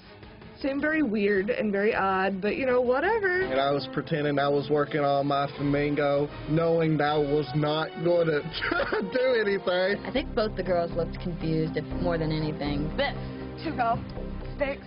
Golf clubs! Oh! She did really good. She's a creative little cat. Thank you, thank you. I'm not going to take full credit for that, but I did accomplish my goal. To go back to Survivor, I can kind of see now why Jeff Probst didn't allow Sophie to take advantage of Albert's stack at the end of South Pacific to gang up on Ozzy, even though I think that was equally just as clever. The next hack is from a favorite competition of mine. It is Stay or Fold. You know, that comp where you have to guess how many items are in front of you. But there's a lot of items and sometimes you end up being way off. In case you don't remember the rules of this competition, it's pretty simple. You see a lot of stuff and you have to guess how many of those items there are. Everyone then reveals their guess, and then you decide personally whether you want to stay or fold. If you stay and you're the closest person to the correct number, you get a point. But if 2 people decide to stay and go for the point, and you are the furthest of the 2, or however many decide to stay, you're eliminated. And if you fold, you don't get eliminated, nor are you eligible to receive a point. Play it safe, don't risk it for the biscuit. First to 3 points wins. Now it needs to be said that the first iteration of this hack comes from McCrae in Big Brother 15. He creates a great strategy that is nearly foolproof. The problem was it got taken advantage of by Spencer and was squashed at the last second. McCrae's plan to hack this comp almost worked. Until it didn't. But thankfully it did work the next season with Big Brother 16 with Christine, who used the same hack, the same strategy, and saw it to success. So while I will be using Christine's execution with this video, it needs to be said that this originated with McCrae 1 season prior, and he deserves all the credit for thinking it up. Right before this competition, Christine, being a super fan of the show, hatched a strategy in the event that this was the comp coming up. The basic idea is to give your alliance a fighting chance every round to earn that point. After you make your guesses, if 2 players from the same alliance choose to stay, one will get eliminated if nobody else stays. So how do you maximize your chance of not knocking out one of your own allies while also being in contention to win? Simply put, the hack here is that you create a staying order. In Big Brother 16, Frankie, Cody, Derek, and Christine created an order where every round Frankie would stay and the rest would fold. No matter how confident they felt in their answer, no matter how bad Frankie's guess may be, he would stay. And the reason for that is because it would force Donnie to have to stay too. If he doesn't stay, Frankie will get the point. And if he does stay, there is a chance that Frankie gets the point and Donnie gets eliminated. Now, in the actual competition, Frankie was eliminated in round 1, so the next guy in the order, Cody, began to stay every round. And for 3 straight rounds, Cody stayed, regardless of his answer, to force Donnie to play. But Donnie wasn't considering this strategy and thus believed that Cody would possibly fold to avoid being eliminated. Unfortunately for Donnie, he folded for 3 straight rounds, hoping that other people might stay, while Cody did stay thus earning Cody 3 points and an easy win for the Alliance. Obviously, if Donnie played more risky and had more confidence in his guesses, he may have stayed more often and possibly knocked Cody out earlier, but when playing this game the regular way with a healthy amount of risk aversion as Donnie was, it's unlikely he would stay every round, which is where the strategy comes into play. It preys upon that, as Cody did stay every round just as Frankie would have, or Derek, just as Christine's hack was intending all along. Just like according to plan, everyone folds, but Frankie and Donnie stay. This is perfect. We could actually maybe get Donnie out the first round. The strangest thing happens. Everyone folds except Cody. Bingo, the plan is back on. Cody's our man. Donnie and Nicole are playing completely scared right now, and this is exactly what I hope keeps happening. Keep folding, guys. You fold yourselves right out of the game. Here's another small hack that took place rather recently. It is from Big Brother 21 in a competition called Escape the Coop, built upon by a more long-standing comp called Caged Eggs. We've seen this comp 7 times now, but the BB21 variant has only existed twice, both here and in Big Brother 18. You probably will remember this competition. It's where the players have to navigate an egg through a fence mesh with just their fingers, usually to set them in a series of holders. In BB18, the producers decided to make the competition more difficult by adding a ramp where the players would need to roll their egg down the ramp and then use it to launch the egg at a target, knocking it down. If they knock down all of the targets, they win. This little ramp made the comp a lot more difficult, more time consuming, and more frustrating as a viewer to watch. I think it took the Big Brother 18 players something like 2 hours to knock down 3 targets. God! And then it falls off to the right or to the left.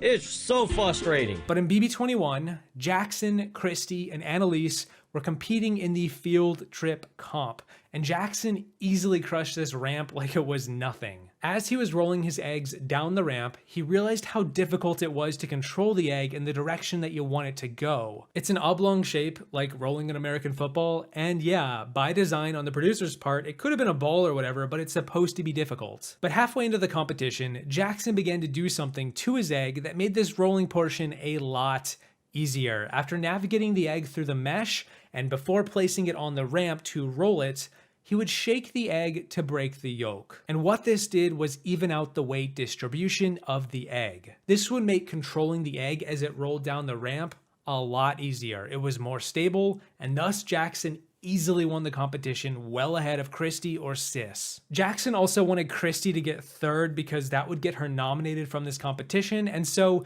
he told Sis about this strategy while Christy wasn't looking, and she began to do the same thing, which also easily helped her finish second, turning her into a big chicken for the week. But I realized that if I shake the eggs and mix the egg yolk with the white, the egg rolls straight forward, a lot easier. Sis, how many you got?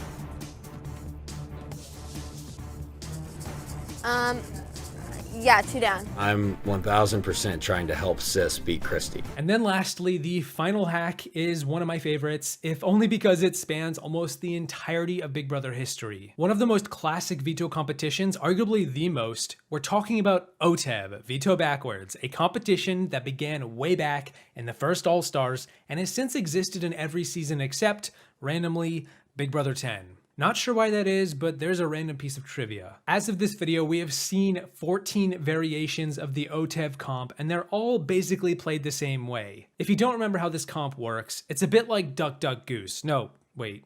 Hide and go seek. No, wait, hold on. What's that game it's most like? This competition is kind of like musical chairs. This veto is like musical chairs. It's a lot like musical chairs. It's a lot like musical chairs. Musical chairs. Musical chairs. Musical chairs. Musical chairs. Or Duck Duck Goose. Right, I got it. You get a question, and then you must scour the backyard for the answer. Every year, this comp changes its flavor, from a picnic setting to a farmyard to getting shat on by a giant pigeon, but overall, it's the same idea, same execution. So I wondered, could it be hacked? Turns out it can be if you're good enough. The hack originated from Mike Boogie back in All-Stars, and it's simple, but it can be difficult to execute. Essentially, in the first round, after everyone runs to find the answer, Mike began to collect numerous answers and then created a bundle of them in the back of the competition. He hid his collection and every round would go back to it to see if he had collected the answer. Instead of relying on random chance, hoping to get lucky, he put in the work early to lay a foundation for a path to success. But Mike didn't win this comp. In fact, he was eliminated early, only getting 4th out of 6.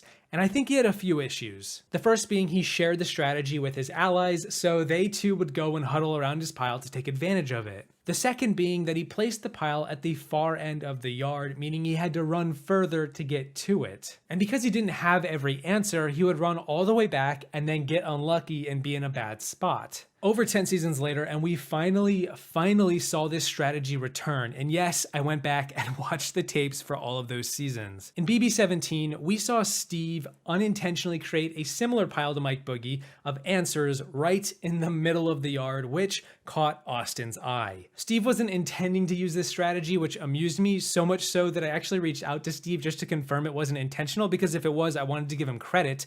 And he told me it wasn't. But Austin, and by proxy Liz, did use Steve's pile, did benefit from the pile, and one of them went on to win. Also, Becky tried to use the pile too, which didn't work, and led me to believe there was no way Steve intended for Becky, of all people, to have a leg up. 2 seasons later in Big Brother 19, we saw Mark use this strategy in the penultimate round. He was ahead of the other 2 players and decided to hide a pile he had formed to save for the final round. In the final round, he went back and quickly grabbed the correct answer from his dirt pile and voila, intentionally used the strategy and won the veto at the same time. Game changer. But because he used it so late into the competition, I was curious to see if anyone would do this much earlier, and thankfully, someone did. I want to give kudos to one player who executed this strategy both intentionally and from the beginning of the comp, and almost pulled it off to win, and that is Kat from Big Brother 21. Kat did a lot of things right with this strategy, and despite not winning, it still paid off, and I'll explain in a moment what I mean. In the first round, Kat created a pile off to the side, but at the base of the ramp. It was somewhat hidden and very easily accessible.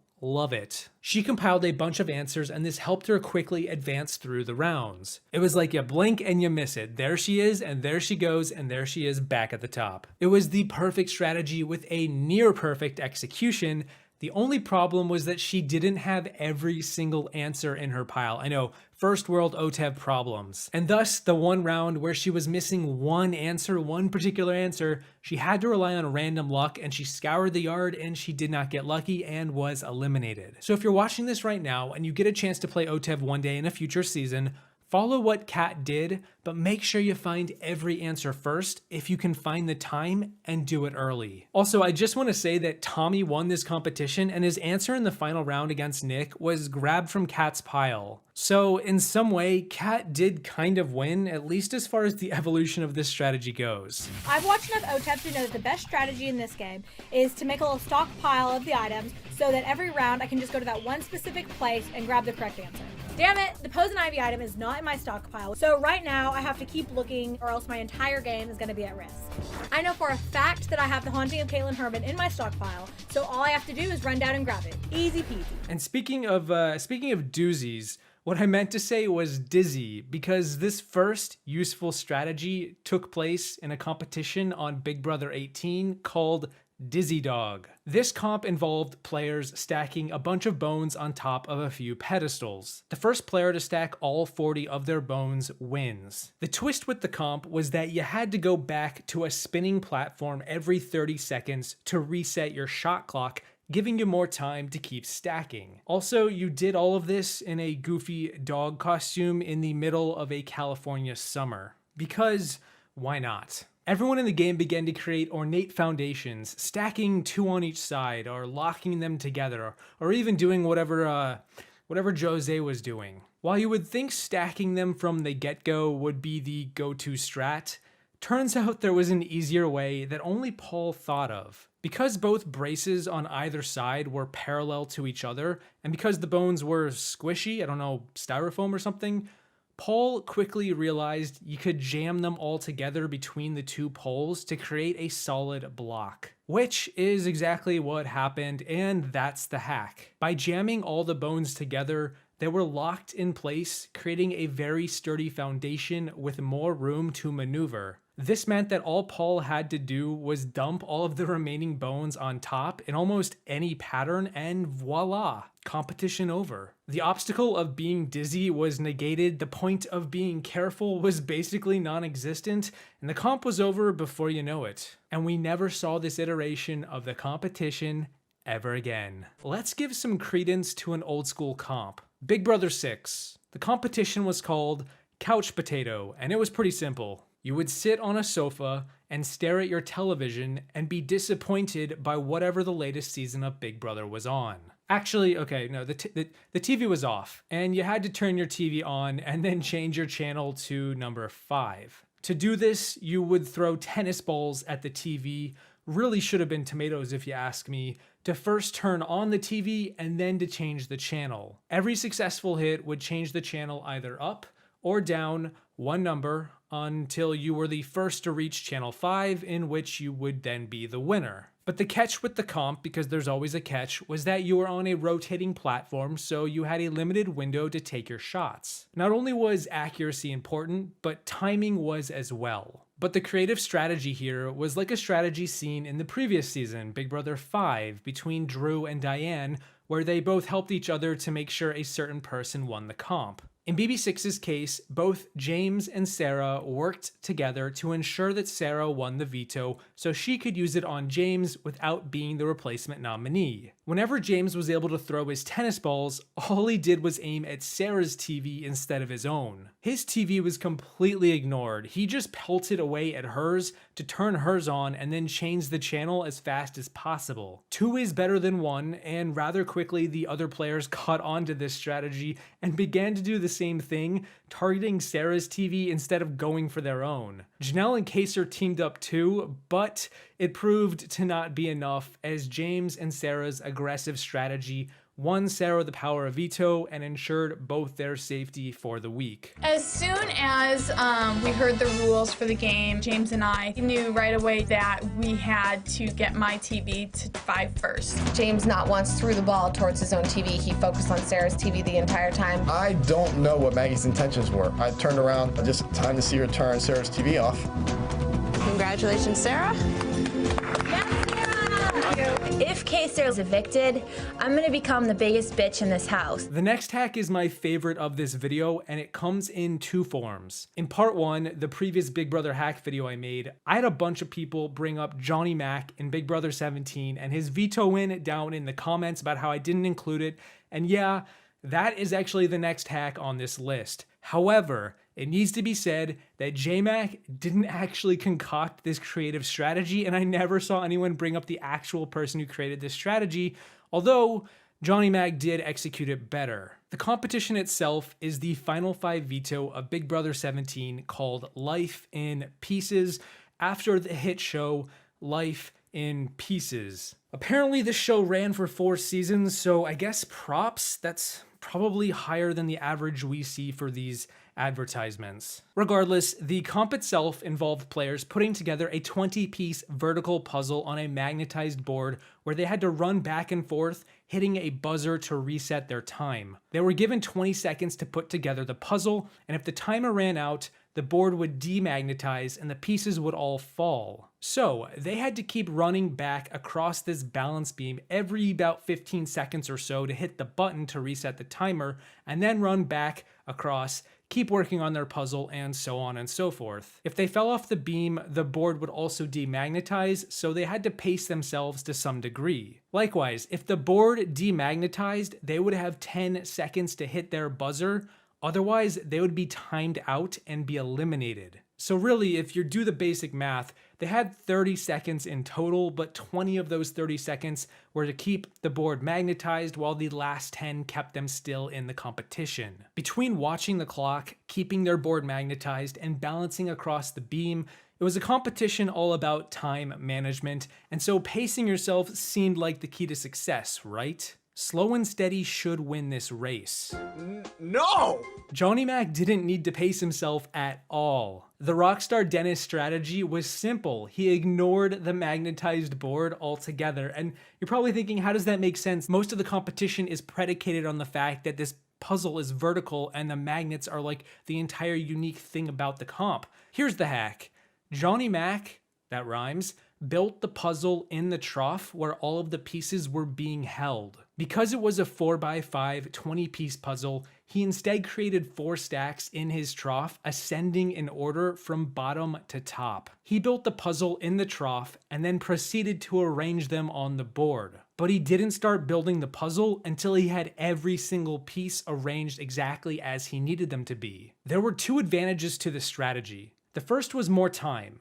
Instead of going back to hit his buzzer every about 15 seconds or so, John could go back every 25 seconds because remagnetizing the board wasn't necessary. All he had to do was stay alive in the comp, which required hitting the buzzer every 30 seconds. The second advantage was speed. If you ever fell off the balance beam, your board would demagnetize, but John didn't care about that because he wasn't doing his puzzle on the board in the first place, and so he could just sprint back to his buzzer and reset the timer, saving himself even more time. Everyone else would go back and forth on the beam, which was obviously slower, but the intended way. Ultimately, once John had the 4 stacks in order, he easily put them together, and there you go. A sweet, sweet veto. Almost sweet enough to give you a cavity. Wow! Yes! I was going home, but then my friend Mr. Vito showed up again. We are the final 4. Let's keep going and kill it. Yeah! But it needs to be said that Shane in Big Brother 14, 3 seasons prior, actually originally thought up this strategy, and he also won the comp using it, but there was no balance beam in his version, so it wasn't as effective. And likewise, he also didn't stack his tiles unlike John in the trough, which makes his execution more chaotic. My strategy to solve this puzzle is to configure it in my little trough, not up on the board. I want to make sure that I have all the pieces I need and then start putting up the pieces. 2 words: clown shoe. We haven't seen it in a hot minute, but it used to be a seasonal thing. During every double eviction of the season, usually the veto comp was this lane with ball pits, sprint and search, where players had to run to a pit full of stuff, dig around to find a few items, and then one by one return the items to the starting area. Fastest player wins. It's a straightforward competition, so what exactly is there to change? Run faster, dig deeper, get in better shape. Whoa, let's not get ridiculous. As the old saying goes, work smarter, not harder. We've seen this competition 9 times across both Big Brother US and Canada, with over 40 players competing in it, and only twice has this strategy been used, and both times that it was, that player won. The strategy is so simple, as it usually is in this video, and it's all about saving time. Because this comp goes by so quickly, every second counts. The biggest hiccup with this comp is every player believes the moment they find the item in the pit, this item that they're looking for, they grab it and they run back to deposit it at the starting area. And then they run back to look for the next one. That is the overwhelmingly common strategy, and it is straight up inferior to the alternative. Here's the hack. The moment that you find the first item, instead of running back, set it aside and keep searching for the next one or 2, depending on how many you need. If you need 3, search for all 3 and don't stop until you find all of them. Don't get me wrong, you will be tempted to run back and drop it off. You're gonna feel like you just found this new toy and you wanna reward everyone in the audience and yourself, be like, look what I found. But that wastes valuable time searching, because the part of the comp that takes the most time is the searching, so don't take time away from that. Again, you might be thinking that makes sense, but only 2 people have ever not done that, and they are Hayden in Big Brother 12 and Kevin in Big Brother Canada 5. Also, technically Corey from Big Brother 18 kind of does this, but it likely wasn't intentionally, since he had to find 3 items and he found 2 and then rushed back before finding his 3rd, which is counter to the strategy. Hayden was the first player to pull it off, and his was based on a trivia question which I think is more impressive because there was a chance he could have been wrong with his 2 answers. I'm amazed he thought this up because it had never been done before. It was only the second time this competition had ever been used. He found his first answer and then set it aside and kept digging until he found the next one. It was very clearly intentionally done on his part, and the fact that nobody else, not a single person as far as I could tell when I rewatched the tapes, has done this in Big Brother US history is kind of mind-blowing. With 1 card. Hayden making his way down. Meanwhile, in Big Brother Canada, I talked about Kevin in a recent video, particularly in regard to how he blew away the trivia comps on that season. But credit where credit is due, he also used this strategy from Hayden during the triple eviction to save himself. Similar to Hayden, Kevin had to solve a puzzle. It wasn't as simple as just finding the pieces. He had to find the right pieces, and he dropped all 4 of them outside of his pen once he found them all, and then he just scurried back and forth 4 times, grabbing them until he won. Again, very intentional, optimal strategy that saved his butt when he needed to most. Don't underestimate comp wins. Sometimes there's more than meets the eye. And so lastly, let's talk about an oldie but a goodie. It's a competition that we haven't seen for almost a decade now, and that is majority rules. It looks like every other true-false trivia comp, but in this case, it was all about answering in the majority. Who do you think the majority would rather watch win Big Brother 22? A for Cody or B for Nicole? The objective here is to go with the house. Something New School Big Brother would be good at. Actually, it's probably for the best that this comp doesn't return because it was hacked and figured out and never seen again after Big Brother Canada Season 1, the last time we ever saw it in North America. To the best of my knowledge, it was never hacked in the US, at least not that I'm aware of, or to the degree that it was in Canada. But the workaround strategy is straightforward. The Majority Alliance, the players in power going into this competition, all decided to pick the answer A for every question, regardless of the question. Straight A's. One by one, ever so surely, all the outsiders not privy to this strategy fell like flies until the only players left were the happy majority. Looking around, holy shit, the fix was in. And special credit to Alec on that season for putting this strategy out there. While it took a group to pull off, he was the one who originally devised the idea. Who will the majority of the House say they would least want love advice from? The majority has gone with A. The majority has gone for A. The majority has said A. The majority said A. Everyone has said A. And the majority says A. Tom, you're all staying and you're all going to tiebreak. Big Brother 23, the first week, the first Power of Veto competition of the season where we saw the players compete in a comp called Massive Cocktails. The players were given 5 fruit-shaped pieces and they had to assemble them on a ramp so that when a ball was dropped at the top, it would make its way down to the bottom and land in a tiny, comfy compartment. The catch was that the ball had to do a few things on its way down the ramp. It had to go through this ice tunnel, touch the lime, touch the banana, and then go through a second ice tunnel. You can arrange the 5 pieces that are given to you at the start of the comp that aren't already on the ramp any way you want, but those requirements that I just listed had to be met and you couldn't move those particular pieces on the ramp. Like most hacks, the hack here is remarkably simple, but in the heat of the moment, it is not something everyone considers. At the start of the comp, 5 of the 6 players rush to the top of the ramp to start working on the top half of the puzzle. They figure they'll work their way down given the ball has to start at the top of the ramp anyway. But one player does the opposite, and that makes all the difference. Derek X starts at the bottom, puts his pieces at the bottom of the ramp, and does so for one brilliant reason. He immediately realizes that because everyone has the same ramp and the same puzzle and the same pieces, and because 5 of his opponents are working on the top half, if he can solve the bottom half, all he needs to do is look at what the other 5 are doing for the top and mimic them. One of those 5 players will find him the answer. They're doing his work for him. So he tests the bottom half of the ramp and finds a solution that works, then goes to the top and notices everyone has the straw piece in place. Derek assumes that's the solution and begins to tweak his puzzle to navigate the ball through the obstacles. Nobody else seems to realize that Derek has already figured out what would work for the bottom half, but because he had 5 brains working to unintentionally help him solve the top, he won the competition pretty easily, and I love when people go against the grain and are clever with it. I realize that they can just do the hard work for me by solving the top while I work on the bottom. He was smart because he started from the beginning down there. Yeah. Everyone else went at the top. Finally, it feels like I figured out the bottom and middle of my cocktail, so I'm gonna start moving upward. I look over to the right and I see Frenchie's straw at the top, so now I know that's probably the right answer. Let's get the Peridiam. Come on. Oh, here we go, here we go.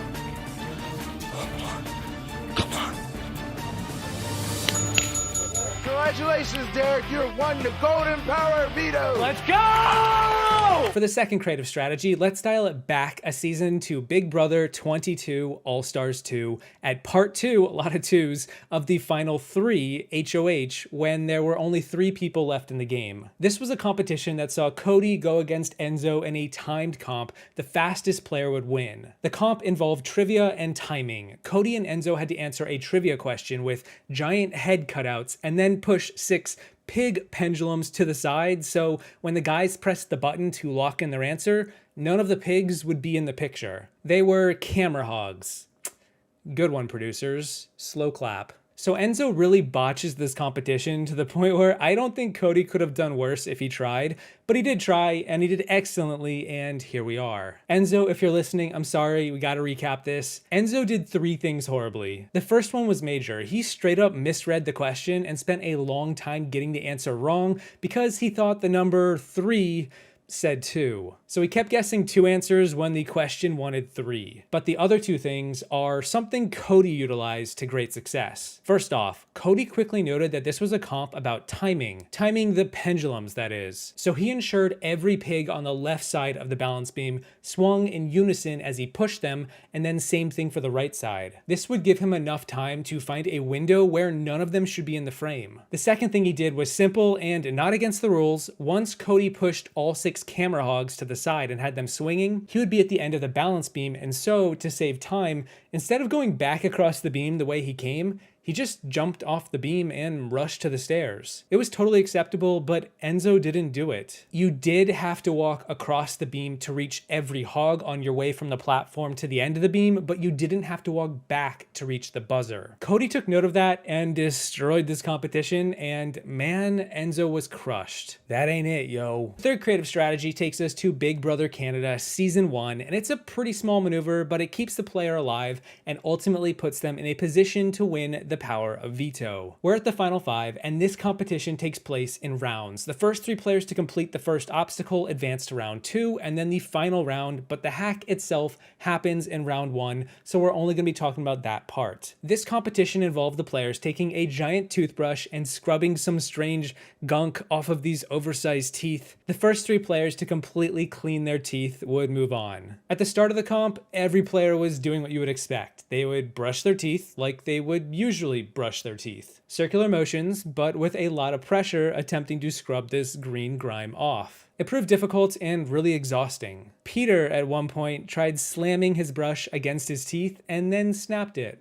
Whoops. But Andrew had an epiphany and changed his tactics from scrubbing to smacking, but not with as much force or frustration as Peter, but enough to where he realized that smacking the teeth would cause the grime to just fall off. So he smacked away, and then Emmett realized this strategy was working, so he did the same thing, and then both of them finished the round within seconds of each other. Andrew went on to win the power of veto in later rounds, but this tiny switch of strategy in the middle ensured he could at least beat that Canadian cowboy out of the gate. The strategy is to go in a circular motion, as though I'm brushing my own teeth. But this plaque was on there hard, so after a while, I just started hitting it. Oh no. My epiphany comes when I start hitting the brush against the teeth and the plaque starts to break up. It just started to fall off, and I realized that I was really in the driver's seat in this competition. And all of a sudden, in the corner of my ear, I hear Andrew banging on it. So I try that. As soon as I start banging on it, it starts speeding things up. It kind of loosens it up a bit.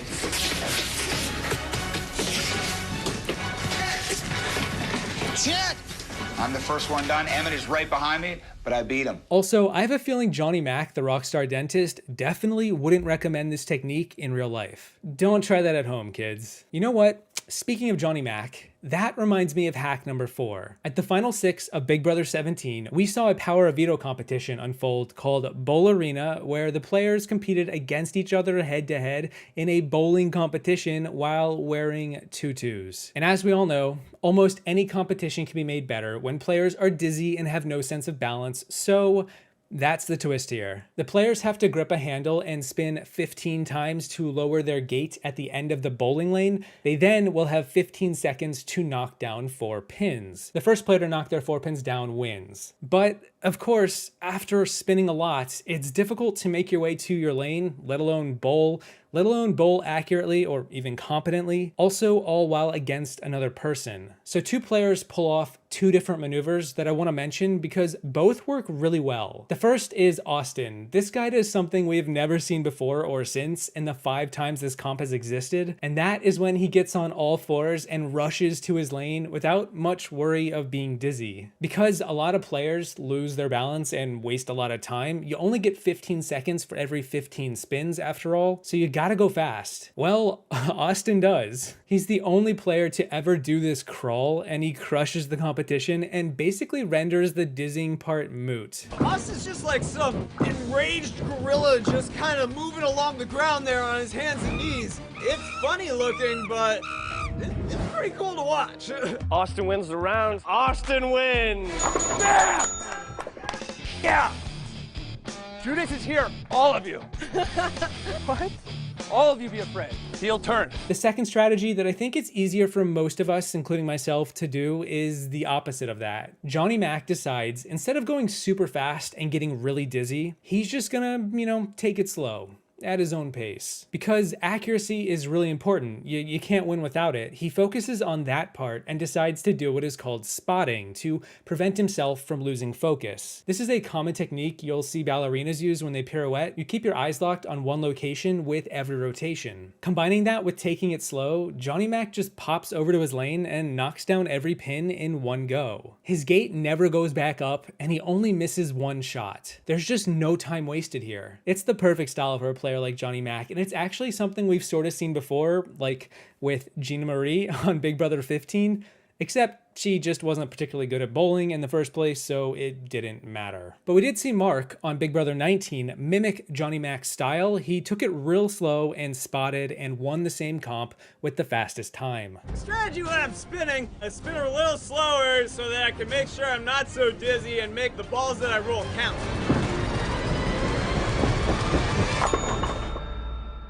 And Johnny Mac's the winner. I'm gonna try to spin a little bit slower here. I'm hoping that me being less dizzy can help me focus on the pins. Baby! Mark, you are safe this week. This is the happiest that I've been in the house. Not only did I win, I smoked them. And then lastly, the final hack on this list, the extra bonus one that needs to be mentioned because I know everyone wants me to bring it up, is less a particular hack for the competition and more just an insane amount of social hacking to reduce this competition to what it became. I'm of course talking about Paul on Big Brother 19 and the HOH running competition where they managed to convince the entire house to throw the comp to a woman with a broken leg. It sounds ridiculous on paper, it's even more ridiculous in motion. Basically, a woman named Christmas had a broken leg and she won a competition that involved running, sprinting, and being quick on your likely not broken feet. How did she do it? Well, it's less to do with the running part and more to do with the throwing part. Several days leading up to the competition, Paul, who was one of Christmas's allies, wanted to target 2 players, Alex and Jason, for eviction. Jason was the outgoing HOH, so he couldn't play in this running comp, and Paul didn't want Alex to win HOH because she would be safe and so would Jason. So how does Paul manage to prevent their target from being safe and having the HOH power? Paul convinced Alex that the house target was going to be Kevin, and that if Kevin were to drop out, Alex could then safely do the same and save herself in a future HOH comp in the next week. Alex agreed to that. It makes sense. Only if Kevin wasn't in the comp would she throw it. So Paul then goes to Kevin and convinced him Alex was the target, but he had to drop out to get her to drop out too. So Kevin agreed out of sheer loyalty. Paul then went to Raven, a player he wasn't as close to as Christmas, and convinced her to drop out of the comp only on the condition that Alex would be out first. So basically, if you're following along, Kevin's going to drop, followed by Alex, followed by Raven. All of Paul's ducks were in a row, and the rest was poetry in motion. The competition itself had players rushing to hit a button once the word go popped up on the screen. If you false started or were the last to push your button once the word go appeared, you would be eliminated and the last player standing would win. So on cue, Kevin threw the comp, which then prompted Alex to throw the comp in the next round because she believed she had nothing to worry about, which then got Raven to throw the comp because Alex was now out and her target was Alex, which then meant Paul could throw the comp to either Christmas or Josh, their two closest allies. And then the cherry on top is Josh throwing the comp to Christmas because when else would a woman with one leg be able to win a physical competition, let alone all about running for HOH? Then I could string up my puppets and make them have a little puppet show. Now that I've got everything set up where I need it, I just gotta make it happen. Yes. Oh, I gotta beat Christmas. I can't let a girl punch his baby. I can't. Wait a minute. My whole plan hinges on Kevin? Yep. My bad. Ooh.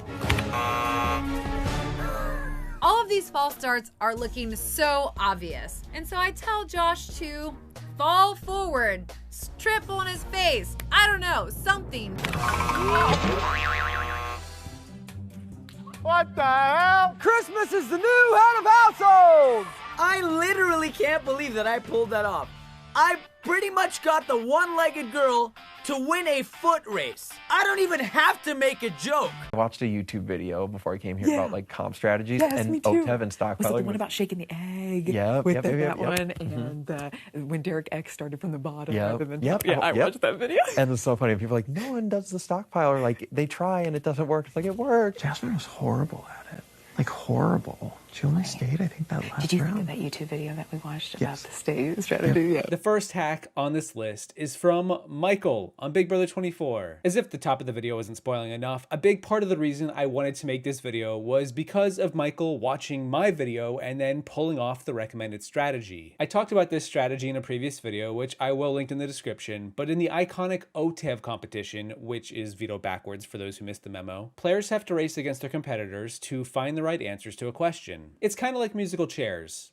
Or something. OTEV is basically like a game of musical chairs. It's a whole lot like a game of musical chairs. It's kind of like a game of musical chairs. Musical chairs. Musical chairs. Musical chairs. Last person to find the correct answer is eliminated. I recommended the ideal strategy was to create a stash of answers somewhere on the course in the first round when you have the most time, because that's when the max number of players are in the game, and then go back to your stash every round and quickly grab the next right answer. The trickiest part of OTEV is finding the right answer. Most players get tripped up flipping over the same answers repeatedly, wasting time. But if you create a stash of unique answers early in the comp, you don't have to waste time. Just slide down the ramp, beeline to your stash, and grab the right one. This strategy slowly evolved over the years, from Austin unintentionally doing it in BB17 to Kat attempting to pull it off in BB21 to now Michael successfully using it in BB24. Michael, in the event you ever watch this, obviously not anytime soon, I just want to say, you did me proud. I mean, what's one more veto win in the grand scheme of things? The important thing about each round isn't about coming in first, it's about not coming in last. So once I find the correct answer, I'm gonna take some extra time to build up my stockpile to help me for future rounds. Luckily, I've got my handy stockpile. Now it's time to claim the veto. You have won the golden power of veto.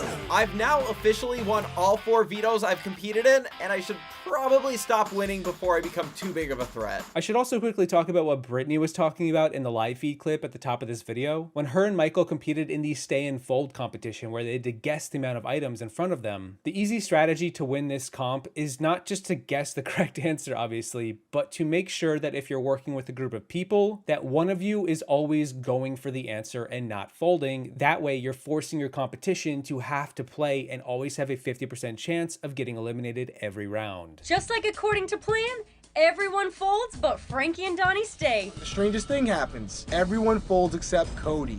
Bingo, the plan is back on. Cody's our man. Brittany, you are the only player that stayed, which means you get a letter. So everyone else folds.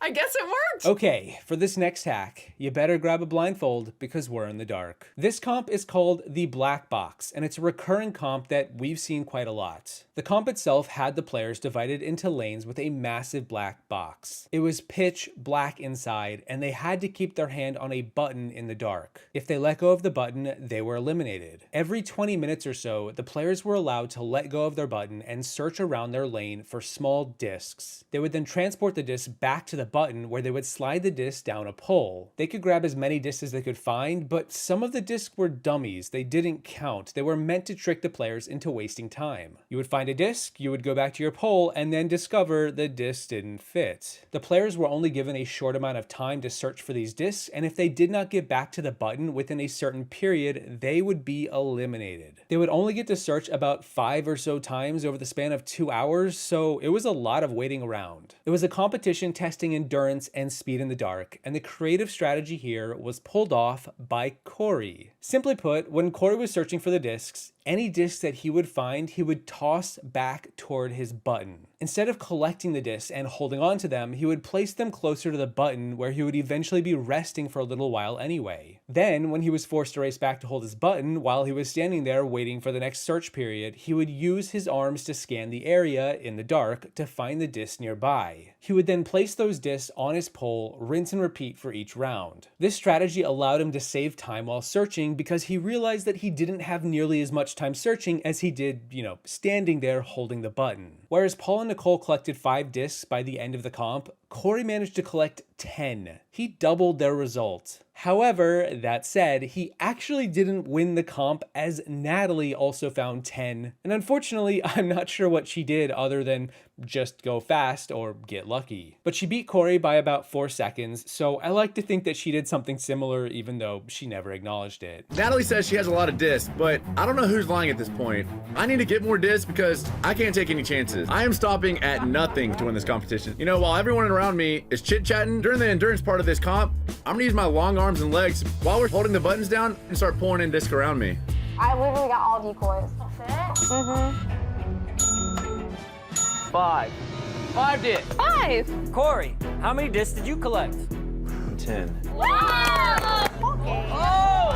10. Oh! Natalie, you brought your disc back at the 1 hour, 57 minute, 50-second mark. Corey, you brought your disc back at the 1 hour, 57 minute, 54-second mark. For the third hack, it doesn't take a Mensa member to figure out this strategy. Although, in this case, it did take a Jensa member. Jen Johnson, Big Brother 8. Yeah, she's making her way into a hack video. I could not be happier to talk about her here. What did Jen do? Well, she basically took advantage of the rules for this veto comp to ensure either she won it or the only other player in the comp who would use it on her would win it, that being Jamika. Before the competition, Jamika had her name drawn out of the veto bag by Jen, and Jamika took that as a sign that she was supposed to play for Jen. As in, if she were to win the veto, she would use it on Jen. She promised she would do that, and Jamika was good for her word. We head to the competition, and this one involved bad art and some fancy wordplay. An image would appear on the screen, and the first player to buzz in and correctly guess what the image was trying to say would get points. But if the player got it wrong, they would be eliminated, and everyone would move on to the next image. In other words, there could only ever be one guess per round. If someone got it wrong, another player couldn't just buzz in and have a go. Knowing this, Jen found herself in the final round alongside Jamika and a few other players. Jamika was in first place, but because the last round was worth a lot of points, if anyone got it right, they would surpass Jamika and win the veto. Jen couldn't have that happen. So right when the last image popped up, Jen buzzed in. Jen applied her genius deduction skills and threw out the word safety. Everyone laughed at her, but little did they realize Jen was about to have the last laugh. Because the answer wasn't safety, Jen got it wrong, which meant, by default, Jamika now won the power of veto. It's a brilliant strategy that nobody else in the comp thought up until it was too late. And the best part about all of this is that once the other players realized what Jen did, they got real mad. Imagine getting outplayed by a Jensa member. Underrated strategist, I tell ya. With one question remaining, Jamika is in the lead with 2,000 Big Brother bucks. This next question will be worth 2,000 Big Brother bucks. Jen.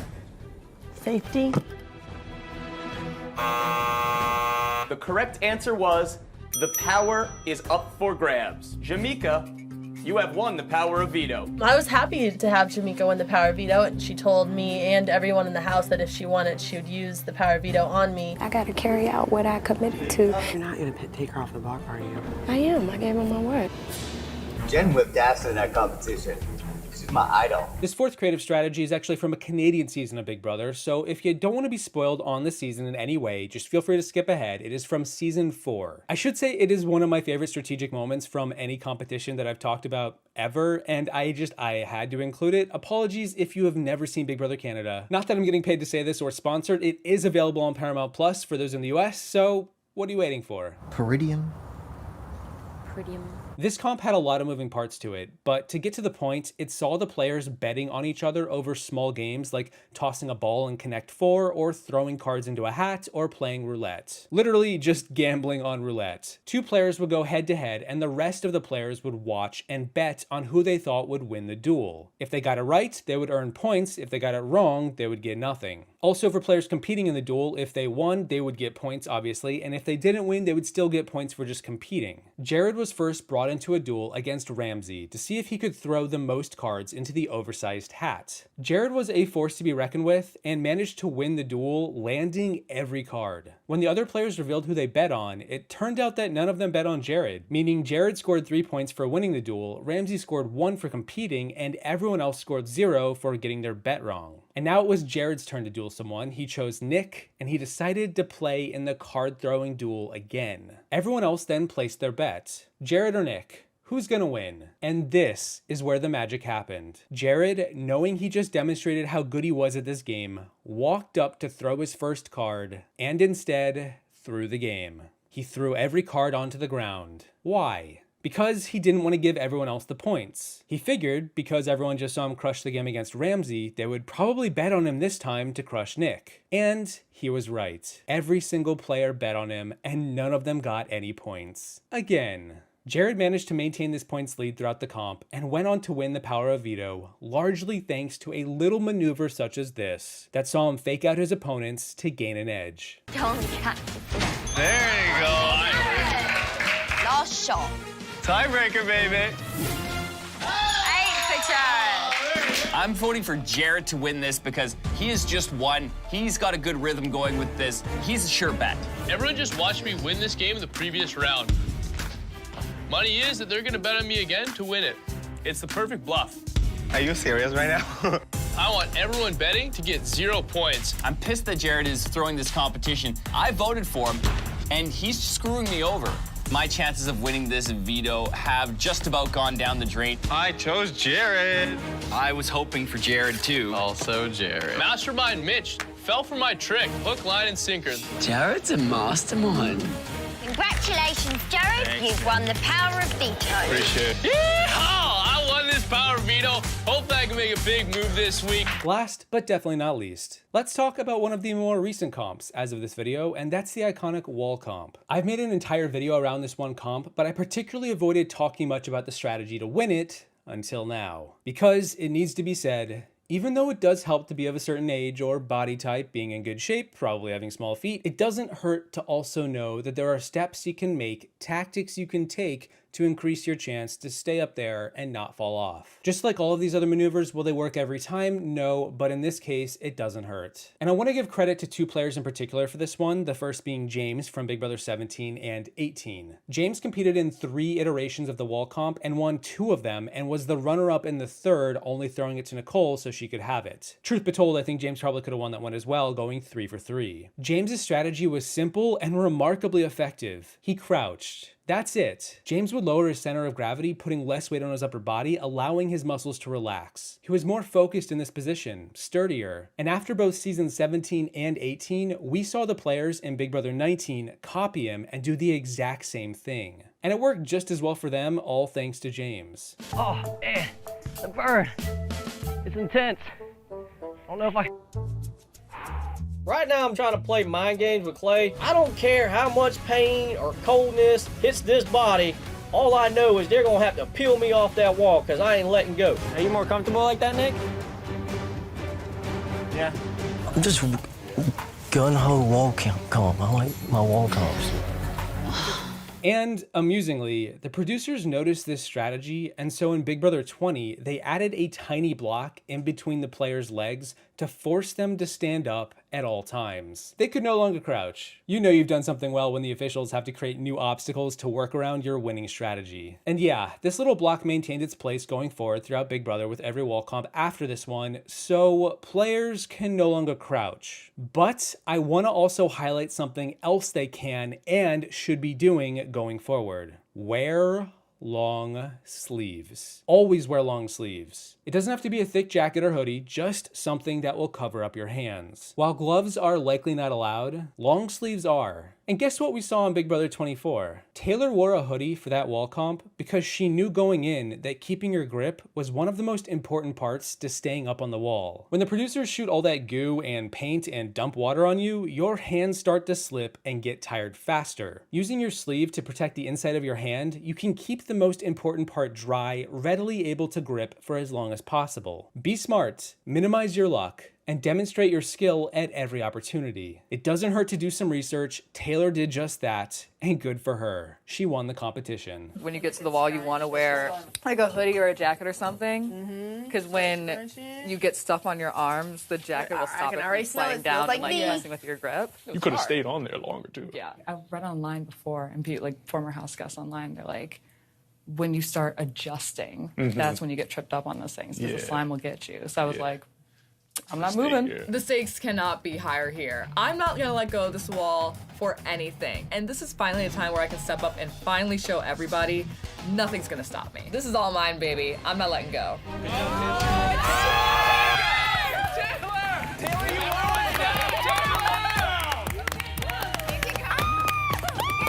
Phew, and that's it. That is 20 videos in one. And you know, to be honest, just like I said at the end of my 50 hacks compilation from years ago, there very well could be a 21st video out there one day, but not today. Today, we feasted. Now, if you did watch the entire video and didn't just skip ahead to hear if I recorded new audio for the outro, that is a lot of Survivor and Big Brother. I hope you are entertained, and please remember to go to the bathroom and also hydrate. A huge thank you to my patrons for all of your support through each month and year. You've probably all watched these videos. Thank you so much for using the bathroom and still being here with us. It's been a very long road to get here. It feels like we're at some kind of peak that's now twice as high as the last time I did this, but regardless of what's next, thank you for watching. I hope you enjoyed the video. Seriously though, like, don't forget to hydrate on your way out, and I will see you in the next one, once I find yet another way to anti-hack the YouTube algorithm. Here are 5 times Survivor players' anti-hack challenges. The first anti or anti-hack in this video is from Season 30 Worlds Apart, and yeah, we're starting with the infamous barrels. Getting real Donkey Kong country up in here. This challenge involved the players being divided into teams of 4, where they had to navigate across the beach using 4 barrels, 2 planks, and some rope. Their feet, or the planks, could not touch the ground. You may not notice, but the floor was actually lava. Okay, so you're given these limited amount of supplies. What is the strategy to get across? Well, for the first 2/3 of the challenge, both teams implemented pretty effective tactics. The red team kept the barrels upright, the blue team sideways, but overall they both managed to remain even until close to the end. And I should say the blue team was mostly just Mike doing everything, but hey, if he works, it works. But then in the final third, Mike got tired and needed help, and this is where the anti-hack comes into play. Sierra, a national barrel racer champion, had a bright idea. What if they just rolled on the barrels to the finish line? How hard could it be? So, believe it or not, they actually tried this strategy, and for a moment it almost appeared as if they could pull it off. But they couldn't, because that would be absurd. A for effort, though. Oh, Mike, in trouble. Gotta recover. Sorry, you got it. And he does. Almost did the splits. Mike, gotta be exhausted. Something's gonna have to change for blue. Red now 2 barrels ahead. Sierra, barrel rolling. Everybody gonna get on barrels and try to roll their way to the end.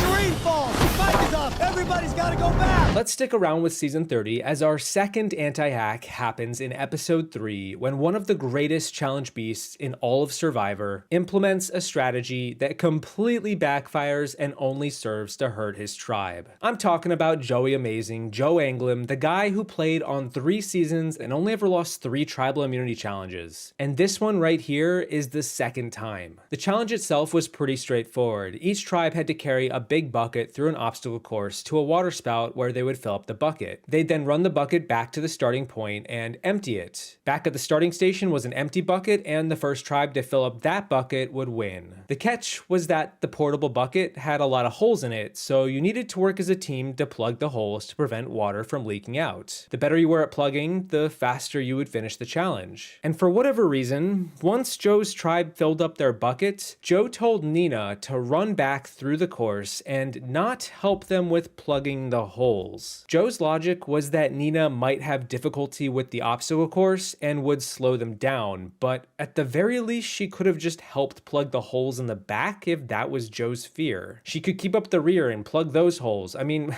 what's the downside? She's not doing anything else by not helping with retaining the water. This strategy only made the no-caller tribe fall behind as they struggled to hold the bucket, struggled to keep in more water, and ultimately lost the challenge by a decent margin. Joe apologized to Nina after the challenge for his dumb idea, and this would be the second to last time he would ever lose a tribal immunity again. Joe is gonna send Nina out ahead. Could be a very smart strategy by the no-callers if it pays off. Once again, Nina going out.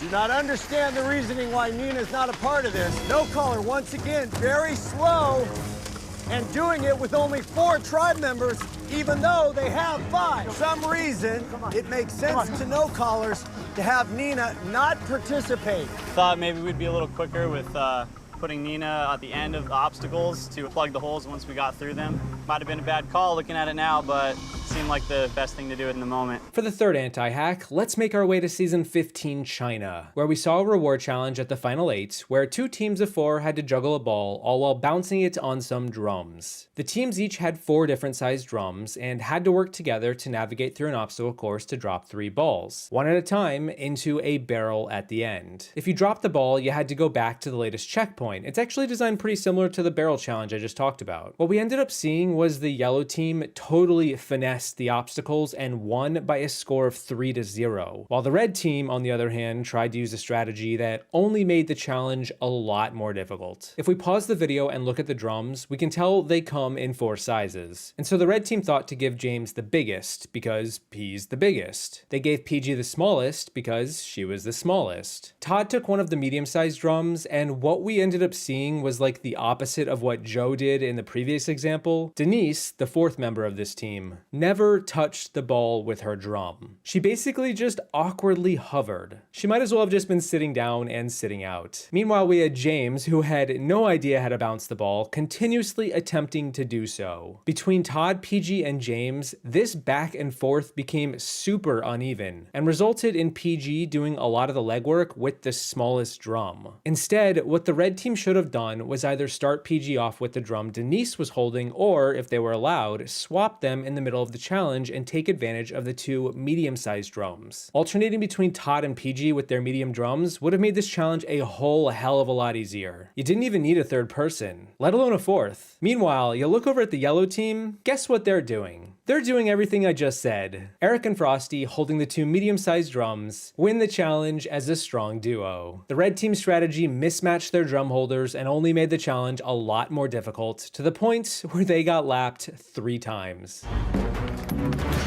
Red team loses it. Got to go back to the start. There is definitely a learning curve to this challenge. James loses it. I'll try to catch it. Denise, PG, Todd, James having a tough time getting the hang of this. Next one. Todd, you ready? Yeah. Take over. Look. Red misses again. Red trying to score their first point. Todd to PG. Red very close. But they lose it. Get it.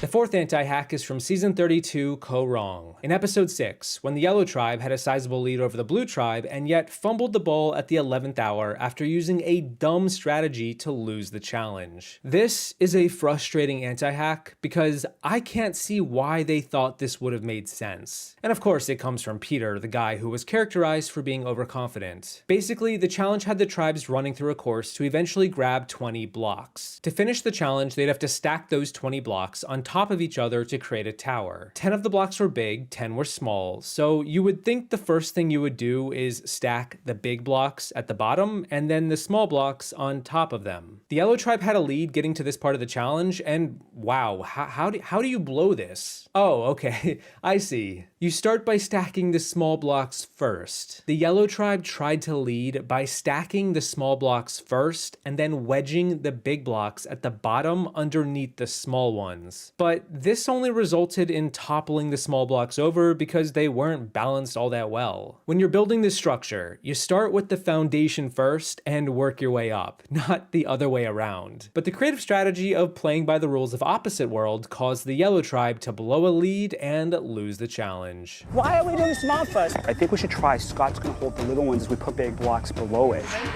Hold on, hold on. We got 3 more? Combine those. Okay. Very risky approach. They're stacking from the middle. Scott trying to hold it steady along with Peter, but it is really wobbly at the top. It's wobbling. It's tipping. Watch out! Blocks hit Joe in the head. You okay? Yeah, I'm good. Okay. Got a hard head. Joe took a big hit to the head. Blood streaming down his face. Debbie has it. Get on your mat. Come on.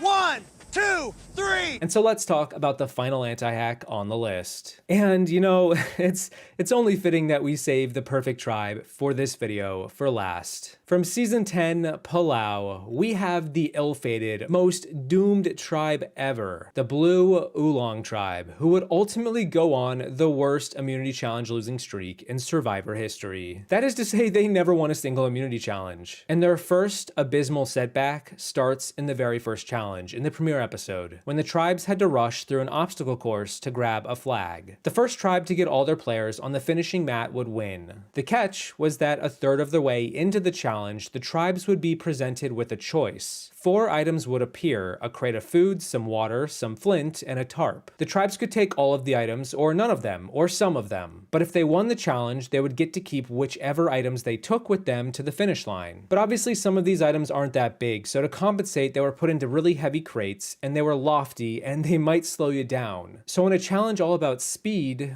what do? What do you take and leave behind? The amazing thing is that Oolong started off with a decent lead over Karor. They got to their items first and began to untie them. But then they had to talk amongst themselves, and this is where everything came crashing down. Oolong was a hot mess, and not one of their players would find themselves on the same page, which resulted in them getting stuck deciding which items to take. They wanted to take all of them, or at least half of them, but would this decision be worth it? Stephanie actually didn't really want to take any of them. Probably should have listened to her, huh? Well, amidst all of this, the Karor tribe caught up to them and immediately chose to just take the flint. A limited supply of food and water wouldn't really matter in the long run, but a fire is invaluable. And you know what's also invaluable? Winning the challenge. Karor showed up to this part, made a decision, took one item, and beelined it to the finish. This should have been a no-brainer for Oolong, but in their infinite wisdom, they not only blew a lead, but also took the food and water supply, which was technically 3 objects in total, and arguably the least important of the bunch. Their strategy was terrible, their decision-making slowed them down, and in the end, all of this only served to make their lives more difficult when it should have been the opposite. But hey, you know, this was just the beginning for Oolong, as not only did they anti-hack this challenge, but they would also ultimately go on to anti-hack Survivor. This is where you make your first decision. Are you going to take all your items or not?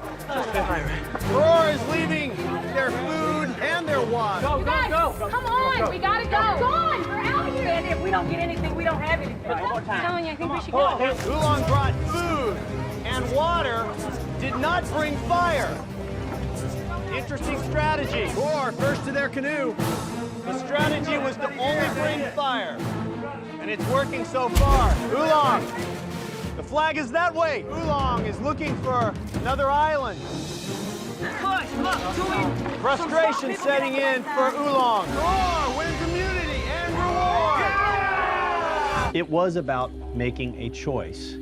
And it seems as though you guys have a very strong tribe, but it was brains that beat you today. So, James, let me be clear. You didn't even bring fire. Oh, hell no, we should've. You did not take fire. Dumbass. We're gonna win some matches. We just didn't do it today.